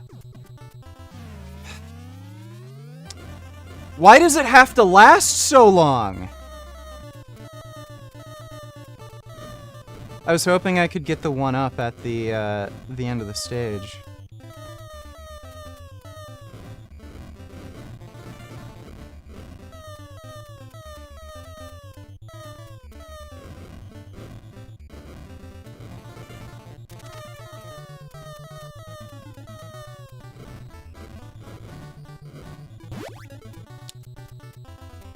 No one up.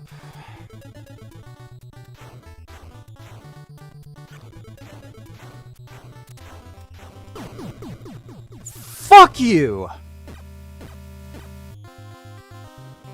Fuck you!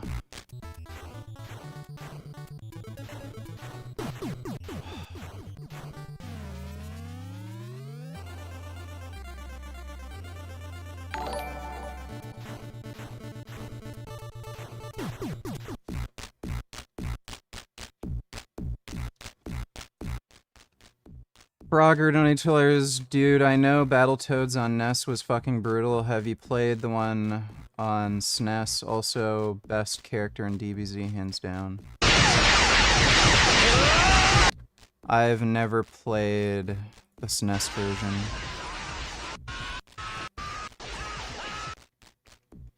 Future Gohan. Gohan sucks. I fucking hate Gohan. Yeah, I haven't played the SNES one. Is it the same game or is it different? It actually looks shittier. It looks like it runs at a lower frame rate.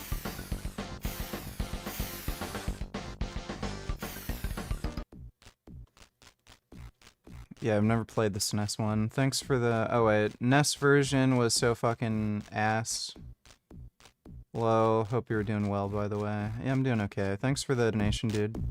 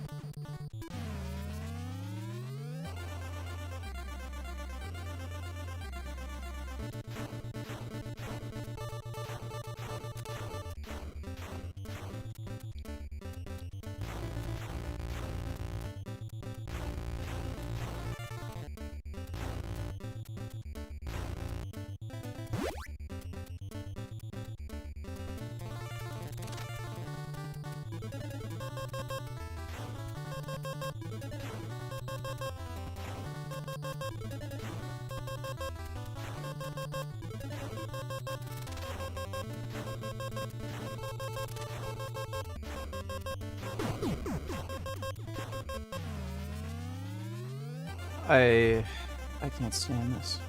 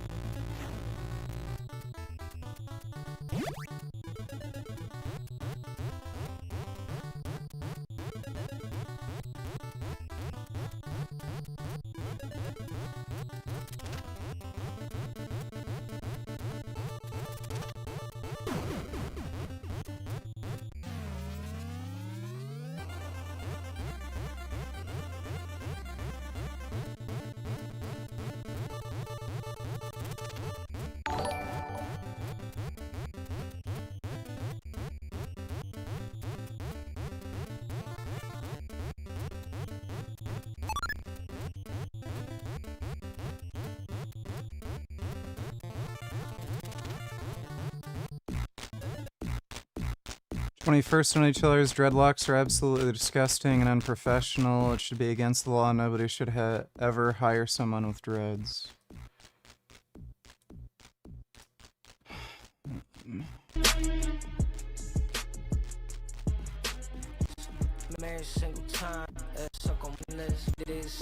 Those are gross dreads. Thanks for the donation, 21st.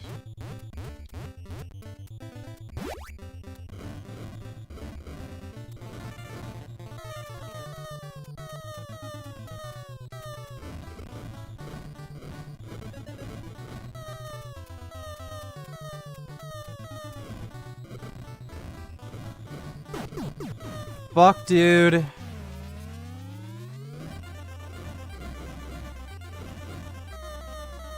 How many of these things? Fuck, yeah, dude. Ugh.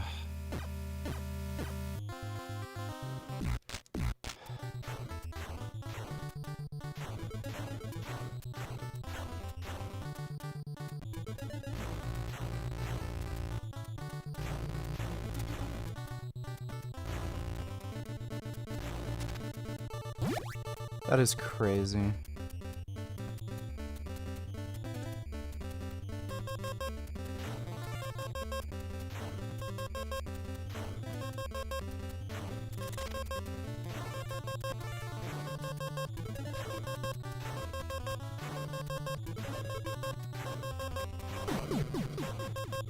It's just unfair. It's so... You just have to memorize it.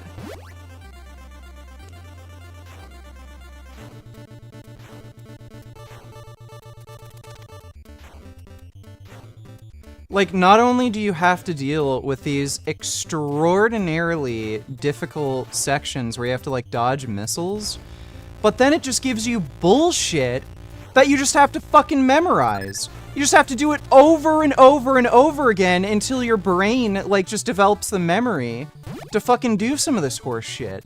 It's fucking annoying.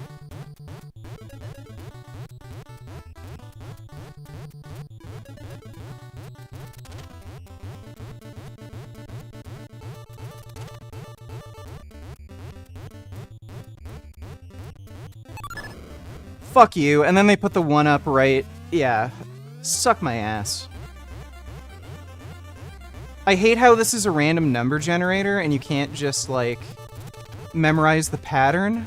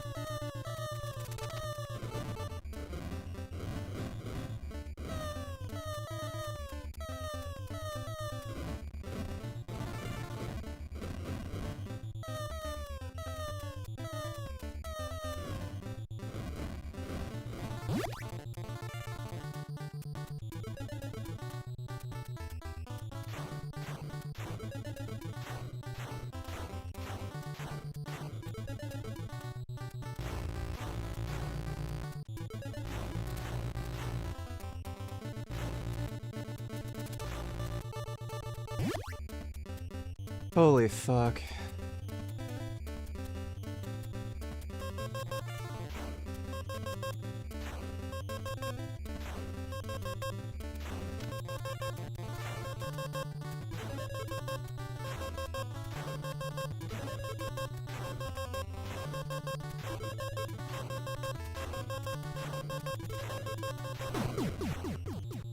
Absolute bullshit. I'm gonna go in the middle. It's probably a little easier to line it up.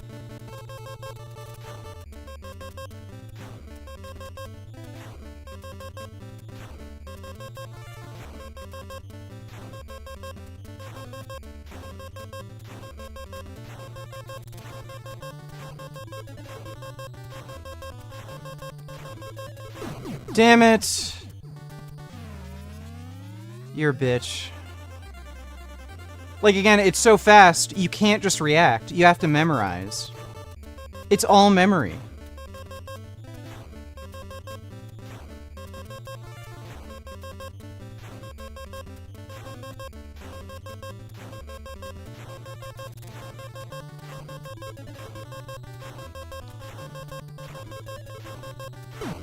And oh. You get it, whatever.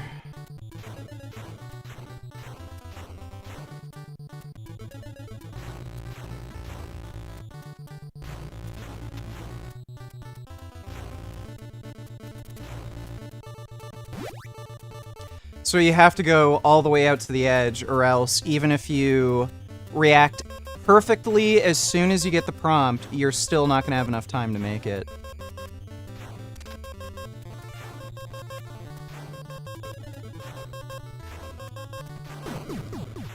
Oh my god.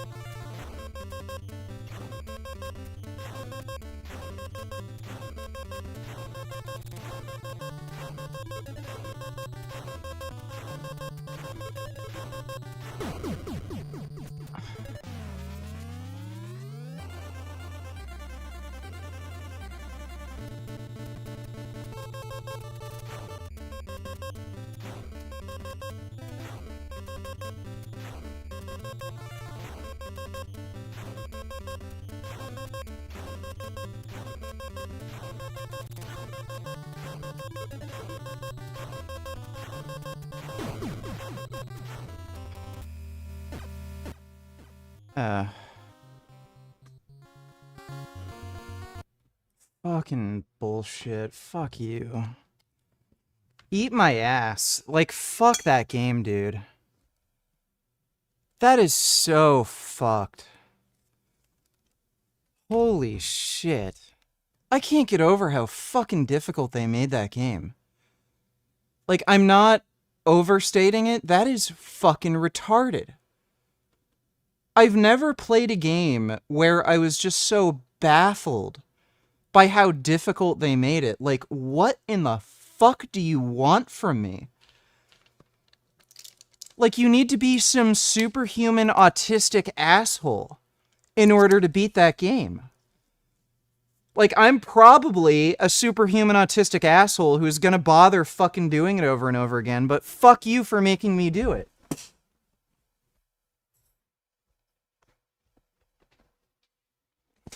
I'm gonna go take a piss, then we'll do a bit of racing.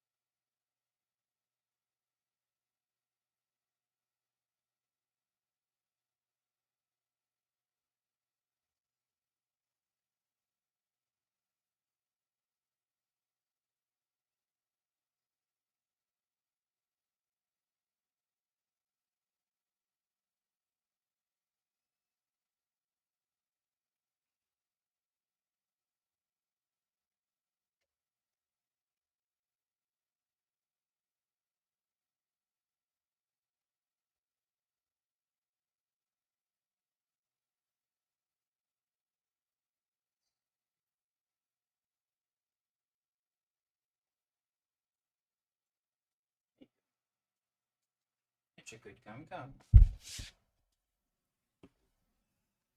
Hey, oh my god.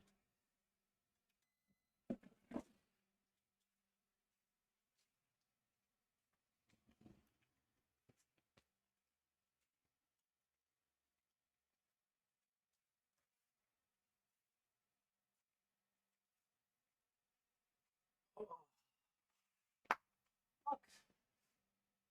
It's a cat. Come here, Gum. Yeah, that's a good baby.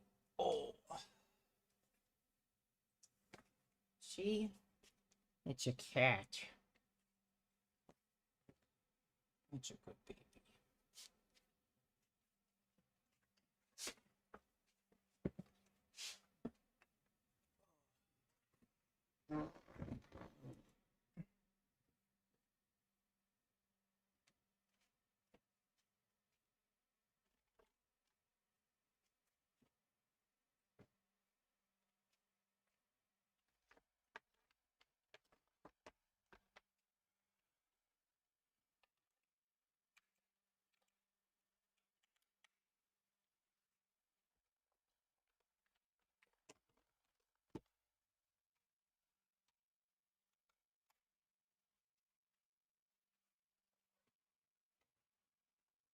Oh.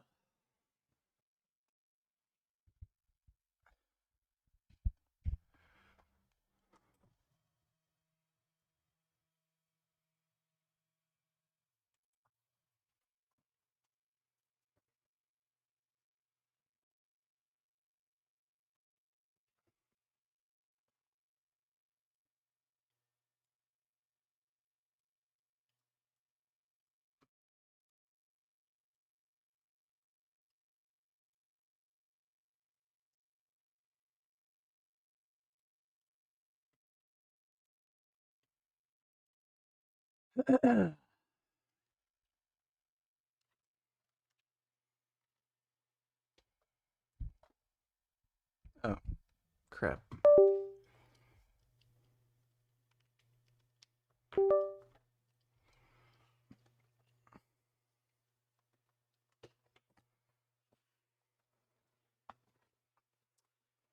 Got a good gum right next to me.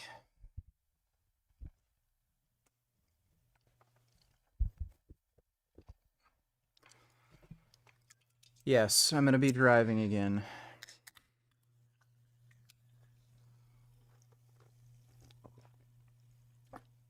Do you want to debate? Debate what? If it's something stupid, like whether your imaginary friend exists, or if Palestinians are getting genocided, then no, I don't give a shit about your stupid dumbass fucking opinion.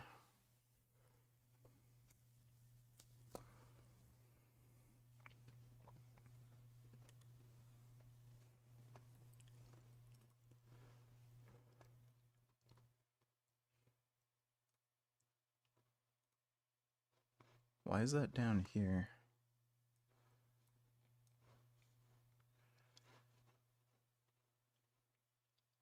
Now, I've had weird issues with Assetto Corsa and wheel rotation for some reason. Whenever I set it to auto, it doesn't work. So I've had to manually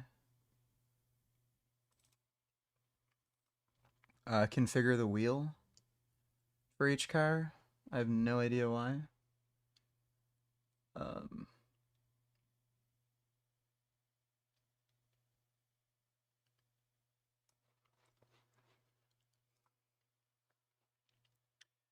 So my buddy just got a BMW M4 Competition X Drive, and figured I'd try out his car.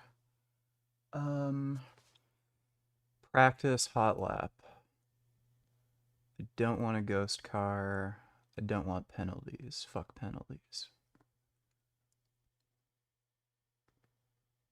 Alright.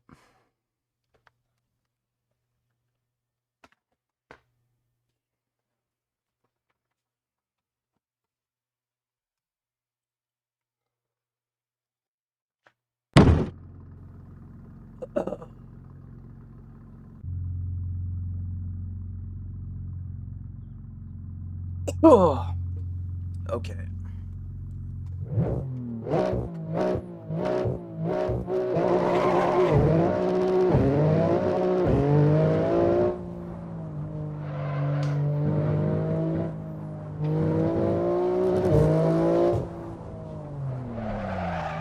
Wait, what the fuck?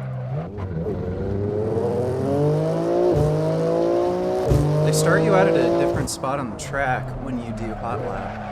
Oh, I see. Okay.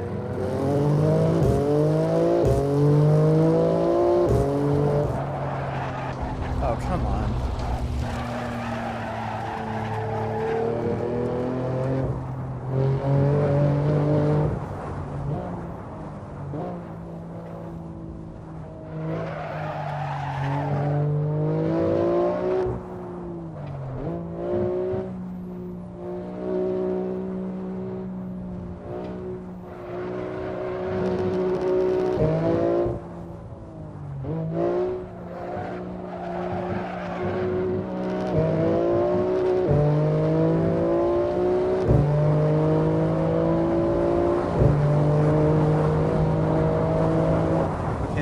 The hard way that you can literally launch the fucking car if you go up that hill too fast.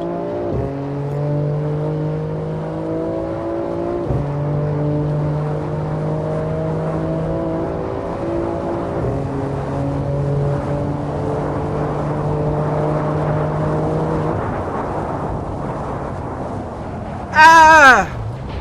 Oh no.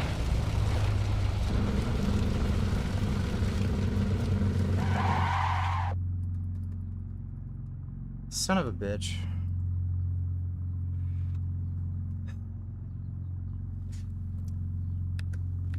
I was a little too, what do you mean no traction control? TC should be on in this car. I don't know if, I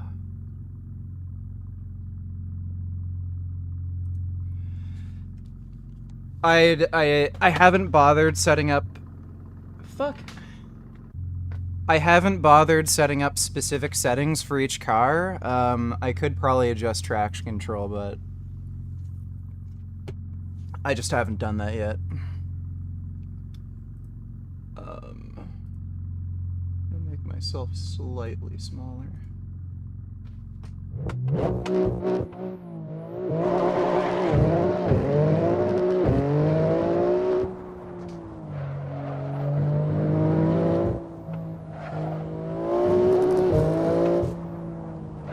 Oh crap, I forgot about...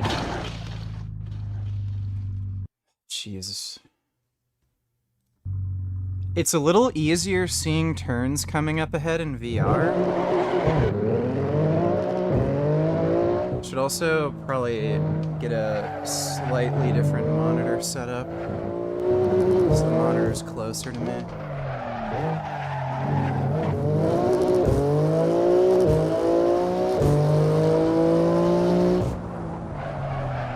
Oh, jeez. Oh, my God.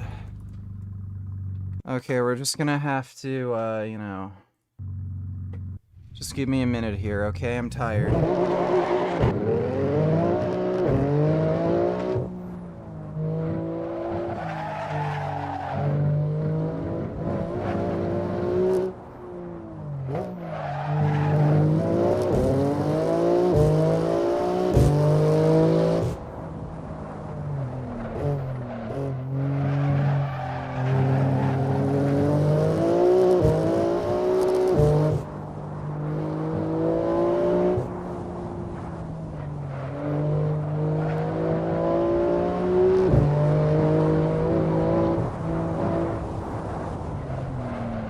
Came in too hot. Yeah, I came in too hot. Fuck!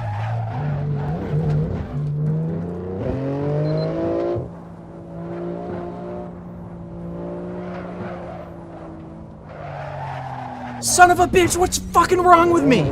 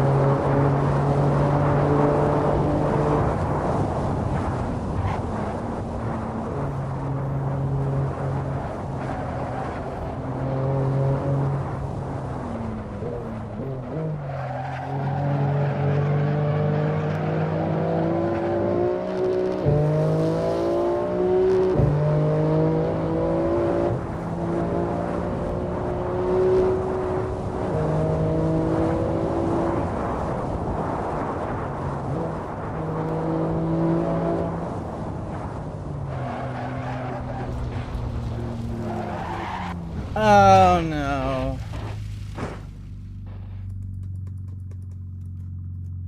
Oh. At least it's cheaper than crashing a real BMW. Holy fuck, am I gonna be able to do a whole fucking lap, dude?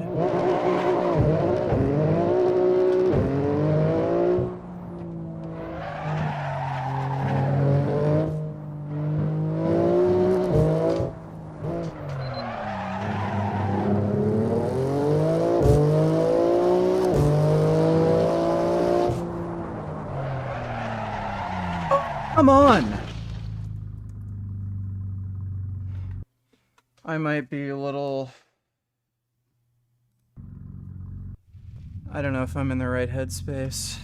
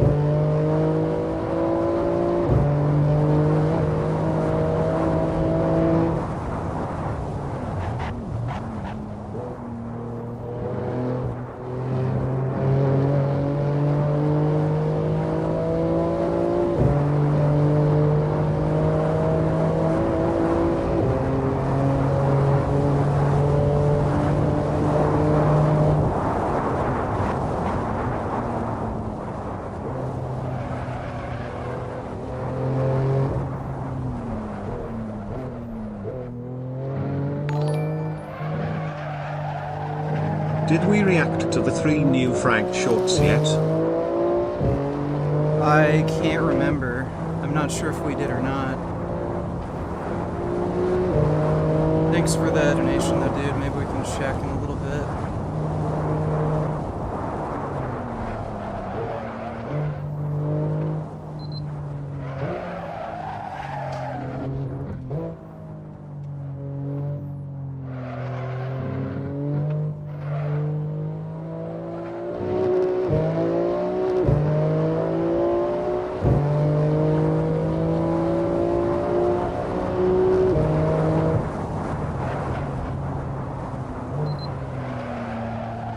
Ah, shit. Fuck, damn, shit, crap, fuck. It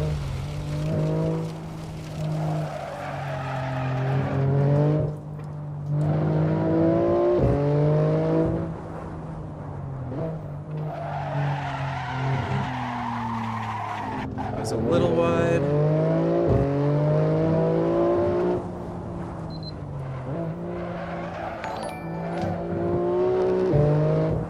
Durian Rider donation, Durian Rider donation, Durian Rider donation, Durian Rider donation, Durian Rider donation, Durian Rider donation, Durian Rider donation, Durian Rider donation, Durian Rider donation, Durian Rider donation, Durian Rider donation, Durian Rider donation. Thank you for that. That's really helping me to concentrate. Oh, damn, and we slammed into the wall.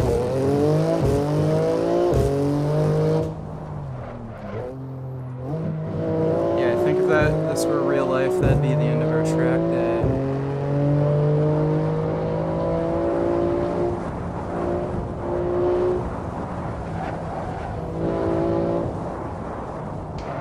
No! Oh! You bitch!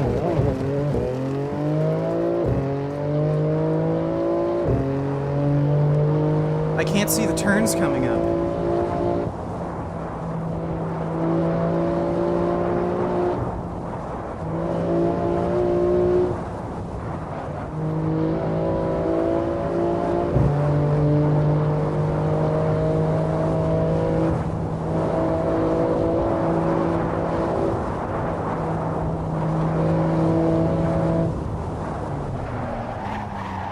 Damn it. This is garbage.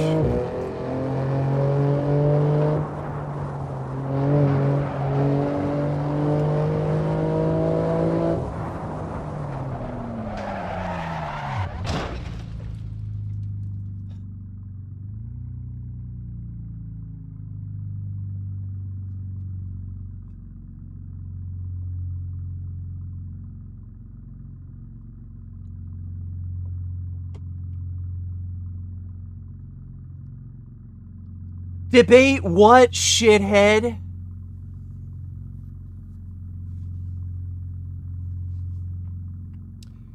Well, yeah, I was practicing on a I was practicing on a slower car earlier, but I mean, I don't know if anybody wants to,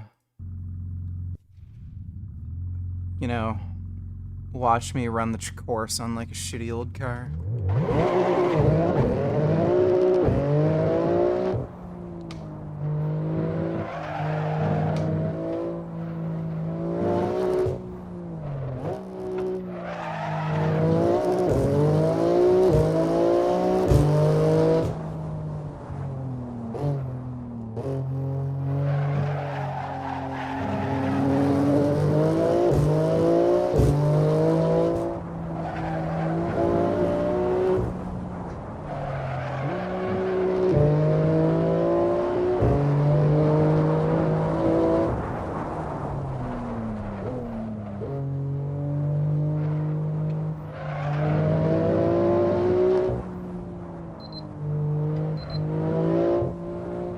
I'm surprised it's revving high enough where I can't downshift there.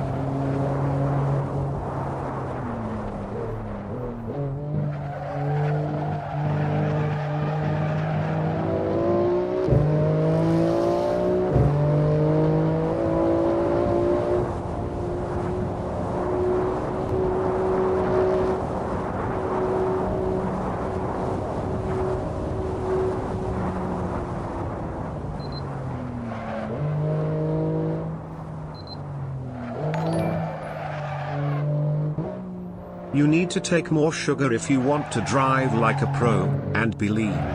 Shit cunt.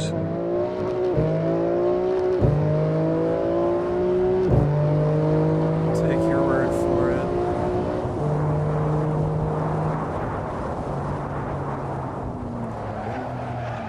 Ah! Shit. Okay, that was okay. Not too bad. Durian Rider dollars, Durian Rider Jasmine Burgess, Durian Rider Burgess, Durian Rider donation, Durian Rider dick inside Jasmine's anus. Would you like to fuck Jasmine after Durian Rider comes inside her? Why don't you get a wheel that doesn't make you have Parkinson's?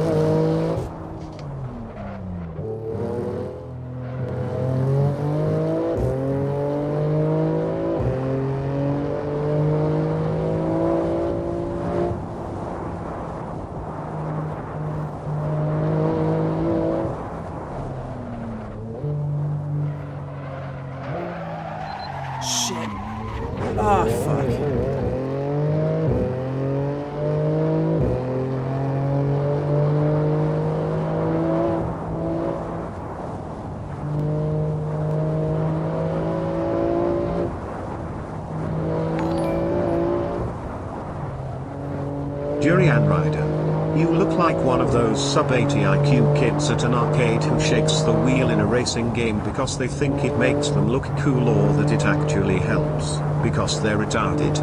Get a wheel that makes you play better, dipshit.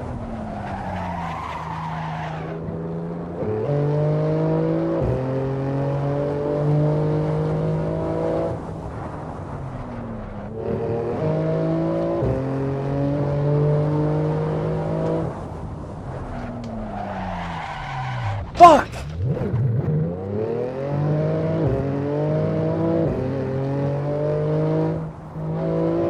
This course is just so long, it's hard to fucking remember.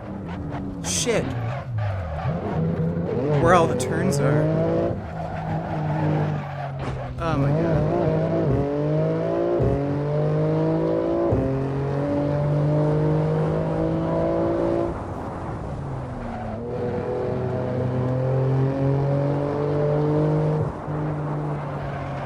Oh great, yeah, we're off the crap. Yeah, that's it.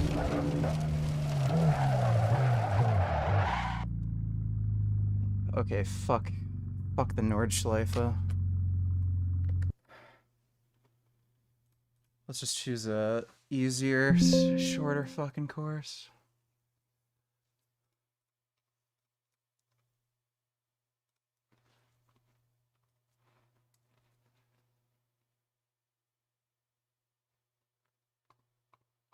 Jesus.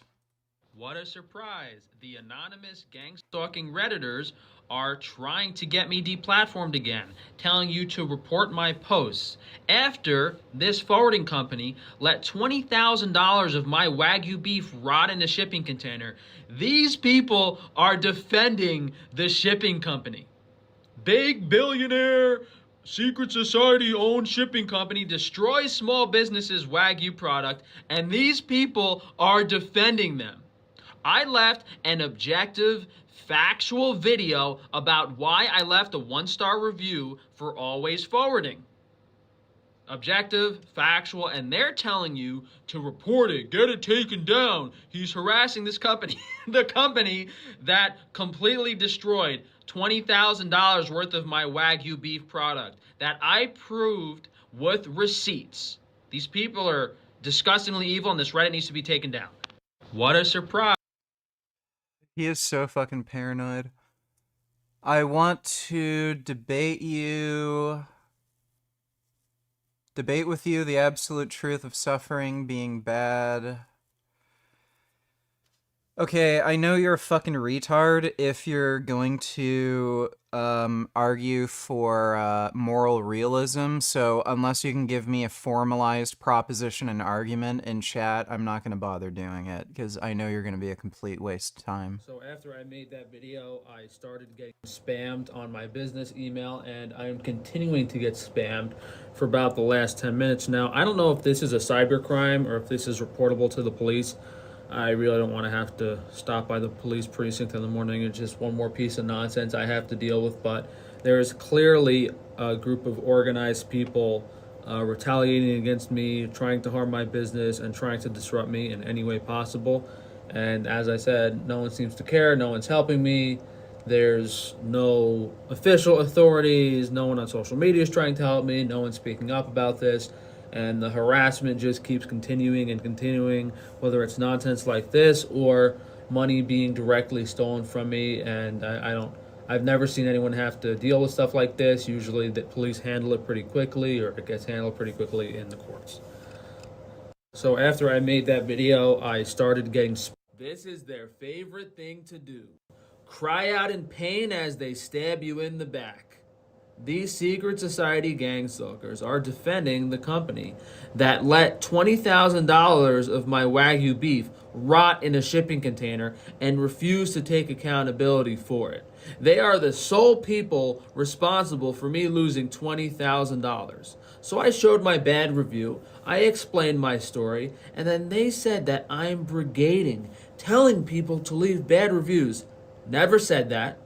I never... He literally said that. He literally said that. This was one of his shorts. So I've spent the last 3 days trying to figure out where my $20,000 worth of Wagyu beef is. And I can't believe that I had to... wasn't even filed. Conduct. Where is it? Yeah, I'm getting real sick of doing business. Even include them into their... so poorly. Our loss. Did he delete the video? Yeah, he deleted the video. He deleted the short. He literally said that. He deleted it. We literally saw him make a video say, everyone go to their website, leave a bad review. I never told anyone to leave bad reviews. I never encouraged anything, right? But these people are putting those words in my mouth to try to get me deplatformed and banned because, yeah, that's against community. Okay, we literally reacted to it on stream. If you pull up my last stream, we reacted to him doing it. Maybe I'll send the video to this company so that they can sue him. Guidelines. However, I never did that. These people will say or do anything. They will lie to defend themselves. They will do anything. I think I'm gonna try to contact this company and let them know and send them the fucking video clip. Frank's a fucking asshole. Fuck that guy. He's literally lying now. He absolutely did do that. What a dipshit. Like, absolute fucking dipshit. Oh. I have a lot of Toge maps installed. Where's the fucking, Huh, they don't have, like, Yu Suzuka Speedway or anything. I probably have to download that as a DLC or some shit. Monza,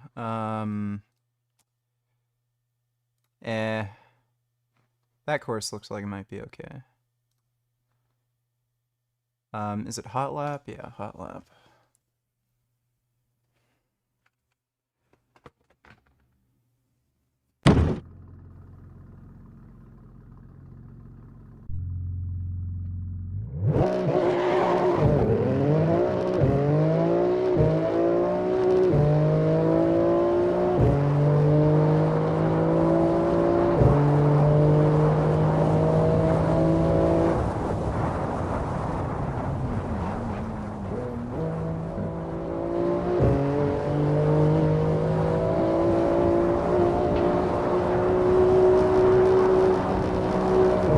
What the fuck is this course?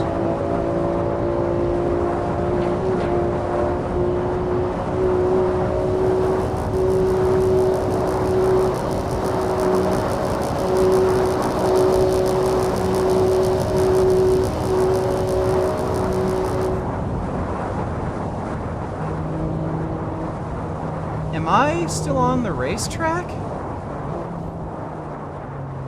No, you don't go that way.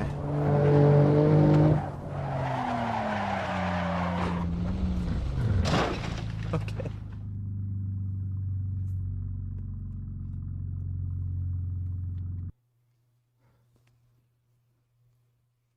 That is a very, very weird fucking racetrack. Okay, fuck that. Dude.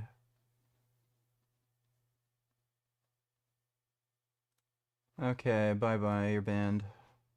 Don't waste my time.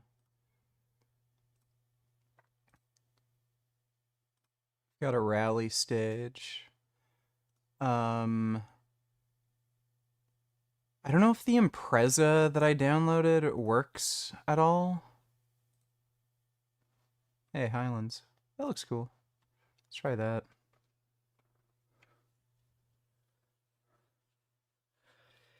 Yeah, I know. I know it's best for a vintage F1 or GT, but that is a bizarre racetrack.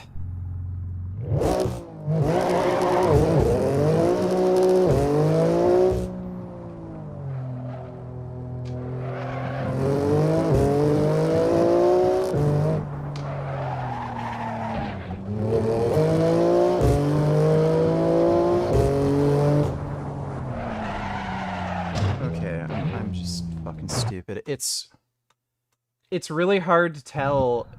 Fuck. it's really hard to tell how far away things are.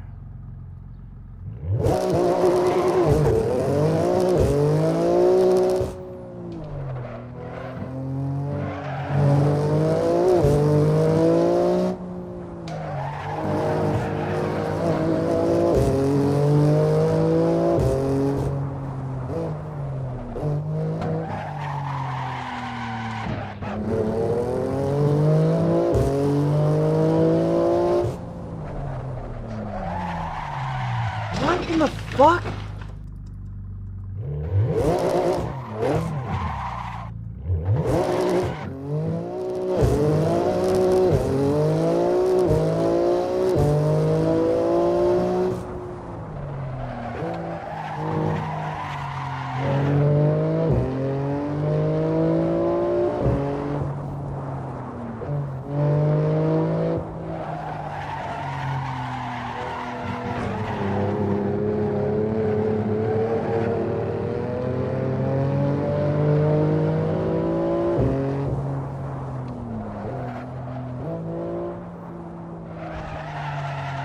I came into that turn really badly. Just reset it again.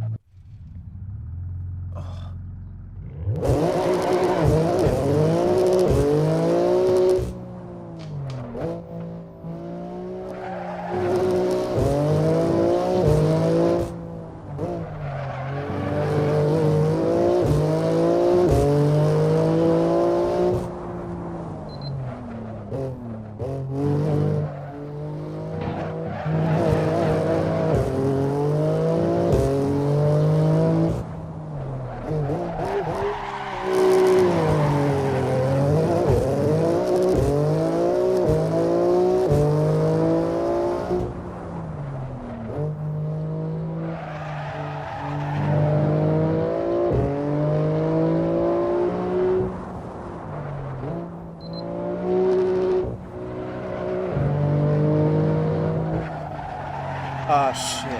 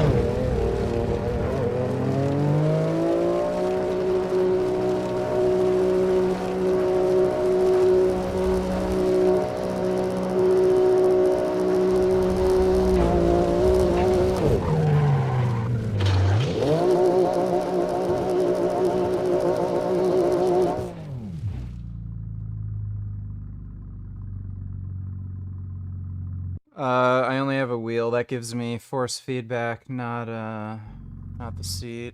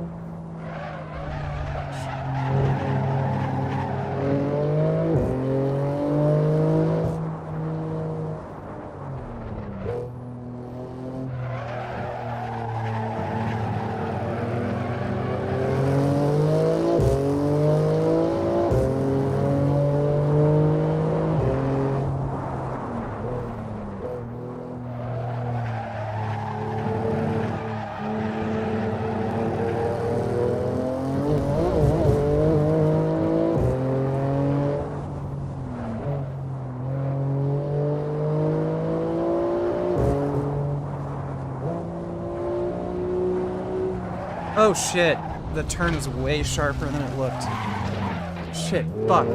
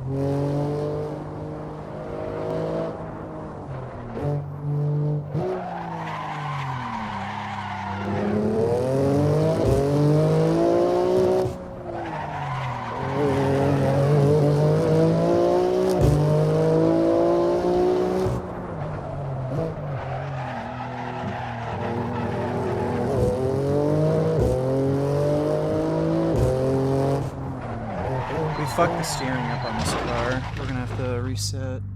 That lap was better.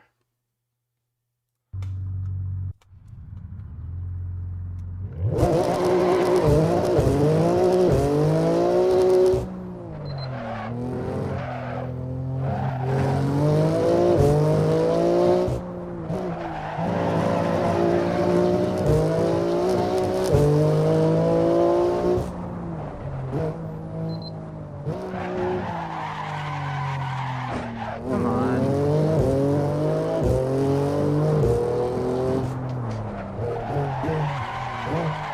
Shit, fuck, damn it. Let me try one more time.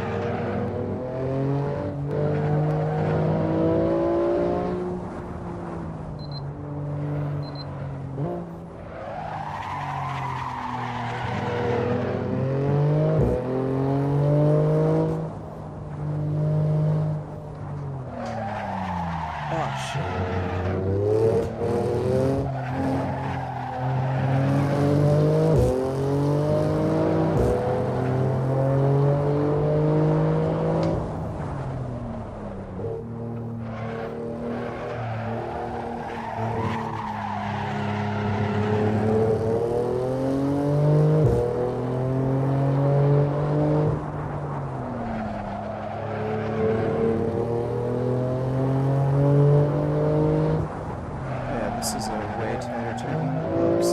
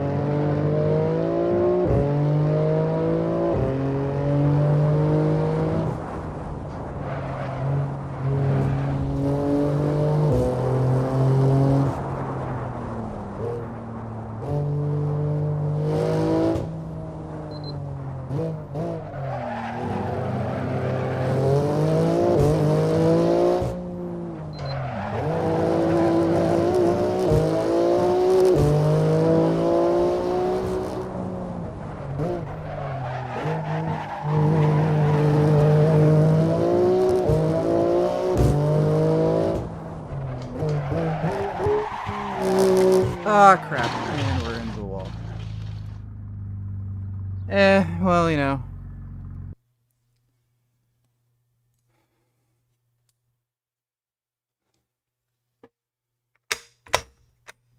Oh.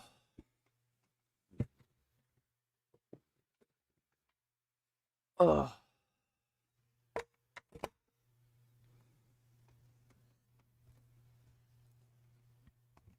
Oh.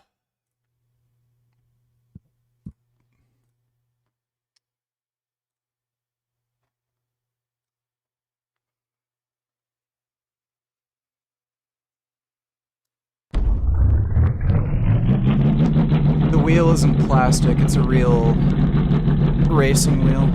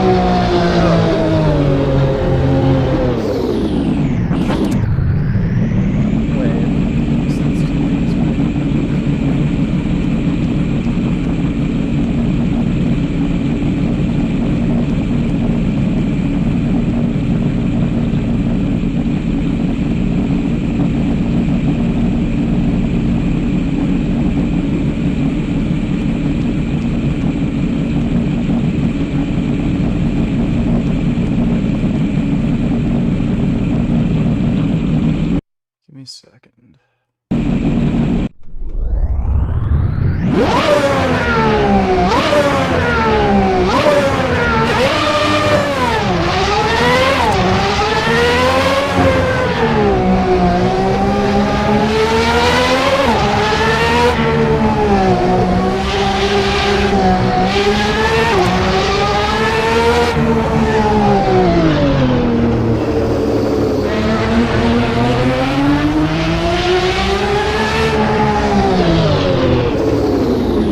Ah, damn it.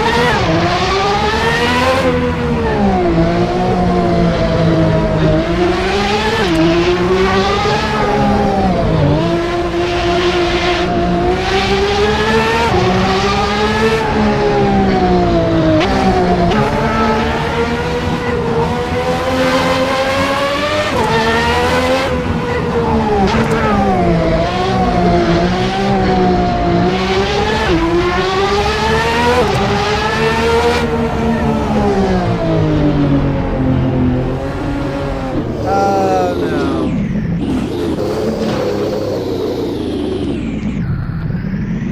Fuck. I want to do one lap with the Aston Martin Valkyrie. Fuck on.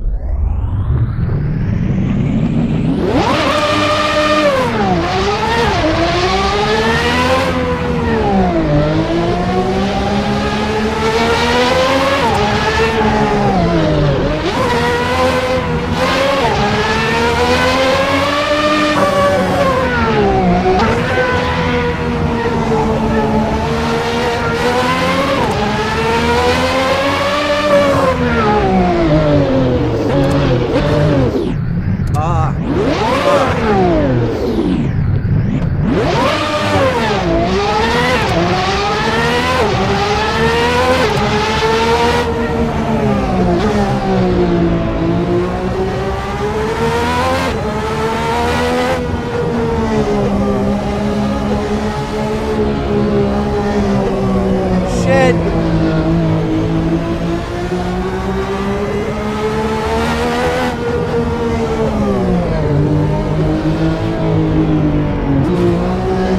Fuck!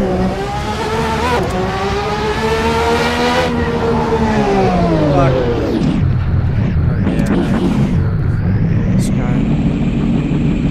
Okay, never mind. I'm just gonna have to practice more of that. Okay.